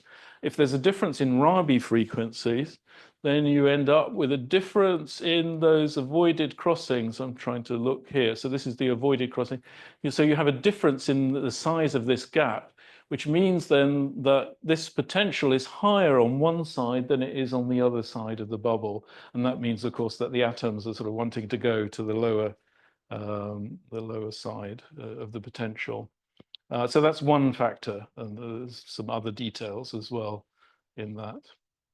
So there's going to be a new experiment put up there, hopefully soon, because the International Space Station, of course, is going to be decommissioned in some years. But there's a new experiment going up in a collaboration with America and Germany, where I think they will fix these artifacts. So it's an interesting question, and there's a lot of detail behind that, but it's something that they're working on. Thank you. Thank you. If there's no other questions, then we can have a quick. Under 30 minutes. I think there's an online question. Oh, is there online? I can also have a look. Shall I read it or do I can read it? Okay, so question from Thando says, absolutely brilliant lecture. Have there been frameworks related to the Casimir effect and variations on the intensities of the field strengths of magnetic or electric fields for shell trapping? Intensities of the field strengths for the magnitude of magnetic or electric fields for shell trapping. So usually what's interesting is to go for high magnetic field gradients, because then you can make a lot happen with the trap over a short space of time. And for that reason, the atom chips are of great interest, because with atom chips, and when you put the atoms close to the chip, you have very high magnetic field gradients. And that can be very valuable for making sort of deep traps with these things. As for the magnitude of the magnetic field, of course, what the magnitude of the magnetic field will say something about the depth of the trap, how deep the trap is, which will also then affect, can you take high temperature atoms or not? Deeper the trap is, the higher the temperature the atoms will have. And also you can then apply a wider range of RF frequencies to a trap which is deeper and has stronger B field intensities. Certainly there's been some theoretical research. So one of the problems with going to very high magnetic fields is that you then get something called the non-linear Zeeman effect. So normally we think of the linear Zeeman effect when we talk about Zeeman effect, and then linear Zeeman effect, basically the energy spacing of all those energy levels increases linearly as you increase the magnetic field strength. If you would go to very high B fields, you get the non-linear effect, which means the spacings are then not equal. And in fact, the resonances happen in different places for different pairs of spin states. So we also worried a bit about that theoretically and did some work and wrote a paper to examine that. And the result was very interesting because it suggested that because these Landé G factors are different in rubidium for F equals 1 and F equals 2, they have different signs as it happens. You know, one is minus and the other one is positive. Because of that, it turns out that it for one sign, it makes a softer trap. So it just relaxes the frequency of vibration in the trap a bit. But for the other sign, it actually tightens the trap. And generally, experimentalists are very keen to get tighter traps, radio frequency based traps, because that gets them a bit closer to a two-dimensional regime, which is one of the research interests with these traps is to go from 3D to 2D, to have a genuinely 2D surface on the bubble and to do a bit of 2D physics, like the KTH transition, Kosterlitz, Toulis, and so Haldane. So hopefully that answers the question about magnetic field intensities. But you know, I haven't seen a drive for people wanting to go to super high magnetic fields. It's simply because it's easier to make lower magnetic fields, of course. But there is always interest in steep gradients, as far as I can tell. Yeah. Hopefully that dealt with it. Yeah, I think so. Yeah, okay, so maybe we can thank the speaker again and then do a 20-minute break. Thank you. Yeah. All right. That's okay. Yeah, I overran a bit there. But actually, I've dug in. I also, at the same time, dug in a bit.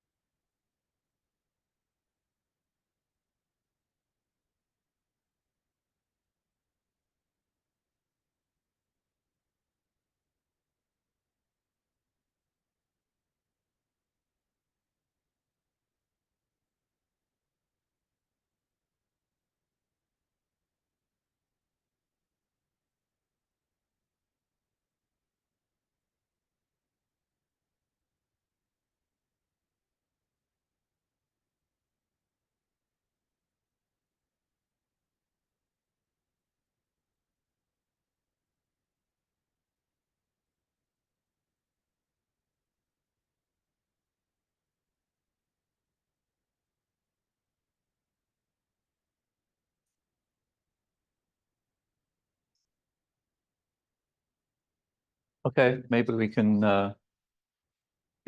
restart. So hi, so welcome back. So this is my second lecture. So last lecture I said that I was going to talk about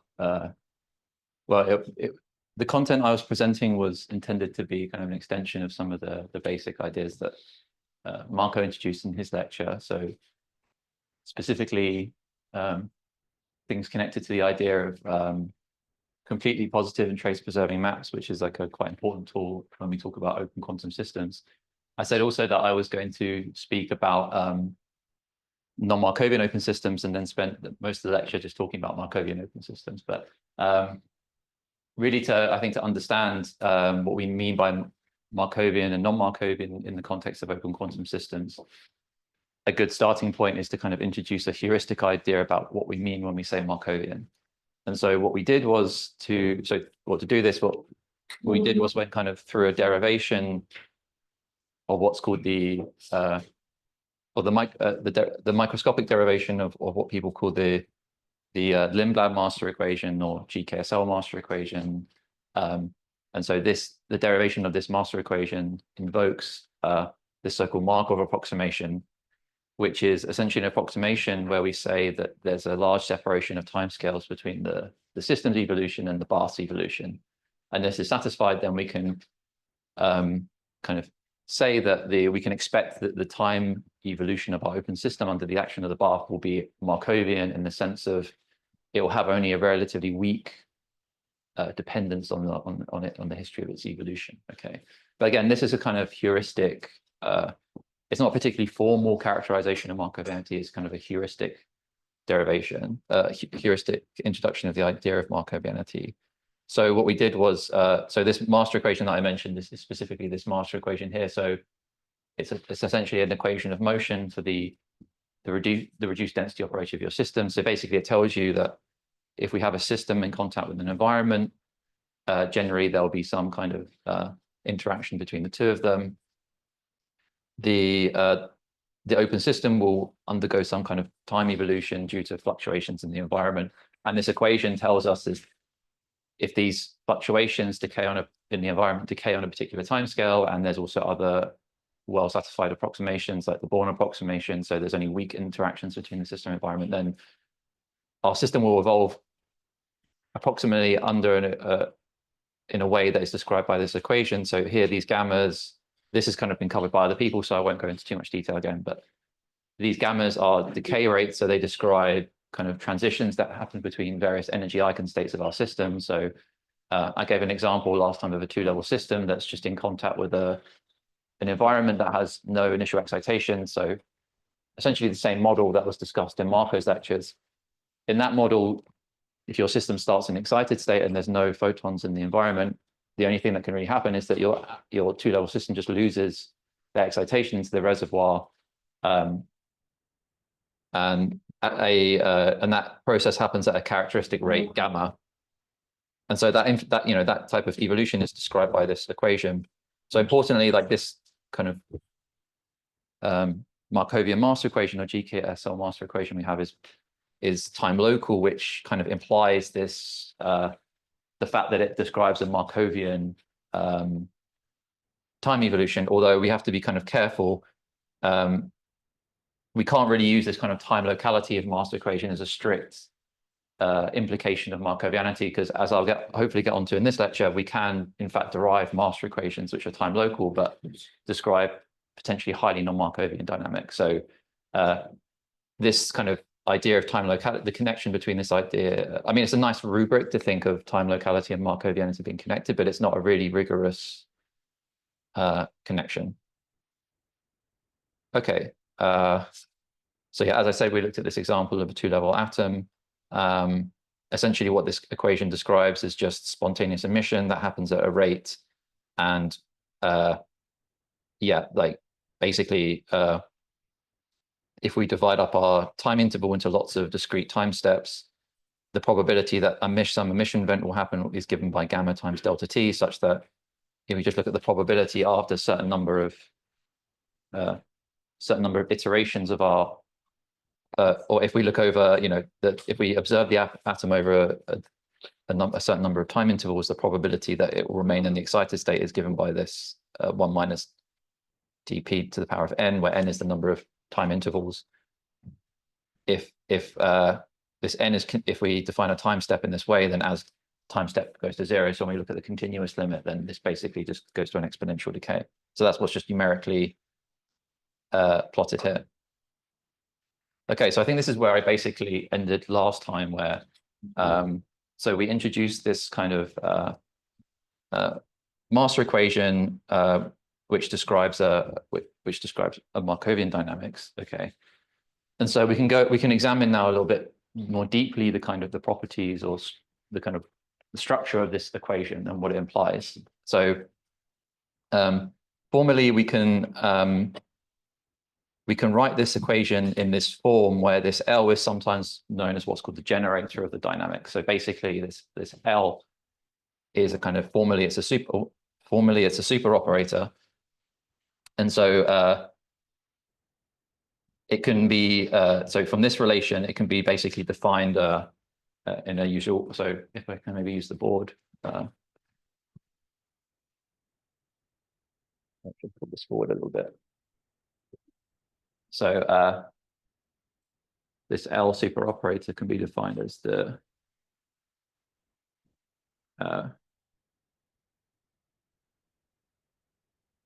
over also this should be epsilon not t, like this basically.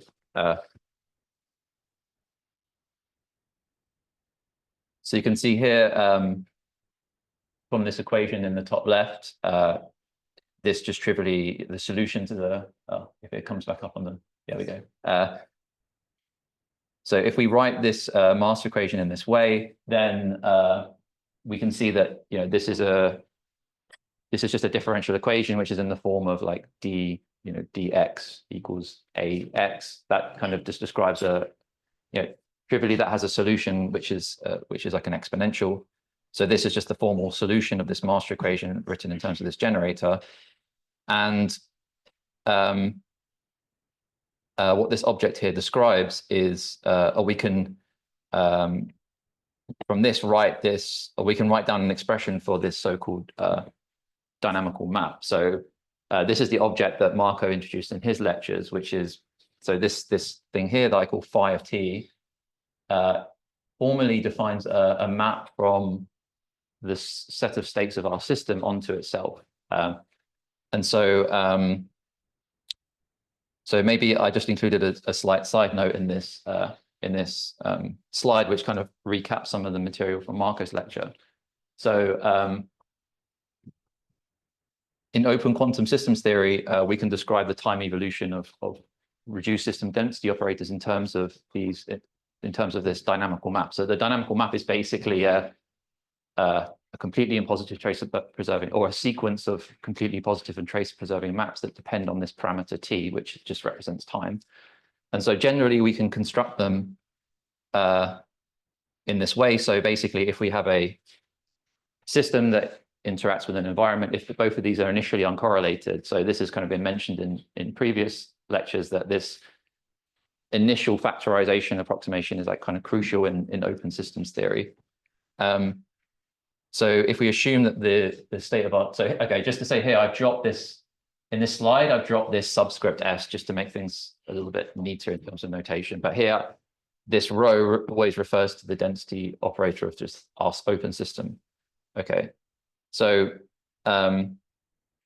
so yeah, if we have this initial kind of factorization of the, or if our system is initially uncorrelated to the environment, then we can define a map phi in this way. So here, this is just this e to the minus iht multiplying this, and then e to the iht is just the standard unitary time evolution applied to both the system and environment. So this is just the time evolution that we get from the Schrödinger equation. H is the Hamiltonian of the system, environment, and the interaction. And then obviously, if we just want the state of the system, so this thing here represents the reduced state of our system at some time t, then we just take the partial trace over the environment degrees of freedom. Okay, and so as Marco mentioned, there's this kind of very important property is that maps that have this kind of particular structure can be written in this kind of Krauss form. So here I haven't done this. So I haven't done this exactly, but what you can do is kind of use the spectral decomposition of the reduced state of the environment, given the fact that it's a Hermitian operator, so therefore it emits a spectral decomposition. I don't know whether it's worth doing this on the board. I might as well do it on the board. Okay, so yeah, sorry. I realized that my writing is nowhere near as good as other people's on the board. Okay, that's large enough. Okay, okay. Let's call this new.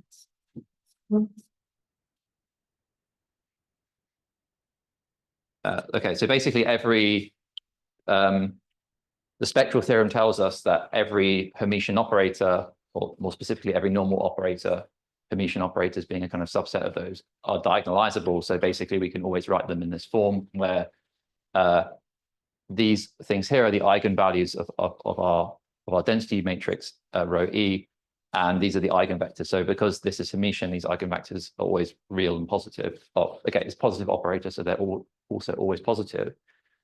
So I think what I had previously was this.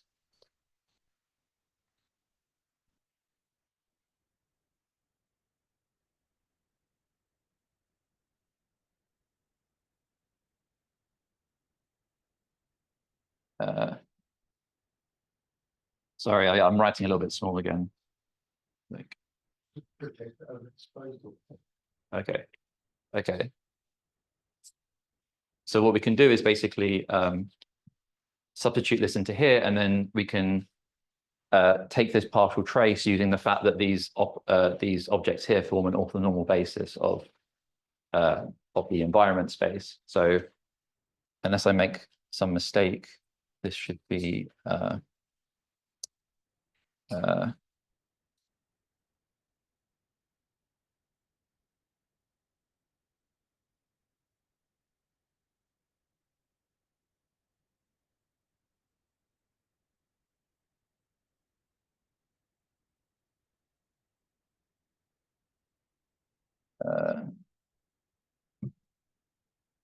yeah, sorry, this is going to get a little bit squashed towards the edge.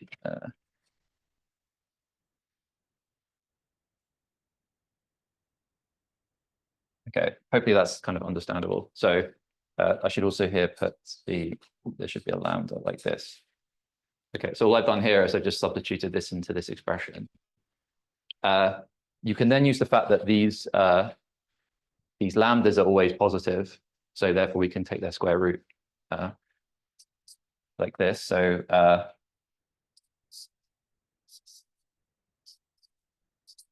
and we can kind of split this like in the following way. So we get like lambda nu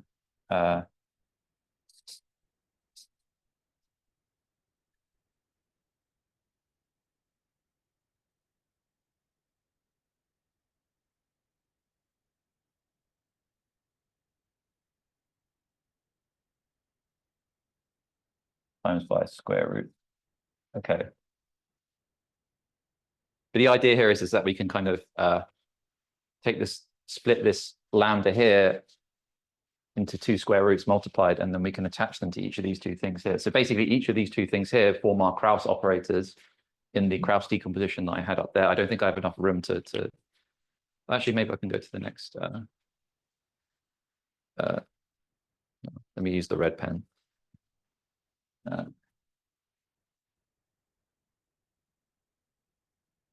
So we go like this. So basically what I have. Okay, maybe use the green again.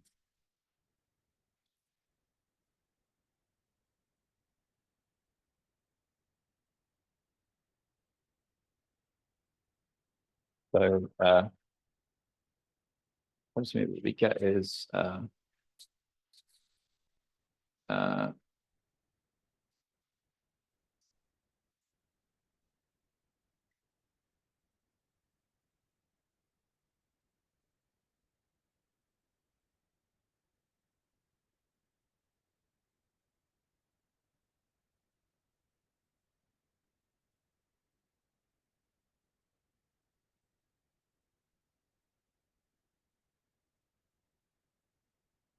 we get something like this, and then we can identify, so these two things here, we can identify as our Krauss operators that here I call K mu. Apologies if this is too small again. I think I'm always inclined to write small for some reason. Okay. So these two things here basically form our Krauss operators. And so these actually depend on two indices, but we can kind of combine these into a single index that on the board that I called alpha. So hopefully that's somewhat clear. Yeah, so basically that's what we've just written down here. Once we combine this mu and nu into a single index. And so Marco mentioned that this kind of Krauss decomposition is very important because there's this kind of theorem that tells you that every map that has this Krauss decomposition is guaranteed to be completely positive and trace preserving, and the converse statement is also true. So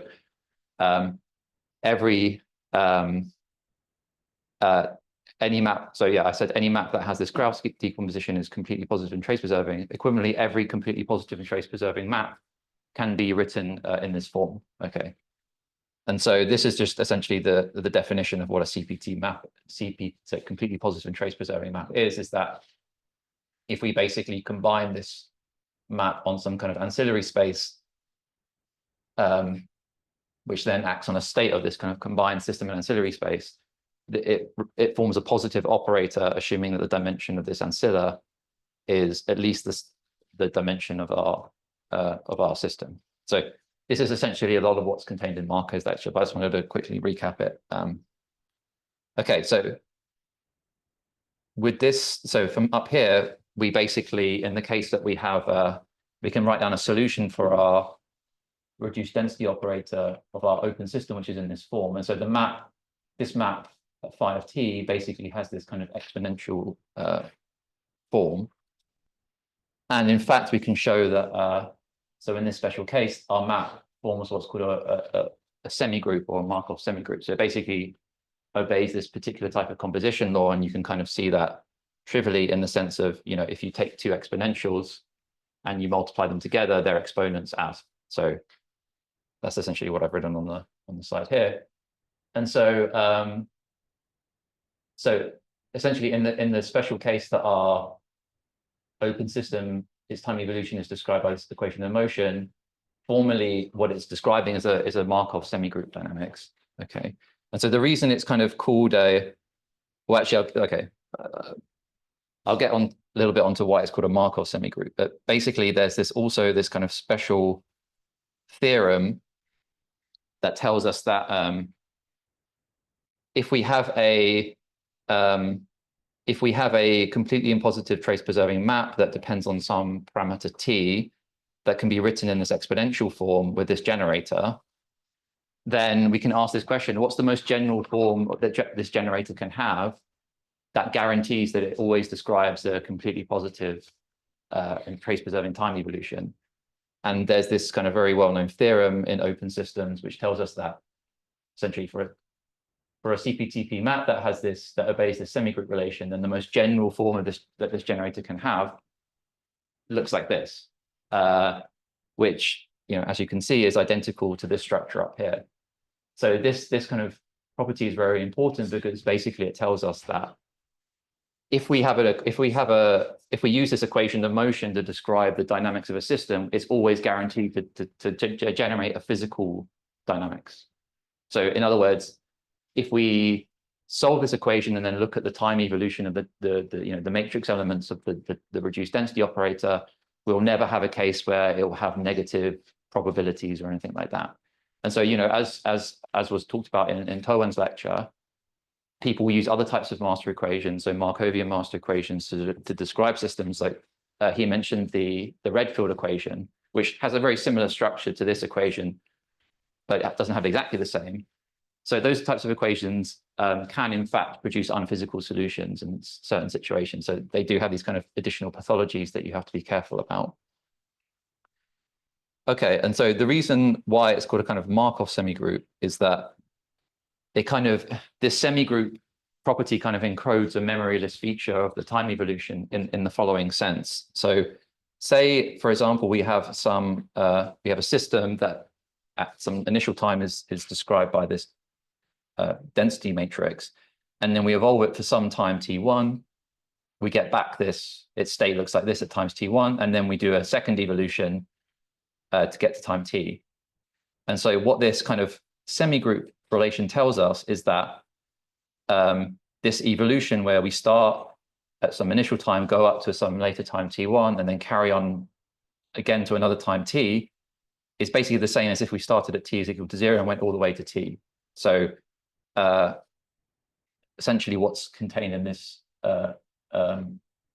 relationship here. And so this kind of implies a memoryless property, because what it's telling us is that if we take our system at the initial time and go up to time t1, then the only information that we need to know about how to get from t1 to t is the state of the system at time t1.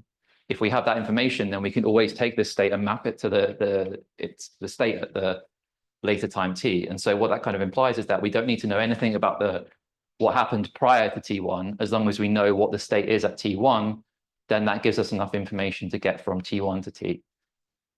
Okay. If what I'm saying is doesn't make any sense, then please argue with me and tell me that I'm talking rubbish. But anyway, so what I'm trying, so what's important is that this kind of composition law encodes this kind of Markov property. And as I'll go on to discuss, most types of completely positive and trace preserving maps in open systems theory don't have this composition law, so what I mean by composition law is that we can take this map and decompose it into the composition of two other completely positive maps. So this is kind of like a very special property that in a sense encodes like this kind of memoryless time evolution. Okay, is there any questions about that, or is that kind of relatively clear?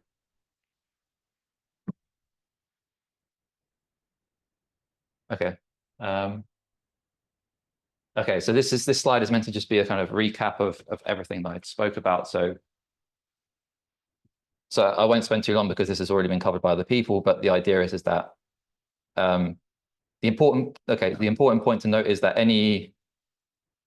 heuristically speaking, if we have an open system whose dynamics is described by this equation of motion, it describes a Markovian open system. And that's because it essentially encodes this Markov approximation, whereby we say that if the timescales of the reservoir are much faster than the timescales of the system, then the reduced system state will be roughly independent of, or its time-dependent behavior at some particular time will be only very weakly dependent on previous states of the system. And there are also some kind of additional approximations that go into the derivation of this master equation. Okay.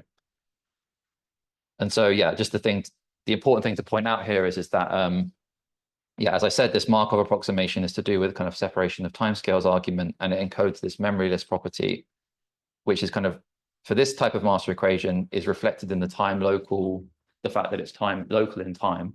Although, as I said, this isn't universally true. You can have other types of time local master equations that describe non-Markovian dynamics. And the reason why the secular approximation is important is it because it's generally needed for this complete positivity requirement. So essentially, to get master equations that have this particular type of structure, you need to generally speaking, need to make this type of secular approximation. So as I said, other types of Markovian master equations where you use the Markov approximation but don't use the secular approximation, like the Redfield equation from Towan's lecture and also from Neill's lecture, you can occasionally generate non-physical solutions. Okay, so kind of this gives like a very heuristic, broad idea of what we talk about when we say Markovian in open systems, but there are also ways of kind of characterizing Markovianity more formally. And so that's what I'm going to go on to talk about now.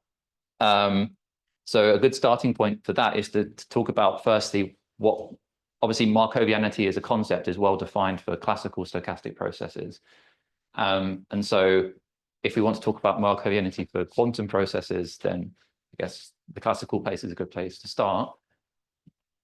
As I'll go on to mention, the reason there are quantum Markovianity and classical Markovianity are inherently different for very specific reasons that I'll go on to mention now. But let's just start talking about classical stochastic processes. So I don't want to spend too long on this content, so I'll try to go over it quickly. So as some of you might already know, if you've done a little bit of work on classical on stochastic processes, basically what a stochastic process is. So hopefully most people know that random processes can be described in terms of random variables. So the general formulation is that you have a probability space with a set of events, and then you have the sigma algebra of those events, and then some probability measure. So essentially, and then some random variable, which is defined as a mapping from the set of events to some real numbers. And basically, a stochastic process is a time-dependent random process. So you have some random variable or a family of random variables that depend on some parameter t, which we generally interpret as time. And so this t parameter can, it sits on some kind of interval, which for a continuous process is just some subset of the real line. In the following discussion, I'll focus mostly on just discrete time because it's a little bit easier to understand. So discrete processes are where t can just take discrete values. So like, the natural numbers. So, t is equal to 1, 2, 3, et cetera, et cetera. Okay, so this is the formal definition of a stochastic process. So a trajectory, so, this is kind of intuitive. So say, for example, we have a particle, like a Brownian particle. So a particle that's placed in the fluid, its position in time will kind of fluctuate stochastically.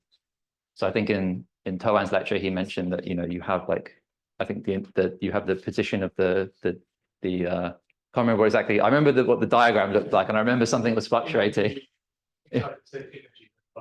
Yeah, and you also had the Langevin equation, which had some kind of random variable. Yeah. And so the idea here is that so a trajectory in random processes is basically, if we fix this variable mu, we can look at a mapping from t to this random variable. So this just describes some kind of a value of our random variable at every time that belongs in this set. So in this case, this is just a diagram that describes like the Brownian motion of a particle. So if x here is the displacement of the particle at some time, it just kind of fluctuates in time as you would expect. And so for classical stochastic processes, we can kind of characterize these processes in terms of their joint endpoint joint probability distribution. So this object here. And so what this tells us is it gives us the probability of undergoing a particular trajectory. So it just tells us that, what's the probability of going from xt1, xt2, et cetera, where we assume this kind of general time ordering. Obviously, these are probability distributions, so they're normalized and positive. Okay, so I said that we can define Markovianity classically. So this is the formal definition of a Markovian process in the classical sense. So, okay, well, first to do this, we need to define what we mean by what's a conditional probability distribution. So this is the probability of an event, given that in the previous example, our particle has undergone this kind of trajectory at previous times. So this is the definition of the conditional probability. So it tells us what's the probability that our particle is in this state, given that at previous time steps it was in these states. Okay, and so for a Markov, we can define Markovianity in the following sense. So we say that if this conditional probability distribution is essentially independent of all the previous values of this variable x up until just the previous time, then basically we're describing a Markovian process. So kind of intuitively, what this tells us is that our stochastic process has kind of no memory. So it's undergoing some random fluctuations, but the system doesn't kind of remember its future time evolution is not conditioned on its previous time evolution. So it doesn't have a memory in that sense. So as I say here, a stochastic process with no memory.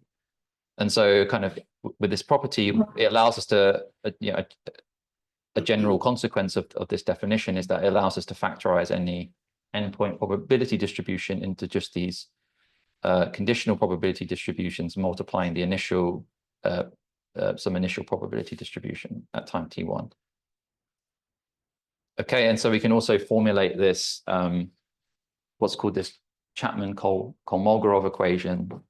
And so the way that we can define this, okay, well, let's just consider the following derivation. So we take some kind of 3-point probability distribution.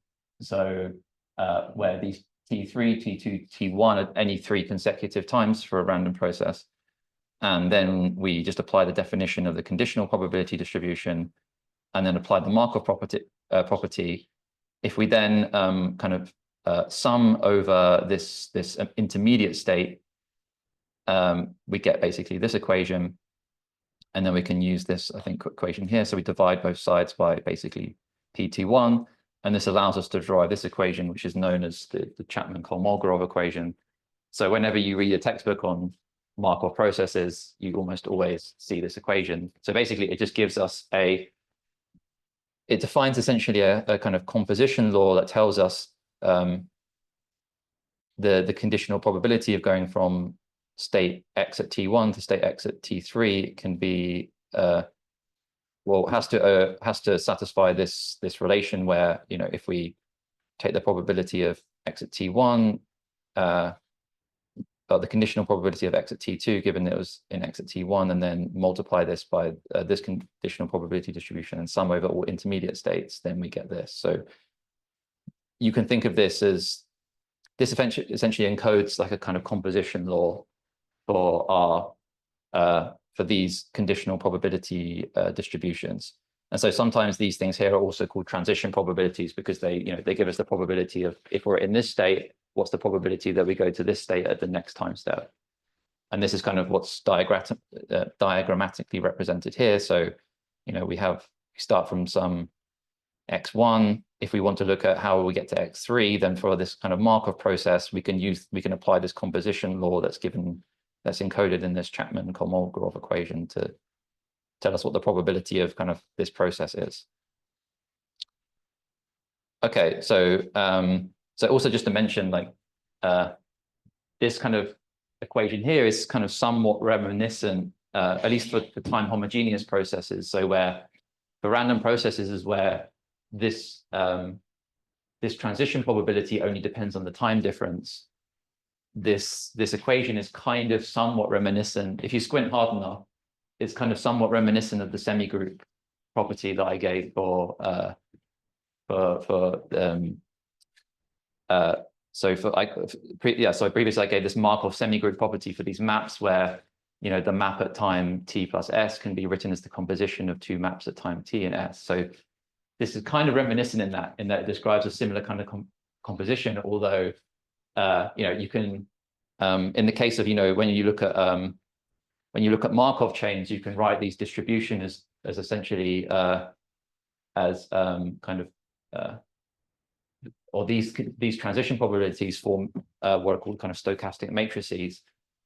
And so this can you can have like a kind of transition matrix at time t plus s is equal to the transition matrix at time ts times the transition matrix, or transition matrix at times t times the transition matrix at times ts. So you can kind of rewrite this a little bit into the semigroup form. So already you can see the kind of a little bit of a relationship between this kind of semigroup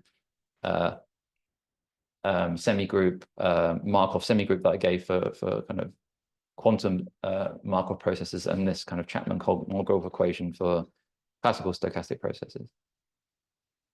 Okay, I'm not going to go into this slide because this is a bit boring, but okay, kind of the important, so the whole reason that we're introducing this definition of Markov stochastic processes is for classical systems is, you could just ask this kind of question is why, you know, why can't we just take this definition and just apply it to quantum systems? Surely it can't be that difficult. So, you know, yeah, so yeah, the question is, can we kind of naturally extend the definition of a Markov process to the quantum domain? And the answer to that is not really, at least in like in a way that's kind of satisfactory.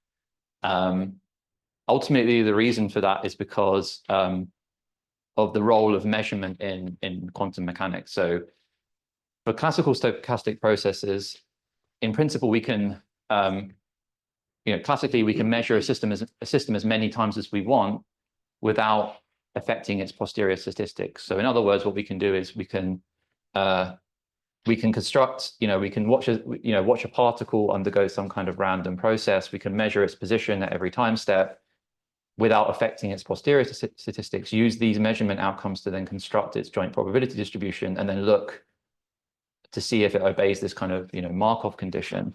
That's possible for a classical case. In the quantum case, it's not as simple because generally when you measure a system, you non-trivially change its properties. So say, for example, we have some quantum system that is prepared in some state at some initial time t1.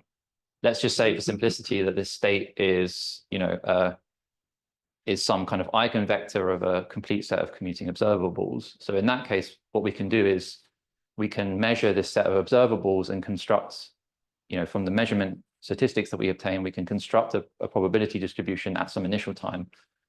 That's okay. But then what happens is that as the system goes from, say, T1 to T2, generally what happens is that, unless you undergo some really particular time evolution, your system will generate coherences within that energy eigenbasis that we initially measured in. So what happens is that if we then measure the same set of observables at some later time, these measurements will now non-trivially affect the system. In other words, what happens is that we can choose a commuting set of observables at some initial time. If we then measure these observables again at a later time, this set of observables will no longer generally be commuting. And so that becomes a bit of a problem. And so kind of the more formal way of stating this is that there's no kind of quantum analog of an endpoint probability distribution. I mean, some people might contest this and say that, well, you can probably, if you choose a particular set of observables, it's possible to construct this. But then the question then becomes, what set of observables do you want to choose? Similarly, any type of probability, generally any type of probability distribution that you can construct is going to be conditioned on the type of measurement that you apply to your system. And so I think really the best you can do in the classical case, or in the quantum case, is come up with a definition of, if you just try to wholesale import the definition of classical Markovianity to the quantum case, you're always going to run into this problem.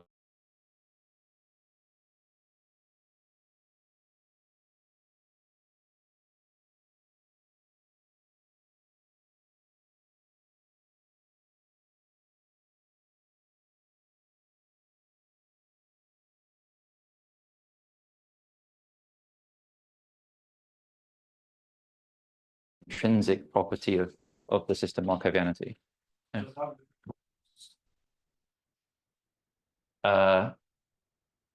I think, yeah, my Zoom is just disconnected.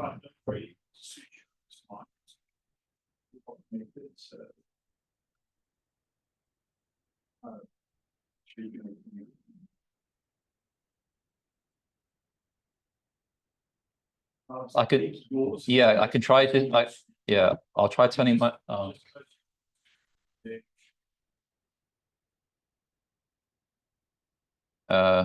wait, like what, leave the Zoom and then come back? Or? You can just don't Zoom altogether. Because you're uploading to me, so on screen share. Okay. That makes sense. Yeah.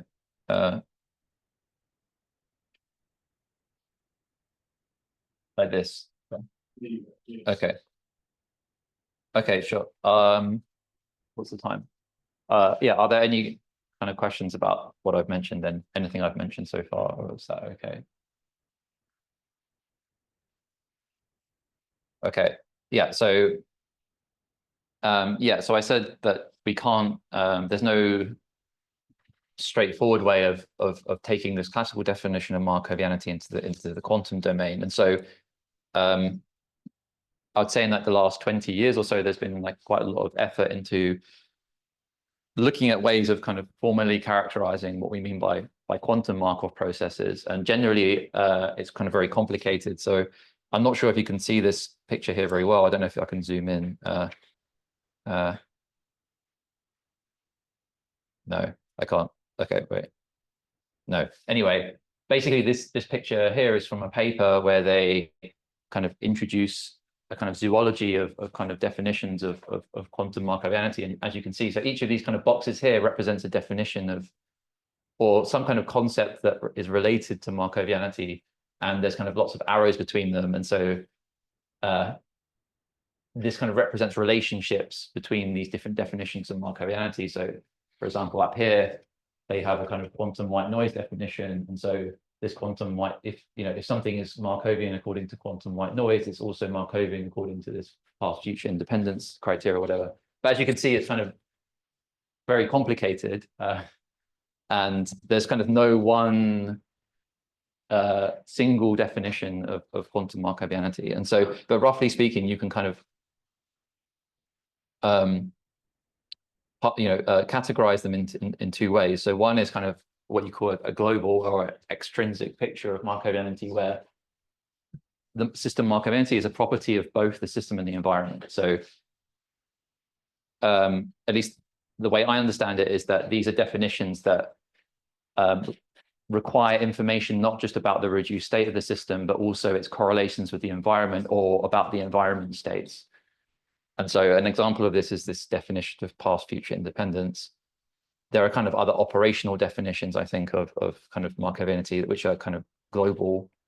The one I'd say is kind of that's most well known, though, is kind of are those which fall into this reduced or kind of intrinsic picture. So these are definitions of which rely on information that we have just about the reduced state of our system. So in other words, those which rely on only having knowledge of the quantum dynamical map.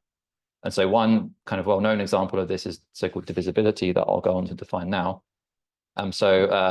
Yeah, out of this kind of zoology of definitions, the only ones I want to focus on, you can't probably see that, but so this says divisibility and this says distinguishability. So these two definitions are what I'll focus on for the remainder of the lecture. Okay, so divisibility. The way that we can introduce or define quantum Markovianity is through defining first what we call a divisible map. So suppose we have some kind of CPTP map that we call phi of t. Then in general we can construct its inverse, which we call phi of, so this phi of -1 is the inverse of this map at some time s, and we assume this kind of relationship between t and s. And so because we know that this map, generally we can define this map if we have, the right initial conditions, so no initial system environment correlations, then we can almost always construct this inverse map. Even though this map itself might not be completely positive and trace preserving, it almost always mathematically at least exists. And so what we can then do is define so this is our original map, this is the inverse. We can define another type of map that I denote by a different symbol here, lambda, which is a different type of map that belongs to a kind of two-parameter family of maps that that depend on both T and S. And what we can generally do from this definition of this map here that depends on both T and S is sometimes called the intermediate map. And so the reason it's called the intermediate map is because generally we can write some kind of if we have this map here, we can write it as the composition of these two maps. So this kind of describes the evolution of our system from 0 to S, and then this describes the kind of the intermediate evolution from S to T. So that's kind of what's represented by this diagram here. This is similar to what I showed when I defined kind of Markov semigroups. So, but importantly here, this map lambda doesn't belong generally to the same family as phi because it's a two-parameter map, not a one-parameter map. And so the important thing to note here is that we can always generally, as long as the inverse of this map phi exists, which it almost always does, we can generally write down this kind of decomposition. But importantly, this map lambda there's nothing that necessarily guarantees that this map is completely positive and trace preserving. So in fact, it doesn't even necessarily have to be positive. I think it's always trace preserving, but it doesn't have to be either positive or completely positive. And so we can define kind of,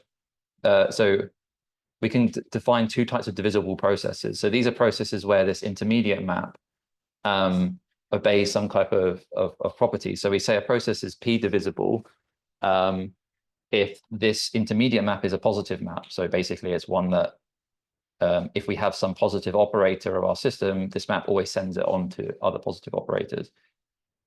Similarly, the kind of slightly stronger condition is kind of a CP divisible one. So if we say this process is CP divisible if this intermediate map is completely positive. So obviously this has a slightly different definition than just positivity. Okay, and so we can kind of say this is how we can define quantum Markovianity in the sense of divisibility. We say that a non-Markovian quantum process is one which is CP indivisible. So basically a situation where this intermediate map for any choice of S and T and S is not CP divisible. Okay, and so obviously the case of the Markov semigroup that I introduced before, this kind of represents according to this definition of Markovianity is obviously Markovian because, you know, trivially the intermediate map in this case can be written as just e to the L t minus s, and obviously this just belongs to, you know, since in this case phi of t is just equal to e to the L of t, this map just belongs to the same family of maps as phi, and so it's just equal to phi of t minus s, and because phi by construction is completely positive and trace preserving, then this intermediate map is also completely positive, and so therefore all Markov semigroup processes are inherently CP divisible and therefore Markovian according to this definition. Okay, so what's interesting, and this is also what's partly touched on in Camille's lecture, is that for situations where the inverse of this map exists, we can one can write down a kind of a time local master equation for an open system in terms of this generator L of t, which I don't think I've given a definition on this slide, but generally speaking,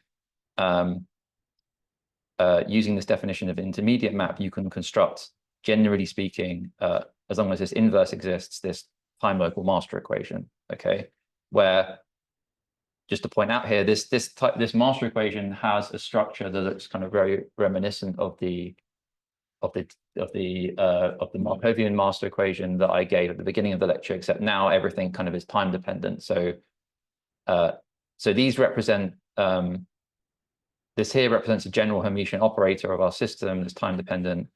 Here these represent general kind of not necessarily positive real or scalar values, and then these L here are time dependent operators of our time dependent bounded operators of our system. And so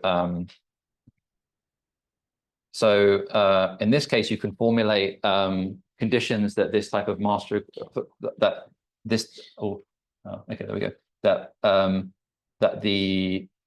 these kind of objects in this master equation have to obey in order for a dynamics to be divisible according to the definition I gave on the previous slide. So in the case where, I mean, the simplest case you can look at is the one where essentially everything apart from this density operator in this master equation is time independent. And so assuming in this case, if these things are all positive, all these gammas here are positive, and this is Hermitian, then this just reduces to the, you know, the Markov master equation that I gave at the beginning. And again, this is CP divisible, so therefore Markovian. So you can have kind of slightly more interesting cases. So one is the case whereby you have time-dependent decay rates. So this is different from the case that I showed at the beginning because now these decay rates are time-dependent. But as long as each of these decay rates is time is positive, then this intermediate map is guaranteed to be CP divisible. And so in that case, if you have a master equation that's of this form with positive time-dependent decay rates, it's Markovian according to the divisibility criteria. So it's this intermediate map is CP divisible. You can also have kind of slightly weaker conditions where if you have this particular type of property, you can show that this intermediate map may not be CP divisible, but is guaranteed to be P divisible. So just to mention, like, if a map is CP divisible, it's guaranteed to be P divisible, but if it's P divisible, it's not necessarily CP divisible. Yeah, I appreciate there's like a lot of acronyms, and I say the word CP a lot in this lecture. So, okay, yeah, I'll try to, I'll try not to use all the time because I appreciate people are tired. Okay, so, obviously, this provides us with I provided a definition of Markovianity according to this divisibility criterion, but how do we actually, and also for the case where we have this type of master equation, formulated conditions under which this intermediate map is either CP divisible or P divisible, but how do we actually, how can we actually check, whether this intermediate map is CP divisible according to this criteria? So one way to do this is using what's called the so-called Troy matrix. So again, I won't really go into too much details about this, but essentially every completely positive trace preserving map can be related to something that's called a Troy matrix. Essentially this kind of C here is this so-called Troy matrix, but essentially what we can do is take our map, dilate it on an ancillary space, which is of the dimension of our original system. And if we then apply this kind of dilated map to a maximally entangled state of our system ancilla, this is guaranteed to produce a positive matrix if this map is completely positive. And so this object here is called what's called the Troy matrix. And there's this kind of, so yeah, here this lambda represents a maximally entangled state of the system and ancilla. And so this kind of generally quite well-known theorem, again, I won't go into much of the details about this, but there's a quite well-known theorem that tells us is that this map here, okay, so this doesn't necessarily have to be the intermediate map, this can be any type of map. But focusing on this intermediate map that I defined, this intermediate map is completely positive and trace preserving if and only if this Troy matrix is itself a positive matrix. Okay, and this allows us to kind of formulate a kind of a measure, if you like, of non-Markovianity according to the divisibility criteria in the following sense. So, because for any completely positive and trace preserving map, this Troy matrix always has trace norm 1, then if the trace norm of the Troy matrix is greater than 1, this tells us that this intermediate map can't be completely positive. And so therefore, according to the divisibility criterion, it's non-Markovian. And so we can kind of condense this into this kind of definition of this this measure G. So basically, this G here is a quantity that allows us to kind of detect whether some kind of intermediate map is completely positive, and therefore if this phi map describes a Markovian and non-Markovian process according to the divisibility criteria. So basically, if just G of t is greater than 0, then our process is non-Markovian. If it's 0, then it's Markovian.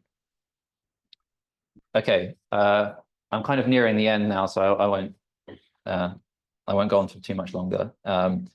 So this is kind of one this divisibility approach is one way of characterizing quantum Markovianity. There's also a kind of alternative but kind of connected approach, which relates to this idea of decreasing state distinguishability.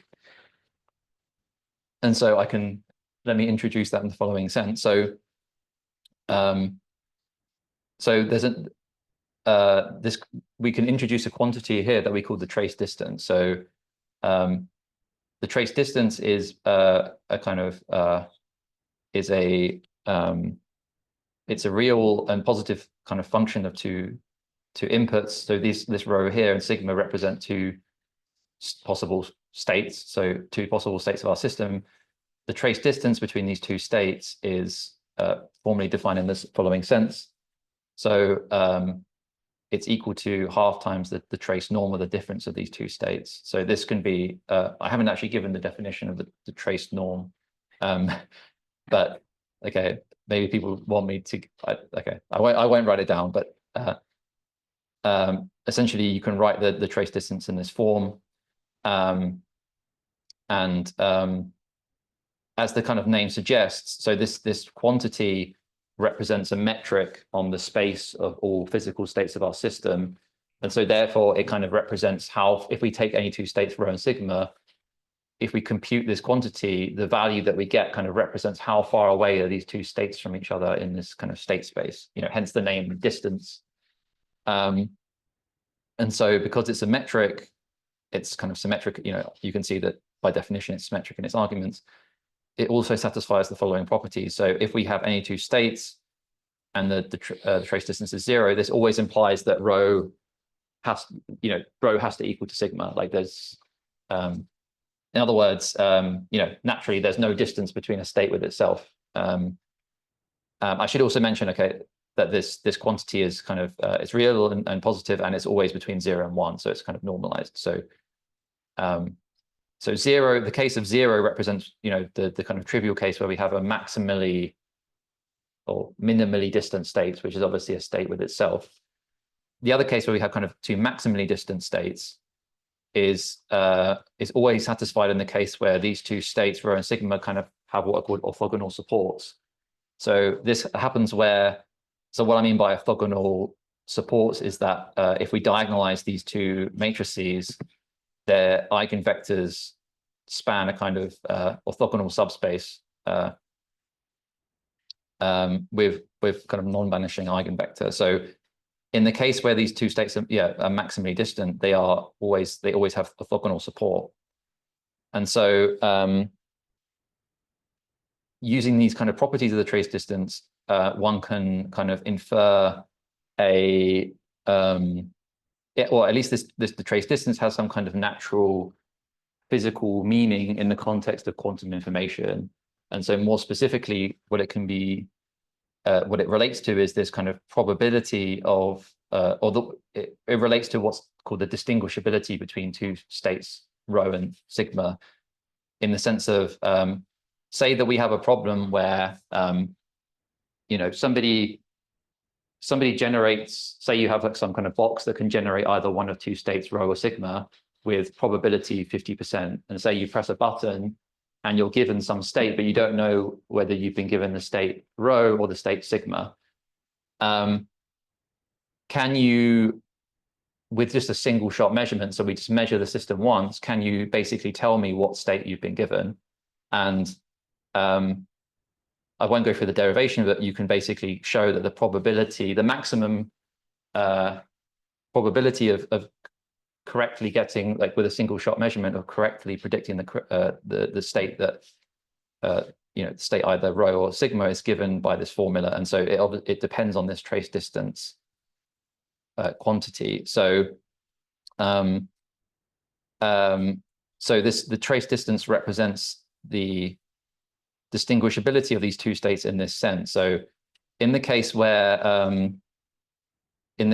we have kind of completely distinguishable states, which is this case whereby the trace distance is maximized, then we can always construct a measurement, or more formally what's called a positive operator valued measure, such that if we just measure the system once, with 100% probability, we know whether we've been given the state sigma or the state rho. And so you can see that's reflected in this formula, because when the trace distance is 1, we just get P max 1. So in that sense, like when we have maximally this trace distance represents the distinguishability of two states. And so another important property of this this kind of trace distance quantity that's important in the context of quantum information is the fact that it obeys this kind of monotonicity. I can never pronounce this word.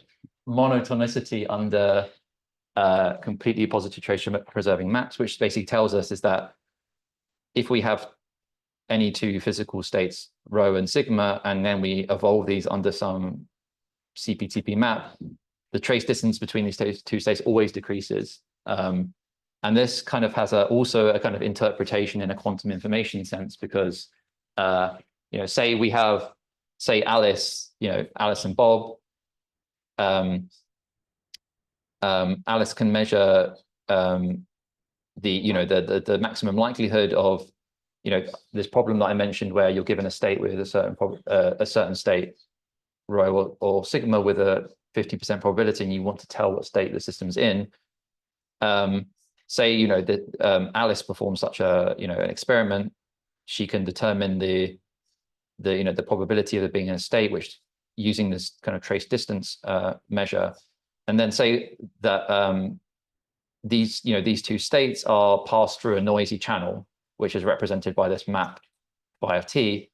Then if Bob tries to do the same measurement, then basically he can only do worse, like because of this monotonicity property, the probability that he's able to tell what state we were given is always decreased. And so that's kind of represented by this like fuzzy boundary. And so this is kind of connected to this idea of information loss, is that if we pass these states through a noisy channel, we're always kind of losing information about you know, the original state that we were given. Okay, and so this is pretty much the last slide. So so using this kind of property of the trace distance measure, this monotonicity property, you can also define non-Markovian processes in the following sense. You can say a quantum process is non-Markovian if there's some pair of initial states such that the trace distance can temporarily increase for some initial pair of states. So kind of let me explain that in the following sense. So that might seem a little bit confusing, because I just said that you know, under any CPTP map, this trace distance measure is always decreasing. But it can, for certain types of maps, so say we have a map that describes a time-dependent process that depends on this parameter t.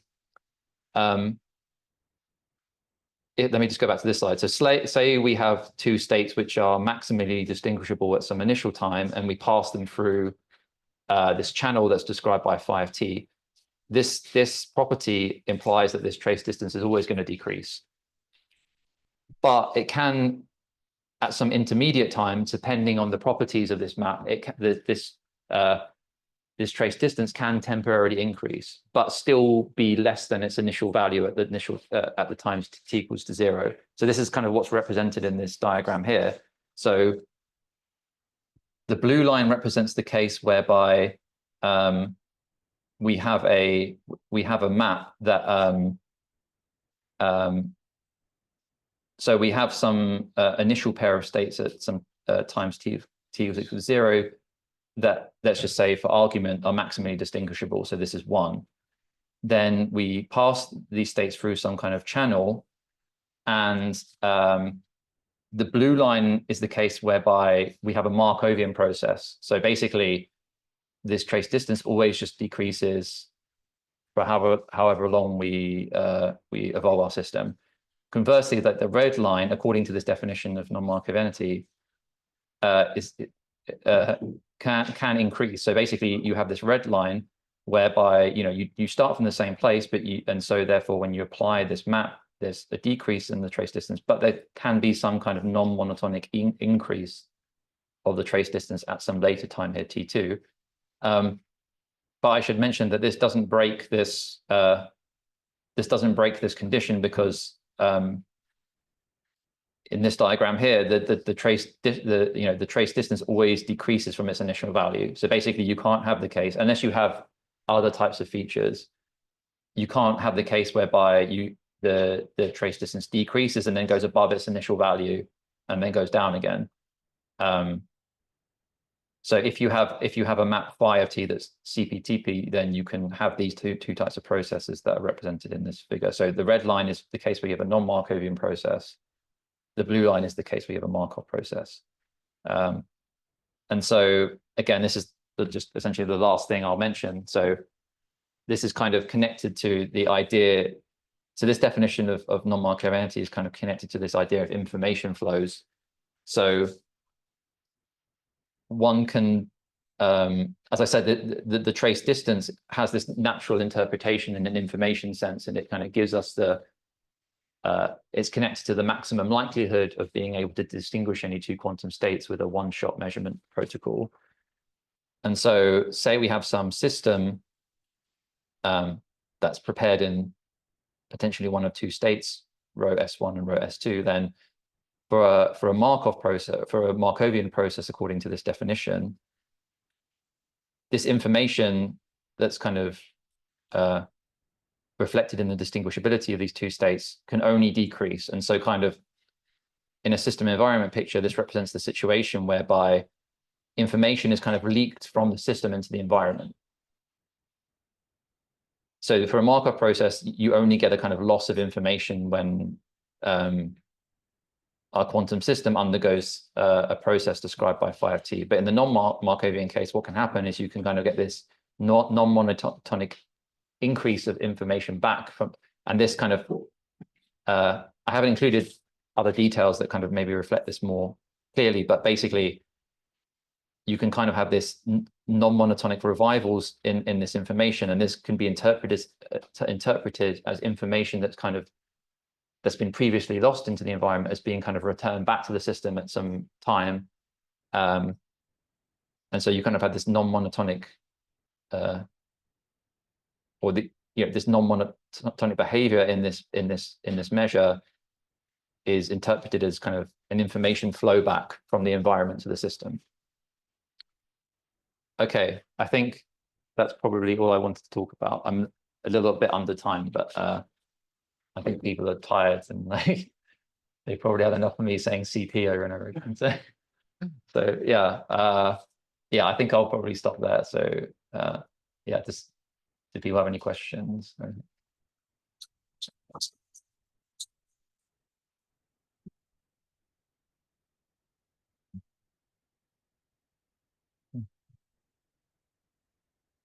Oh, let me. Can you come back to the slide with the choice matrix? This one. Yeah. But I didn't have time to read the end. So yeah, maybe you can just repeat the end. So you said now that if the norm of the joint matrix is equal to 1, then it's completely positive. Yeah. So this is actually something I don't fully understand either, because my understanding is that this map is always trace preserving, but it's not necessarily completely positive or positive. So that implies that in the case if it's completely positive, then the Choi matrix has this trace norm, which I guess makes sense. But I don't understand necessarily why in the case that it's not completely positive, it's greater than 1. But yeah, that's essentially the basis of this definition of this measure, is the fact that when this intermediate map isn't completely positive, the trace norm of this Choi matrix can be greater than 1, or is greater than 1. But yeah, I'm not 100% sure why that's the case there. Yeah, okay. Yeah. Yeah. Thank you. Thanks.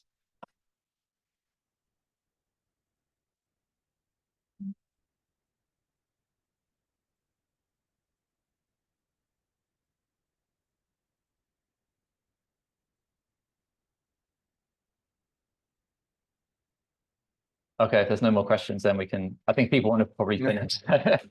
So yeah.